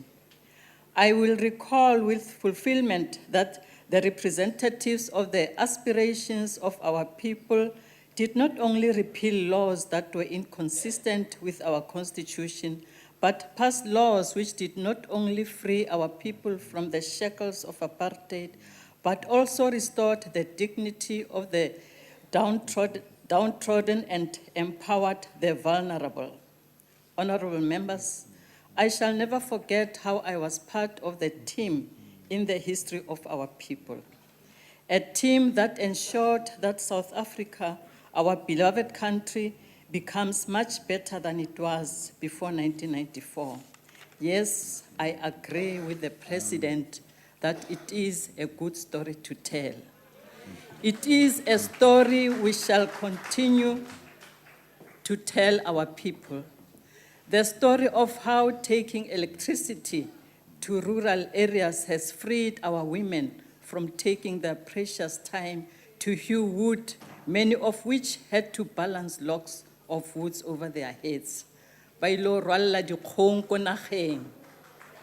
These women have gradually been released from the burden of cooking outside under harsh conditions. The ANC has, through using its position as a governing party, to build houses for the homeless and brought potable water to our people. The dignity of our people has been restored and women released to pursue more fulfilling ventures. Honorable Speaker, What brings joy to us is to have been part of a team that worked hard to extend access to permitting documents. We have witnessed the joy of people receiving smart ID cards for the first time.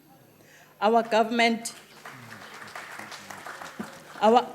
is now rolling out the smart ID card, beginning with our senior citizens, many of whom had been dehumanized by the apartheid government by forcing them to carry dom passes and specials, and virtually turning them into pariahs in their own land.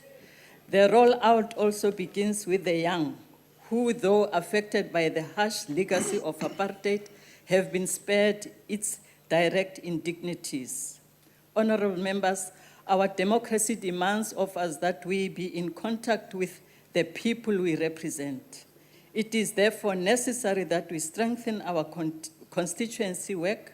We should also dedicate more quality time to oversight work, because theory cannot be divorced from practice. And knowledge without experience is always at the risk of being irrelevant. In the period I've been in Parliament, I have to say that People's Parliament under the leadership of the ANC has done a lot to reverse the legacy of apartheid, yet more still needs to be done. Let me take this opportunity to wish all honorable members well in their future endeavors. In particular, I want to thank the ANC for affording me the golden opportunity to serve our people. I thank also the Home Affairs Portfolio Committee members and the staff. I also thank the Office of the Minister, the Deputy Minister, and the department. I also thank the Office of the Chief Whip, the Deputy Chief Whip, for their support. And lastly, I thank the entire ANC family here in Parliament. It was warm to be in the ANC. Huluna bohle kere disakopaning ki dithaba. Ntumelle speaker kere hape nna ke motlhakula o montsho wa Mampa Modise more mophegisa manong. Magodi ha kelwe ke motho o ntse re tlou le bone e tlhaga e tshaba eng. Ke setlogolwana sa bakwena. Ke a leboga, Speaker.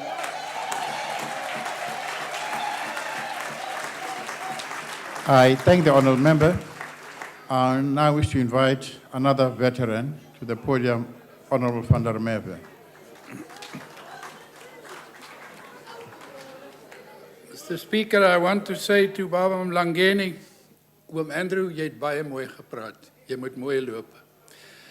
Then I want to thank all people who have helped to make a success of our Parliament and who have been kind to me.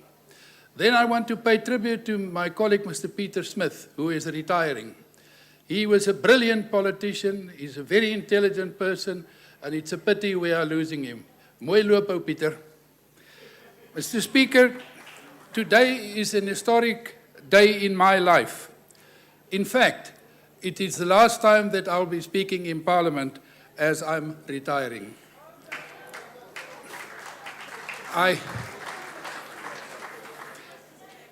There's another highlight in my life. Today, as my sons and my wife are celebrating birthdays, and I promised them I will refer to them, and please allow me. Aan my seun Jacobus Hercules van der Merwe wat vandag 48 is, baie geluk Jaco. Aan my kleinseun Jacobus Hercules van der Merwe wat vandag 18 word, geluk klein Jaco. Aan my ander kleinseun Andries Hendrik van der Merwe wat op 10 Maart 16 geword het, baie geluk Andrie. En aan my vrou Annette wat op 17 Maart verjaar, baie geluk. Sy en ek is hierdie jaar 55 jaar gelukkig getroud. Mr. Speaker, yes, I'm retiring. I've come to the end of more than 60 years of being an activist. Wati was 50, I'm 60. I remember in 1948 with that election, I was distributing pamphlets and putting up posters. But in Parliament, I've been for 37 long years. but it went past like a bullet. I will be writing about my life in Parliament from the days of apartheid until now, because I have seen the whole movie. Speaker, I was privileged to have served under 7 heads of state: Mr. Foster, Mr. P.W. Botha, Mr. F.W. de Klerk, Madiba, Mr. Mbeki, Mr. Mhlante, and President Zuma. I also served for 18 years on the Judicial Service Commission. For me, as a lawyer, this was the pinnacle of my legal career, and the one I'm most proud of in assisting to build a solid South African judiciary. I wish to pass 1 or 2 pieces of advice to our members. Be always respectful to your parents, your grandparents, your teachers, your employers, the elderly. Be respectful. Discipline is the second one. You must always arrive in time, properly prepared so as to make meaningful contributions. In short, the main reason, be humble. To be humble is the road to political success. Mr. Speaker, I want to thank the Almighty for granting me the privilege to have served so long in Parliament. Mhlonishwa Somlome, Ngiyambonga uNkulunkulu ngali lituba. Kilebua mudimu, kasebaka sau sebenza moneparleteng. In Afrikaans, Hemelse Vader, ek dank u vir die voorreg wat u my gegee het om byna 40 jaar lid van hierdie parlement te wees. It is time for me to say goodbye. Goodbye. Tsamayang antle, nihambe gatle, fluit, my storie is uit.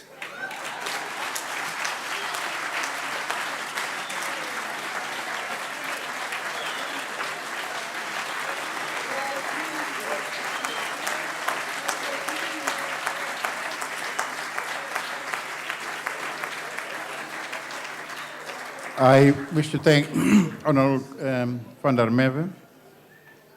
We will definitely miss you, Honourable Van der Merwe. I now invite to the podium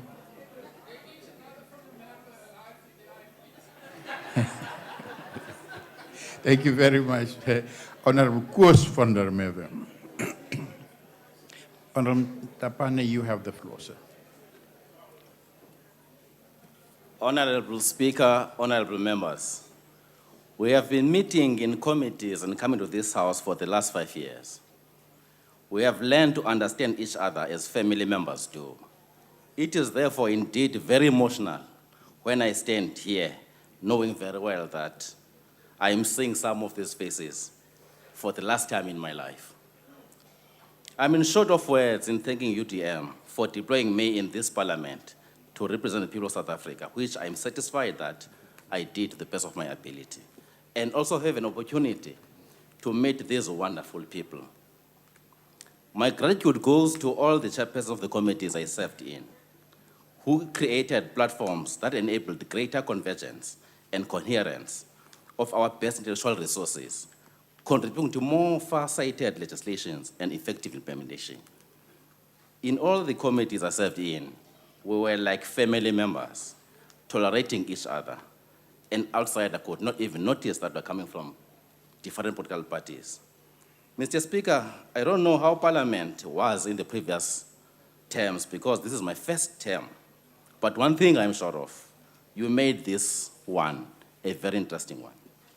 You maintained the neutrality as a presiding officer right through, and you also maintained quintessences of politeness, even in trying times. You have been, actually, you have the patience of Job. This goes to your Deputy Speaker and House Chairs. They did a very good job. I commend them for that.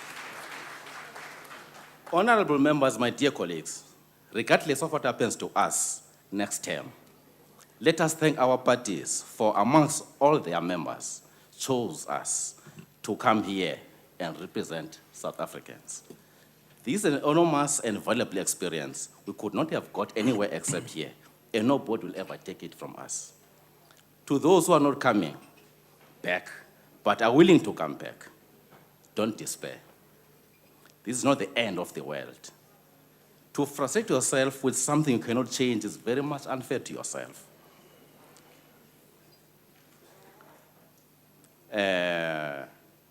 Okay, there is a proverb that says the die is cast.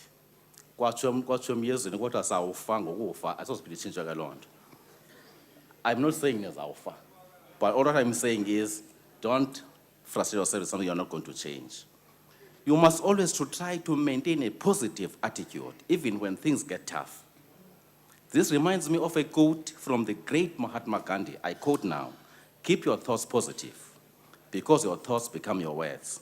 Keep your words positive, because your words become your behavior. Keep your behavior positive, because your behavior becomes your habits. Keep your habits positive, because your habits become your values. Keep your values positive, because your values becomes your destiny." Close quotes. Your destiny is in your hands, not in anybody's hands. If there are any who say, "We will see," prove them wrong. My honorable colleagues, my honorable members, from the bottom of my heart, I would really love to see you in life after Parliament. The same people as you are now, with, of course, reasonable wear and tear, because the age is catching. Thank you, Honorable Chairperson. I thank the honorable member. It's now my pleasure and honor to invite another veteran, Honorable Ben Chirok, to the podium.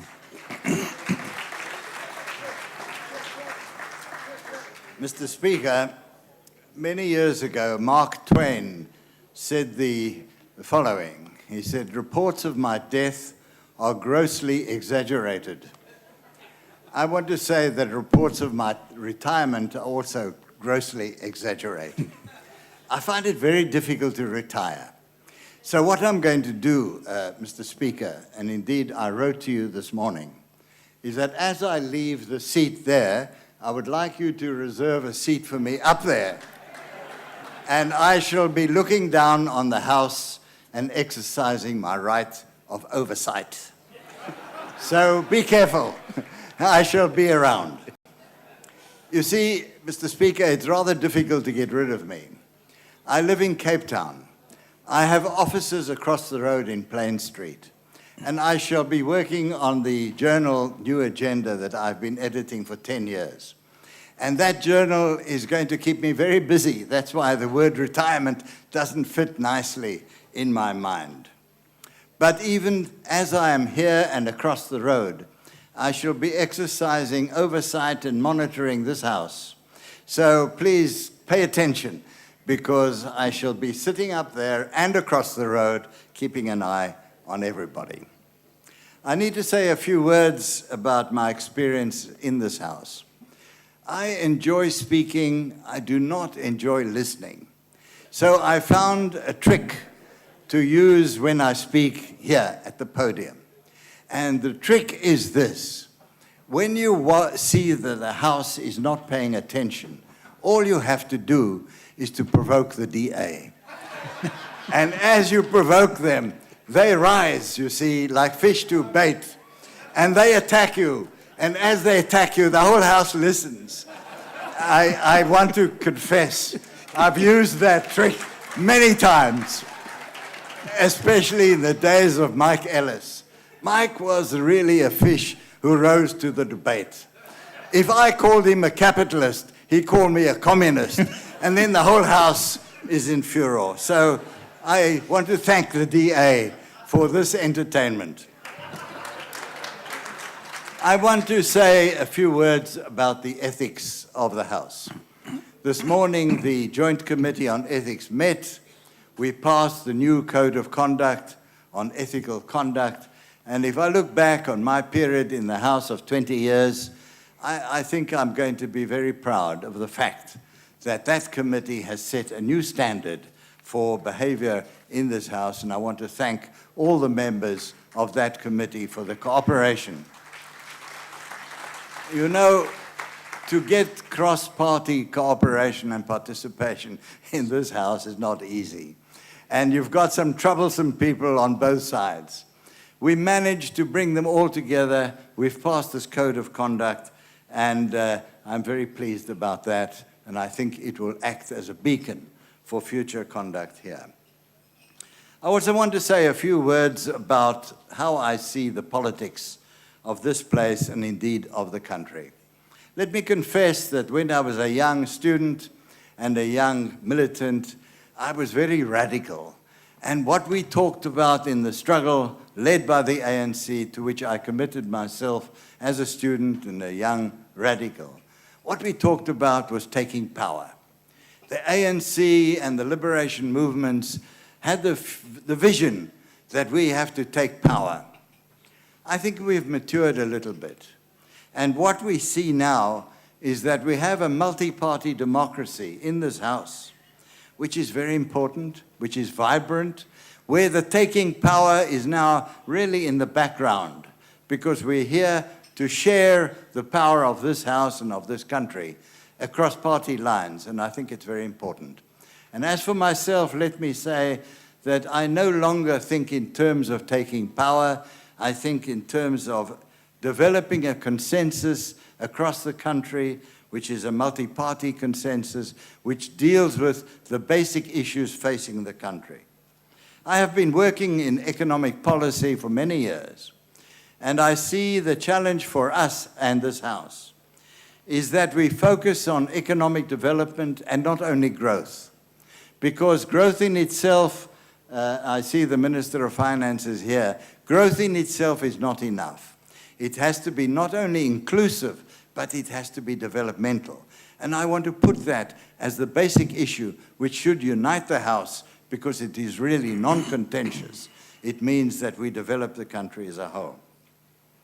We have complex challenges for this country, which are not merely handled in simple financial terms, because the social consequences of all our policies should be before us all the time. And I think that my final message to the House is this. You have, I shall be watching from there, but you have a huge responsibility of developing this country for all our people and taking account not only of the mechanics of making money and of running the system, but also of the consequences, the social consequences of our decisions. We have, all of us, a huge responsibility before history. And therefore, finally, I would say, to all the veterans who've been talking here and talking about retirement, my advice to you is you may leave the House, don't retire. There's a lot to be done. Thank you all. I thank the Honourable Ben Chirot. I now invite the Honourable C.P. Mulder to the podium.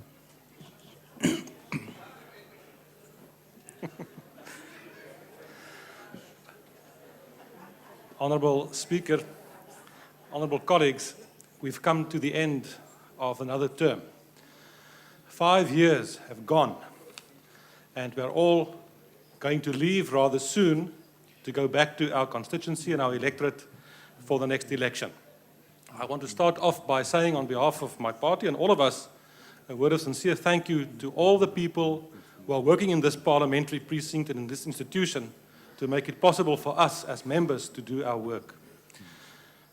Baie keer word daardie werk nie raak gesien nie, dit is werk wat gedoen word in stilte en ons aanvaar dit net vanselfsprekend, maar ons moet opreg daarvoor dankie sê. Ek kyk rondom die huis vandag na al die verskillende politieke partye soos wat hulle hier sit. En in elke party sien ek kollegas wat vandag dalk hier gestaan en gesê het hulle tree uit, of wat ons weet uittree uit die politiek, maar wat nie vandag noodwendig gepraat het nie. En ons sien hulle in al die politieke partye, dit is kollegas wat oor tyd, oor jare vriende geword het. Baie van ons mense daar buitekant verstaan nie die dinamiek wat hier in hierdie huis plaasvind, waar ons aan die een kant politieke opponente is, maar ons is ook individue, ons is mense en ons word vriende van mekaar, wat mekaar se harte kan verstaan en 'n sekere pad kan loop in belang van waarmee ons besig is. Ek wil vir elkeen wat uittree vandag sê sterkte en baie dankie vir die bydraes wat u gemaak het. Ek is bly die speaker het nie my verwys as 'n veteran nie. Ek dink nie dit sou gepas wees nie. Maar vir die kollegas wat uittreë wil ek sê baie dankie. Die feit dat vandag se debat soveel veterane aan deelneem wat totsiens sê, moet ook vir ons 'n boodskap gee. Daar is iets in die lug en u moet dit kan aanvoel dat wat met hierdie verkiesing gaan gebeur is baie vir my dieselfde as wat die gevoel was toe ons die eerste keer hier gekom het in 94. Dit gaan 'n totale nuwe spel wees tot 'n groot mate met nuwe kollegas wat kom en totale groot veranderinge wat gaan plaasvind en ons moet gereed wees om dit op die regte manier te hanteer na die verkiesing. Ons as parlementslede moet een ding besef. Elkeen van ons wat hier is nie hier om vir onsself op te tree of onsself te dien nie. Ons is selfs eintlik al is ons politici nie eers hier om ons partye noodwendig te dien nie. Die grondwet sê we are here to represent the people of South Africa. All the people. Not this group or that group, we all represent all the people. And in that, we've got a huge, very big responsibility. So let us go out and campaign and take our messages to the people, and then the people will decide on the 7th of May. From the Freedom Front Plus point of view, I want to say thank you to each and every one of you. We are not saying goodbye. We will be back, like most of us will be back, and then we will take our responsibility further to serve our country and the people of South Africa. Thank you. I thank the Honourable Speaker. I now invite the Honourable C. Dudley to the podium. Thank you, Honourable Speaker. I heard a conversation in the House yesterday that went something like this. She insults us for 5 years, then with a smile and no further thought, she thinks she can become one of us. Now, who could they have been referring to? It was Harold Wilson who was famously quoted as saying, "A week in politics is a long time." That was back in the 1960s. I think most of us may be tempted to make that a day or even an hour. Now, what stayed in my mind, however, was the word insults, and as we know, and we saw today, often these fly around the House, usually leaving the one doing the insulting looking smaller in everybody's eyes. So I wondered what we would say to each other if we were back in a day when insults, said in the English language, had a little more class, before the days of four-letter words, etc. Let me start with the ACDP. Winston Churchill might have said, "They have all the virtues I dislike and none of the vices I admire." But then, of course, we could have said that about him too. Now, we know the Freedom Front has a sense of humour. So I'll interrupt my train of thought with a story about my sister's grandson. On his first day of school not so long ago, he told the teacher, "My father is Afrikaans, and my mother is normal." Yeah, good. I also found that funny. Okay, now this is something MPs can all identify with because we have the privilege of being sought out by people who insist that we read or hear every thought that crossed their minds throughout their entire lives. And if we were Moses Hadis, we could have genuinely said to them, and we can genuinely say to them, "Thank you for sending me a copy of your book. I'll waste no time reading it." Andrew Lang could have insulted us all so nicely with these words he spoke in the 1800s. "They use statistics as a drunken man uses a lamppost, for support rather than illumination." Oscar Wilde is a personal favorite of mine, and this is probably how most politicians feel at party listing time. But I'm thinking of Honourable Lakota right now, not sure why. Wilde said, "He has no enemies, but is intensely disliked by his friends." Now, because we become addicted to people, even obnoxious and insulting ones, this is definitely what the ANC members will say when some of the DA members don't return. "I feel so miserable without you. It's almost like having you here." Now, Honourable Watson, if you had given as horrendous a farewell speech this year as you did last year, I was determined to quote Samuel Johnson, who said, "He's not only dull himself, he's the cause of dullness in others." But after your singing at Honourable Skizana's memorial funeral, all is forgiven. Now, I know from where I sit that the ANC has a great sense of humour, but I'm not keen to test whether they are up to laughing at themselves just yet. So I'll pick on the Minister of Agriculture. She doesn't listen anyway. Walter Kerr puts it like this. She had delusions of adequacy. Now, fortunately, and I must say this, she is the exception and not the rule. Now, so that I do not suffer serious self-doubt over the lack of laughter of that particular comment, I will quote myself. I have a great sense of humor. It is just different to everyone else's. Honourable Kenneth Mishwe, Honourable Steve Swart, and myself, you may have noticed, expect to be back here very soon, and so we're not being as sentimental about this farewell as we might otherwise have been. You know we love you all and really appreciate everything you have brought to our lives, the good, the bad, and the amazing. I could single out so many people who have impacted my life, but it would not be fair to my colleagues as they will not get the chance to do the same. So I'll just say that so many of you, like Honourable Ben Turek, you have been my teachers and mentors, though you may not have any idea that you were. And others have been like brothers and sisters, especially those who have seriously given me a hard time. I have loved you all, and I hope I have stretched you a little too. To the officials and staff of Parliament, we thank you sincerely for all you have done to assist in our work, to assist us in our work. You are a blessing, and we are grateful for you. Finally, I hope these words of Oscar Wilde will never be said about any of us. Some cause happiness wherever they go, others whenever they go. The ACDP is working hard and praying for a peaceful 24 election. I'm praying for grace and a heightened sense of humor for us all. God be with you till we meet again. Thank you. I thank the honourable member, and I invite to the podium the Honourable J. Manganye.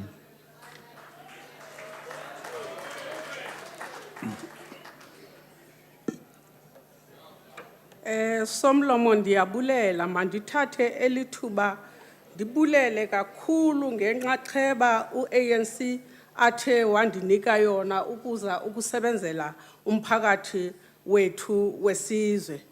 Kanjalo nje ndibulele namalungu endlu yonkana ngenkxaso ethe bandinika yona xa ndifika apha eParlamente ngo-2009.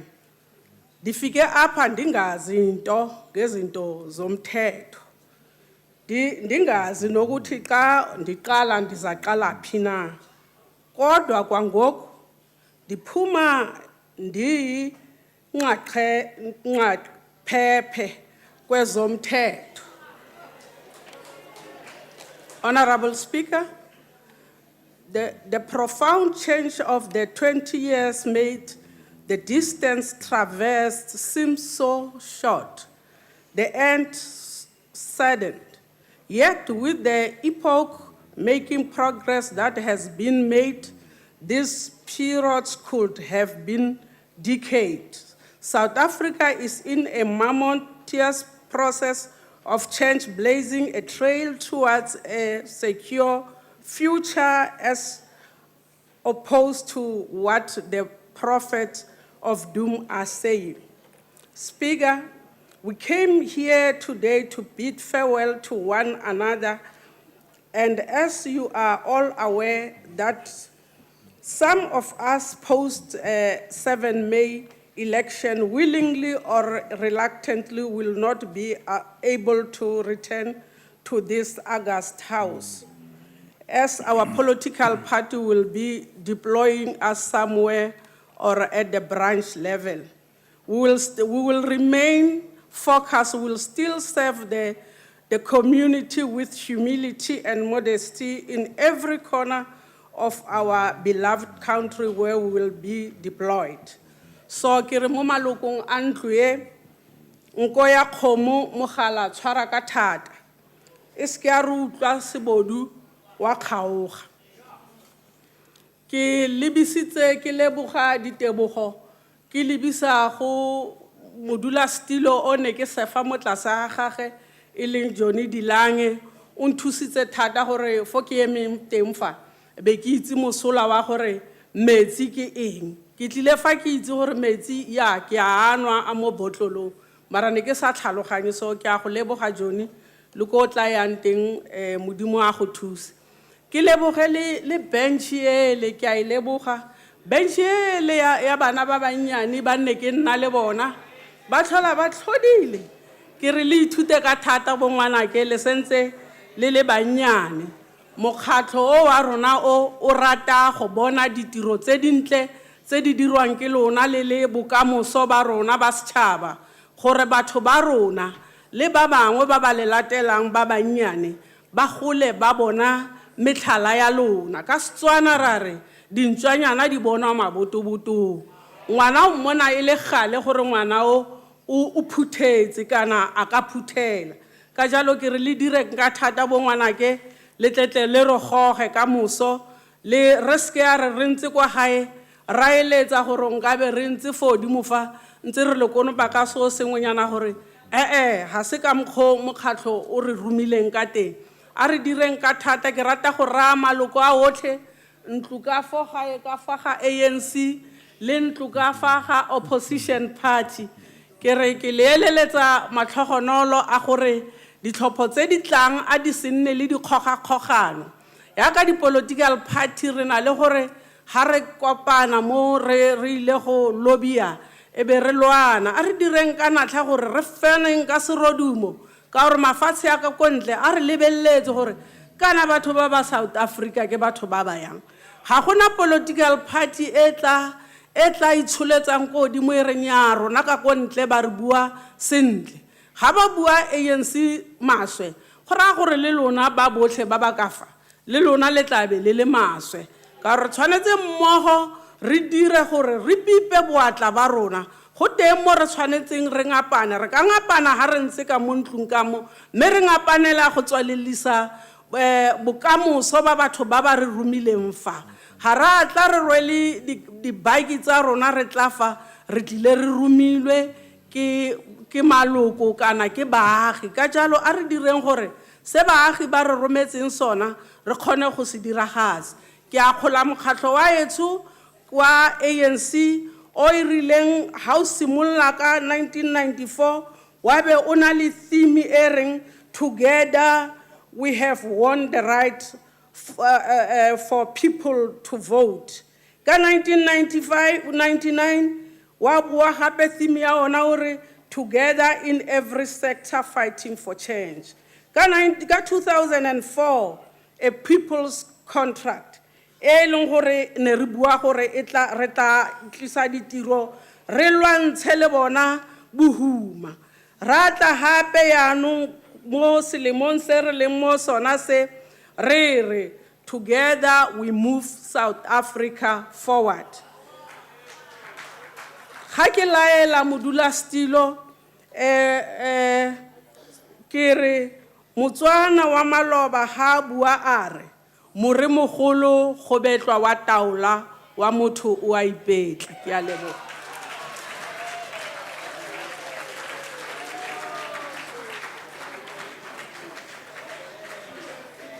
I thank the honourable member. I now wish to invite the Honourable Mpeti to the podium.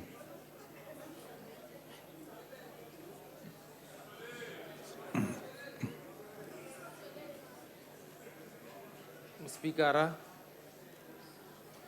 di ministera tse di leng gona mo maloko ka moka a palamente go tswa mekgatlong e farologaneng ke a letamisha ke re kgotso a be le lena. It is a great honor to be placed in the position of serving the people, especially when those people come from slavery, dispossession, marginalization, and are now free and looking forward to a great life for themselves and their progeny. This has been a fruitful session for me personally and the Pan-Africanist Congress of Azania. The cooperation I've enjoyed and the friends I have acquired are an indication that the next session will be a more friendly one. Gone are those days when a party like ours would be booed and degraded in this house. Our parliament is truly coming to maturity and the PAC will continue with efforts to build cooperation and friendliness in this House. Although we are composed as several parties, we are in fact together representatives of all the peoples of South Africa, making one set of laws for the people of South Africa. For this reason, we cannot afford to show divisions among ourselves.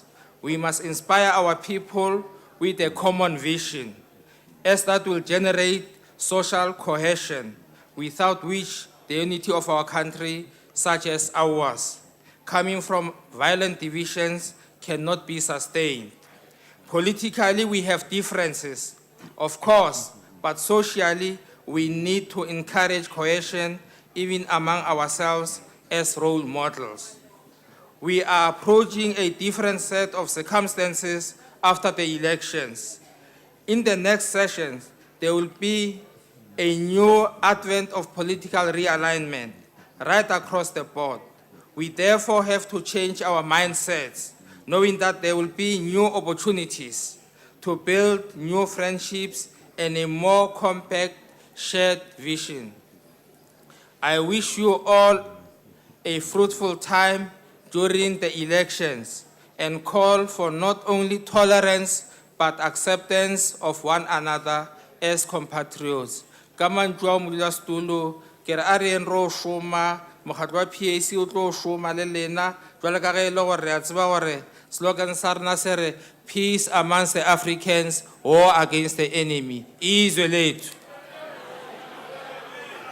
I thank the honourable member and now invite Honourable Bula.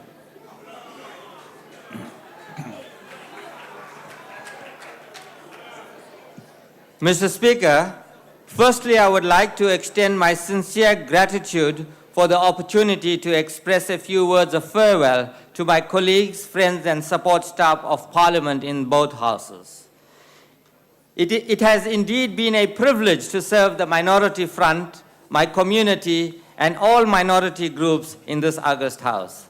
I want to take this opportunity to pay tribute to my mentor and role model, the former leader of the Minority Front, Mr. Amichan Rajbansi, who elevated me to fill the position of a national MP in 2004. I had become his prodigy, and he handpicked me to lead the fight for minority rights on a national level. He was a man who played an integral role in the transition to democracy through his participation in the CODESA talks, an inspiration to us all. He has worked with great leaders like Nkosi Albert Lutuli, Moses Mabhida, and the great giant Nelson Mandela.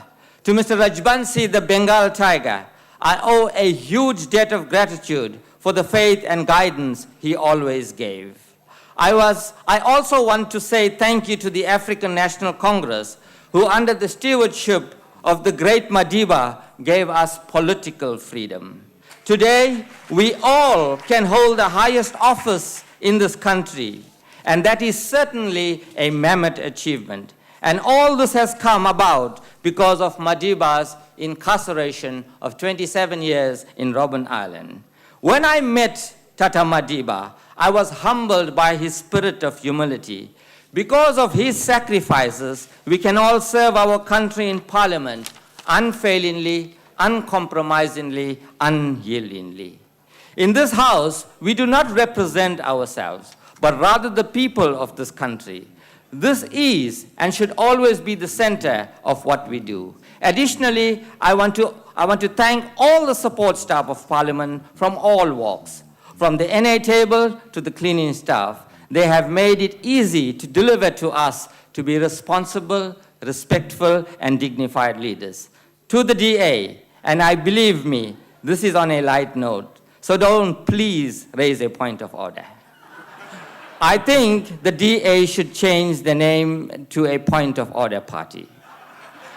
If I got through one day without a point of order from them, it was a great achievement. I think that we all realize that we stand here as representatives of the masses out there. They have entrusted us with the responsibility to fully represent them. So things were not personal, just political. But of course, that does not mean to say that the MF won't give you a thrashing at the polls on the 7th of May. And as we break for elections and intensify our campaign, let us be mindful of those seriously the levels of unemployment, poverty, and inequality. And when some of us come back rejuvenated, let us take the mandate of our people from where we have left off. We must always remember that the fragrance of a flower blows in the direction of the wind. But the good we do unto mankind will spread in all directions. I want to leave you with the beautiful Zulu proverb, Umuntu, Umuntu, Gabantu. We are who we are because of other people. In Indian language, it's all about roti, kapra, makan, pani, or bijli. Namal ke mukhya manam poro, vele, vidu, tanni, sapade, velechin. There must be bread, work, water, homes, and electricity for all. Until we meet again, goodbye. Thank you. I thank the honourable member. I now invite Honourable Ramudibe to the podium.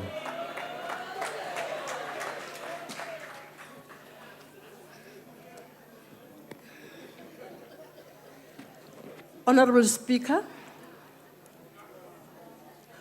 Honourable Ministers and Deputy Ministers, Honourable Members of Parliament, distinguished guests, ladies and gentlemen. It is with humility and honor to stand before you and bid farewell to everyone. We served this fourth Parliament with diligence and integrity. We argued and we shared our views from our different political parties. I want to thank the African National Congress for what I am today. And I also want to thank it for bringing life to so many lives of our people. We had heated debates to an extent that sometimes even pointed and howled, but all that ended in the house.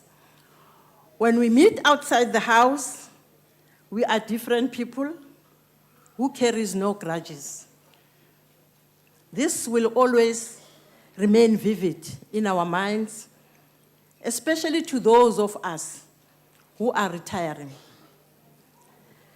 It has been a pleasure working with and serving in different committees with different characters. What an experience. Honourable Speaker, I will certainly miss order, honourable members. And point of order, Mr. Speaker. And lastly, Mr. Speaker, the DA calls for a division.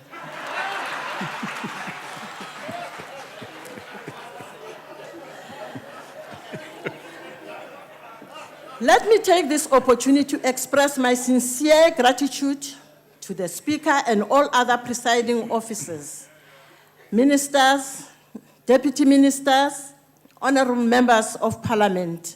It has been a pleasure working with you. There just doesn't seem to be an easy way for me to say goodbye to you. Goodbyes are not forever, not the end. I'll miss you until we meet again. To those who are coming back, continue representing our people because they do have confidence in us. It is extremely joyous and easy to meet, but hard to say goodbye. Allow me, Honourable Speaker, to quote William Shakespeare when he said, "Farewell, thou art too dear for my possessing. Close quote. Let me end by saying, follow your dreams, work hard, practice and persevere. Make sure you eat variety of food. Get plenty of exercises and maintain a healthy style. Honorable Speaker, I want to say that whilst I'm retiring from Parliament, be rest assured that I'm not retiring from ANC politics. I thank you. I thank the honourable member. I now invite Honourable K.J. Dugobo to the podium. Thank you, Honourable Speaker. Honourable members, guests in the gallery. I came to Parliament in the middle of 2010, following the retirement of the Honourable Dr. Msibudi Mangena. By the time I arrived, other members had been here for more than a year. Comrade Mangena did his best to show me around and orientate me. He spent the whole week with me, making sure that I had settled in. My first struggle was locating venues of meetings. I had difficulties knowing which letter before the room number meant, NCOP, Old Assembly, or New Wing. On more than one occasion, I had to abandon the search and go back to the office.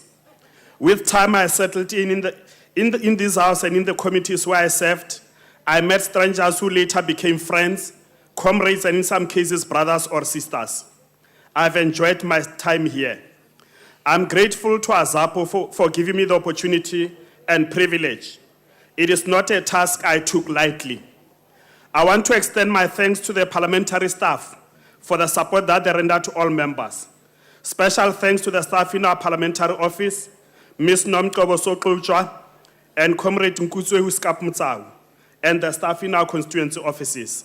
Some of you may not know, Skap Mutsau was involved in an accident that rendered him being quadriplegic, but he continued to serve the party with distinction.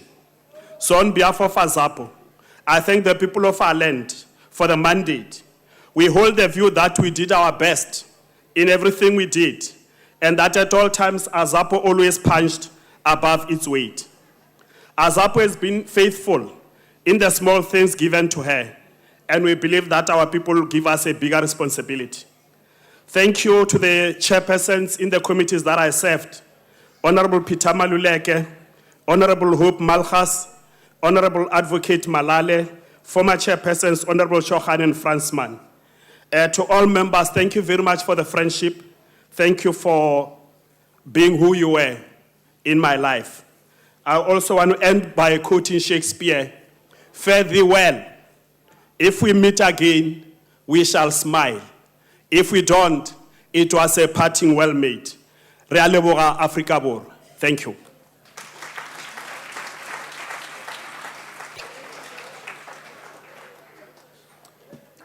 Honourable members, this last fourth parliament and the farewell speeches we give today calls for us to be gracious and bidding farewell to all members, yet also expects of us to be circumspect when looking back on the past 5 years.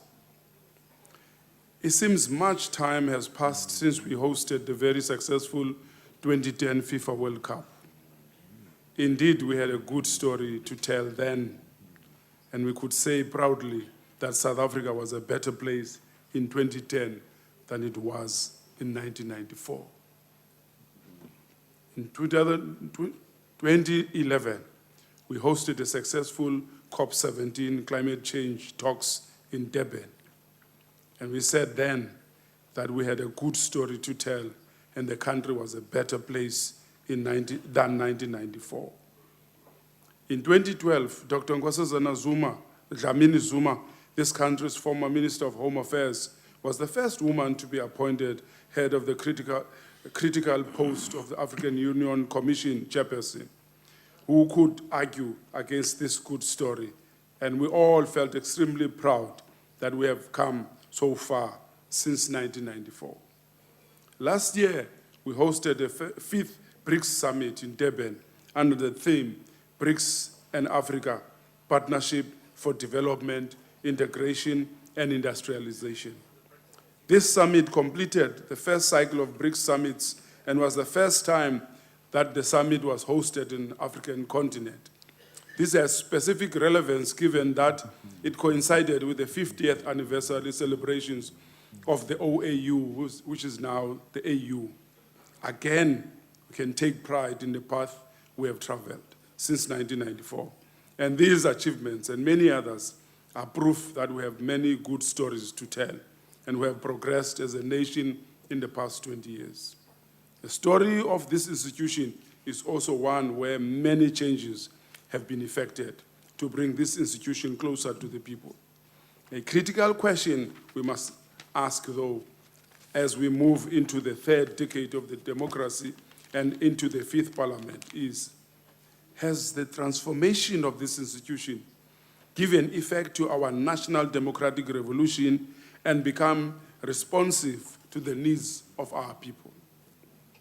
ANC-led government has always been guided by the need to transform parliament by developing more efficient political structures and by ensuring that all members of parliament are more actively involved in and empowered by the transformation process. The strategic goal of the building of an activist and people-centered parliament has been entrusted into the capable hands of all ANC employees in parliament who have been tasked with defining the national transformation agenda. These past 5 years have seen many key pieces of legislation being passed: monitoring and evaluation of implementation through oversight visits, constituency work and committee work, the able leadership of the Speaker and the Deputy Speaker of the National Assembly, the Chairperson and Deputy Chairperson of the NCOP, House Chairpersons of both houses, and the Secretary and Deputy Secretary of Parliament, has steered us through some very contentious waters, and would like to express our deep gratitude to them. We commend Parliament for the advances which were made during this term, and in taking forward the vision to build an effective People's Parliament that is driven by the ideal of realization of a better quality of life for all the people of South Africa. In particular, launching the campaign to get the public involvement in crafting the public participation framework to ensure that public participation is meaningful and not confined to providing the public only with the avenues of expressing their views on specific issues. The successful hosting of the International Legislators Forum on Climate Change in December 2011, which was held for the first time in South Africa, focused on climate change-related legislation in GLOBE's 17 partner countries. By all accounts, that forum concluded on a positive note. The sectoral parliaments which were hosted in this institution, especially the Women's Parliament, which in 2012 generated groundbreaking resolutions in favor of mainstreaming gender equality. Another groundbreaking act was the establishment of the Budget Office in February last year, which will help to build the capacity of members to engage on economic and budget issues through regular training and workshops, and to ensure that their work in overseeing the budget is much more effective. The latter part of this term saw us embark upon a review of the rules of Parliament. This has been long overdue, given the fact that over the 20 years of democracy, Parliament's rules and lessons learned along the way necessitated a review. More recently, we have adopted Parliament's leave and attendance policy. Here again, the issues of discipline, particularly in the term of Parliament, rose to the fore because of the lack of discipline of members from all parties. We hope that the fifth Parliament, the issue of attendance does not rear its head. The same can be said of the Code of Ethics, which required the urgent attention of all political parties during this term. The Ethics Committee tabled the revised Code of Ethics document for discussion. This revised version has been given to all political parties. Inasmuch as these and many other developments speak to the strengthening of this institution, We should be frank in where it has not. In bidding goodbye to this term, we are aware that it would be amiss of us not to assist in constructively calling for improvement. Issue around the quality of legislation and lawmaking gained prominence during this term, particularly when the weaknesses in many pieces of legislation was pointed out. We implore the next parliament to improve more, to invest more resources into developing law-making processes. In addition, the quality of committee reports must also be reviewed. The standard of drafting and recording of all committee reports and minutes should be elevated, as a poor quality of these reports give rise to many inaccuracies. I cannot finish my speech within the given time. Thank you very much to you, the DA. It doesn't matter how hard you fought, it was a good fight, in your own opinion.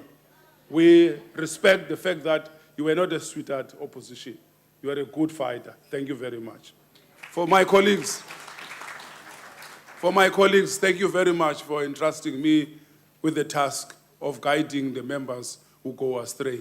Thank you very much. To the African National Congress, thank you, my organization, for making me what I am. Thank you very much.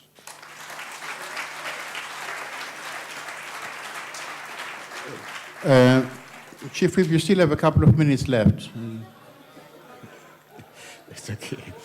I'd like to thank on your behalf and my behalf the Chief Whip of the Majority Party, and also to announce, honorable members, that while we are saying goodbye to each other, I wish to remind members that in terms of Section 49 of the Constitution, the National Assembly remains competent to function until the day before polling day. This effectively means this might not be the last sitting of the term. If necessary, we might have to sit to consider matters that are returned to us by the NCOP. Technically, it's the last day, but in reality, it's not going to be the last day. Which also means that I will reserve my farewell speech for that occasion, because I'll be the only speaker, and I'll be the last speaker on that occasion. And thank you for your understanding. On a good note, members are reminded of the cocktail function. Is the Minister of Finance here? No. Right. Members are reminded of a cocktail function which the chairperson of the NCOP and myself are hosting immediately after the sitting. You are all invited to please proceed to the Old Assembly Dining Hall for the function. A very good evening to you all. The House is adjourned.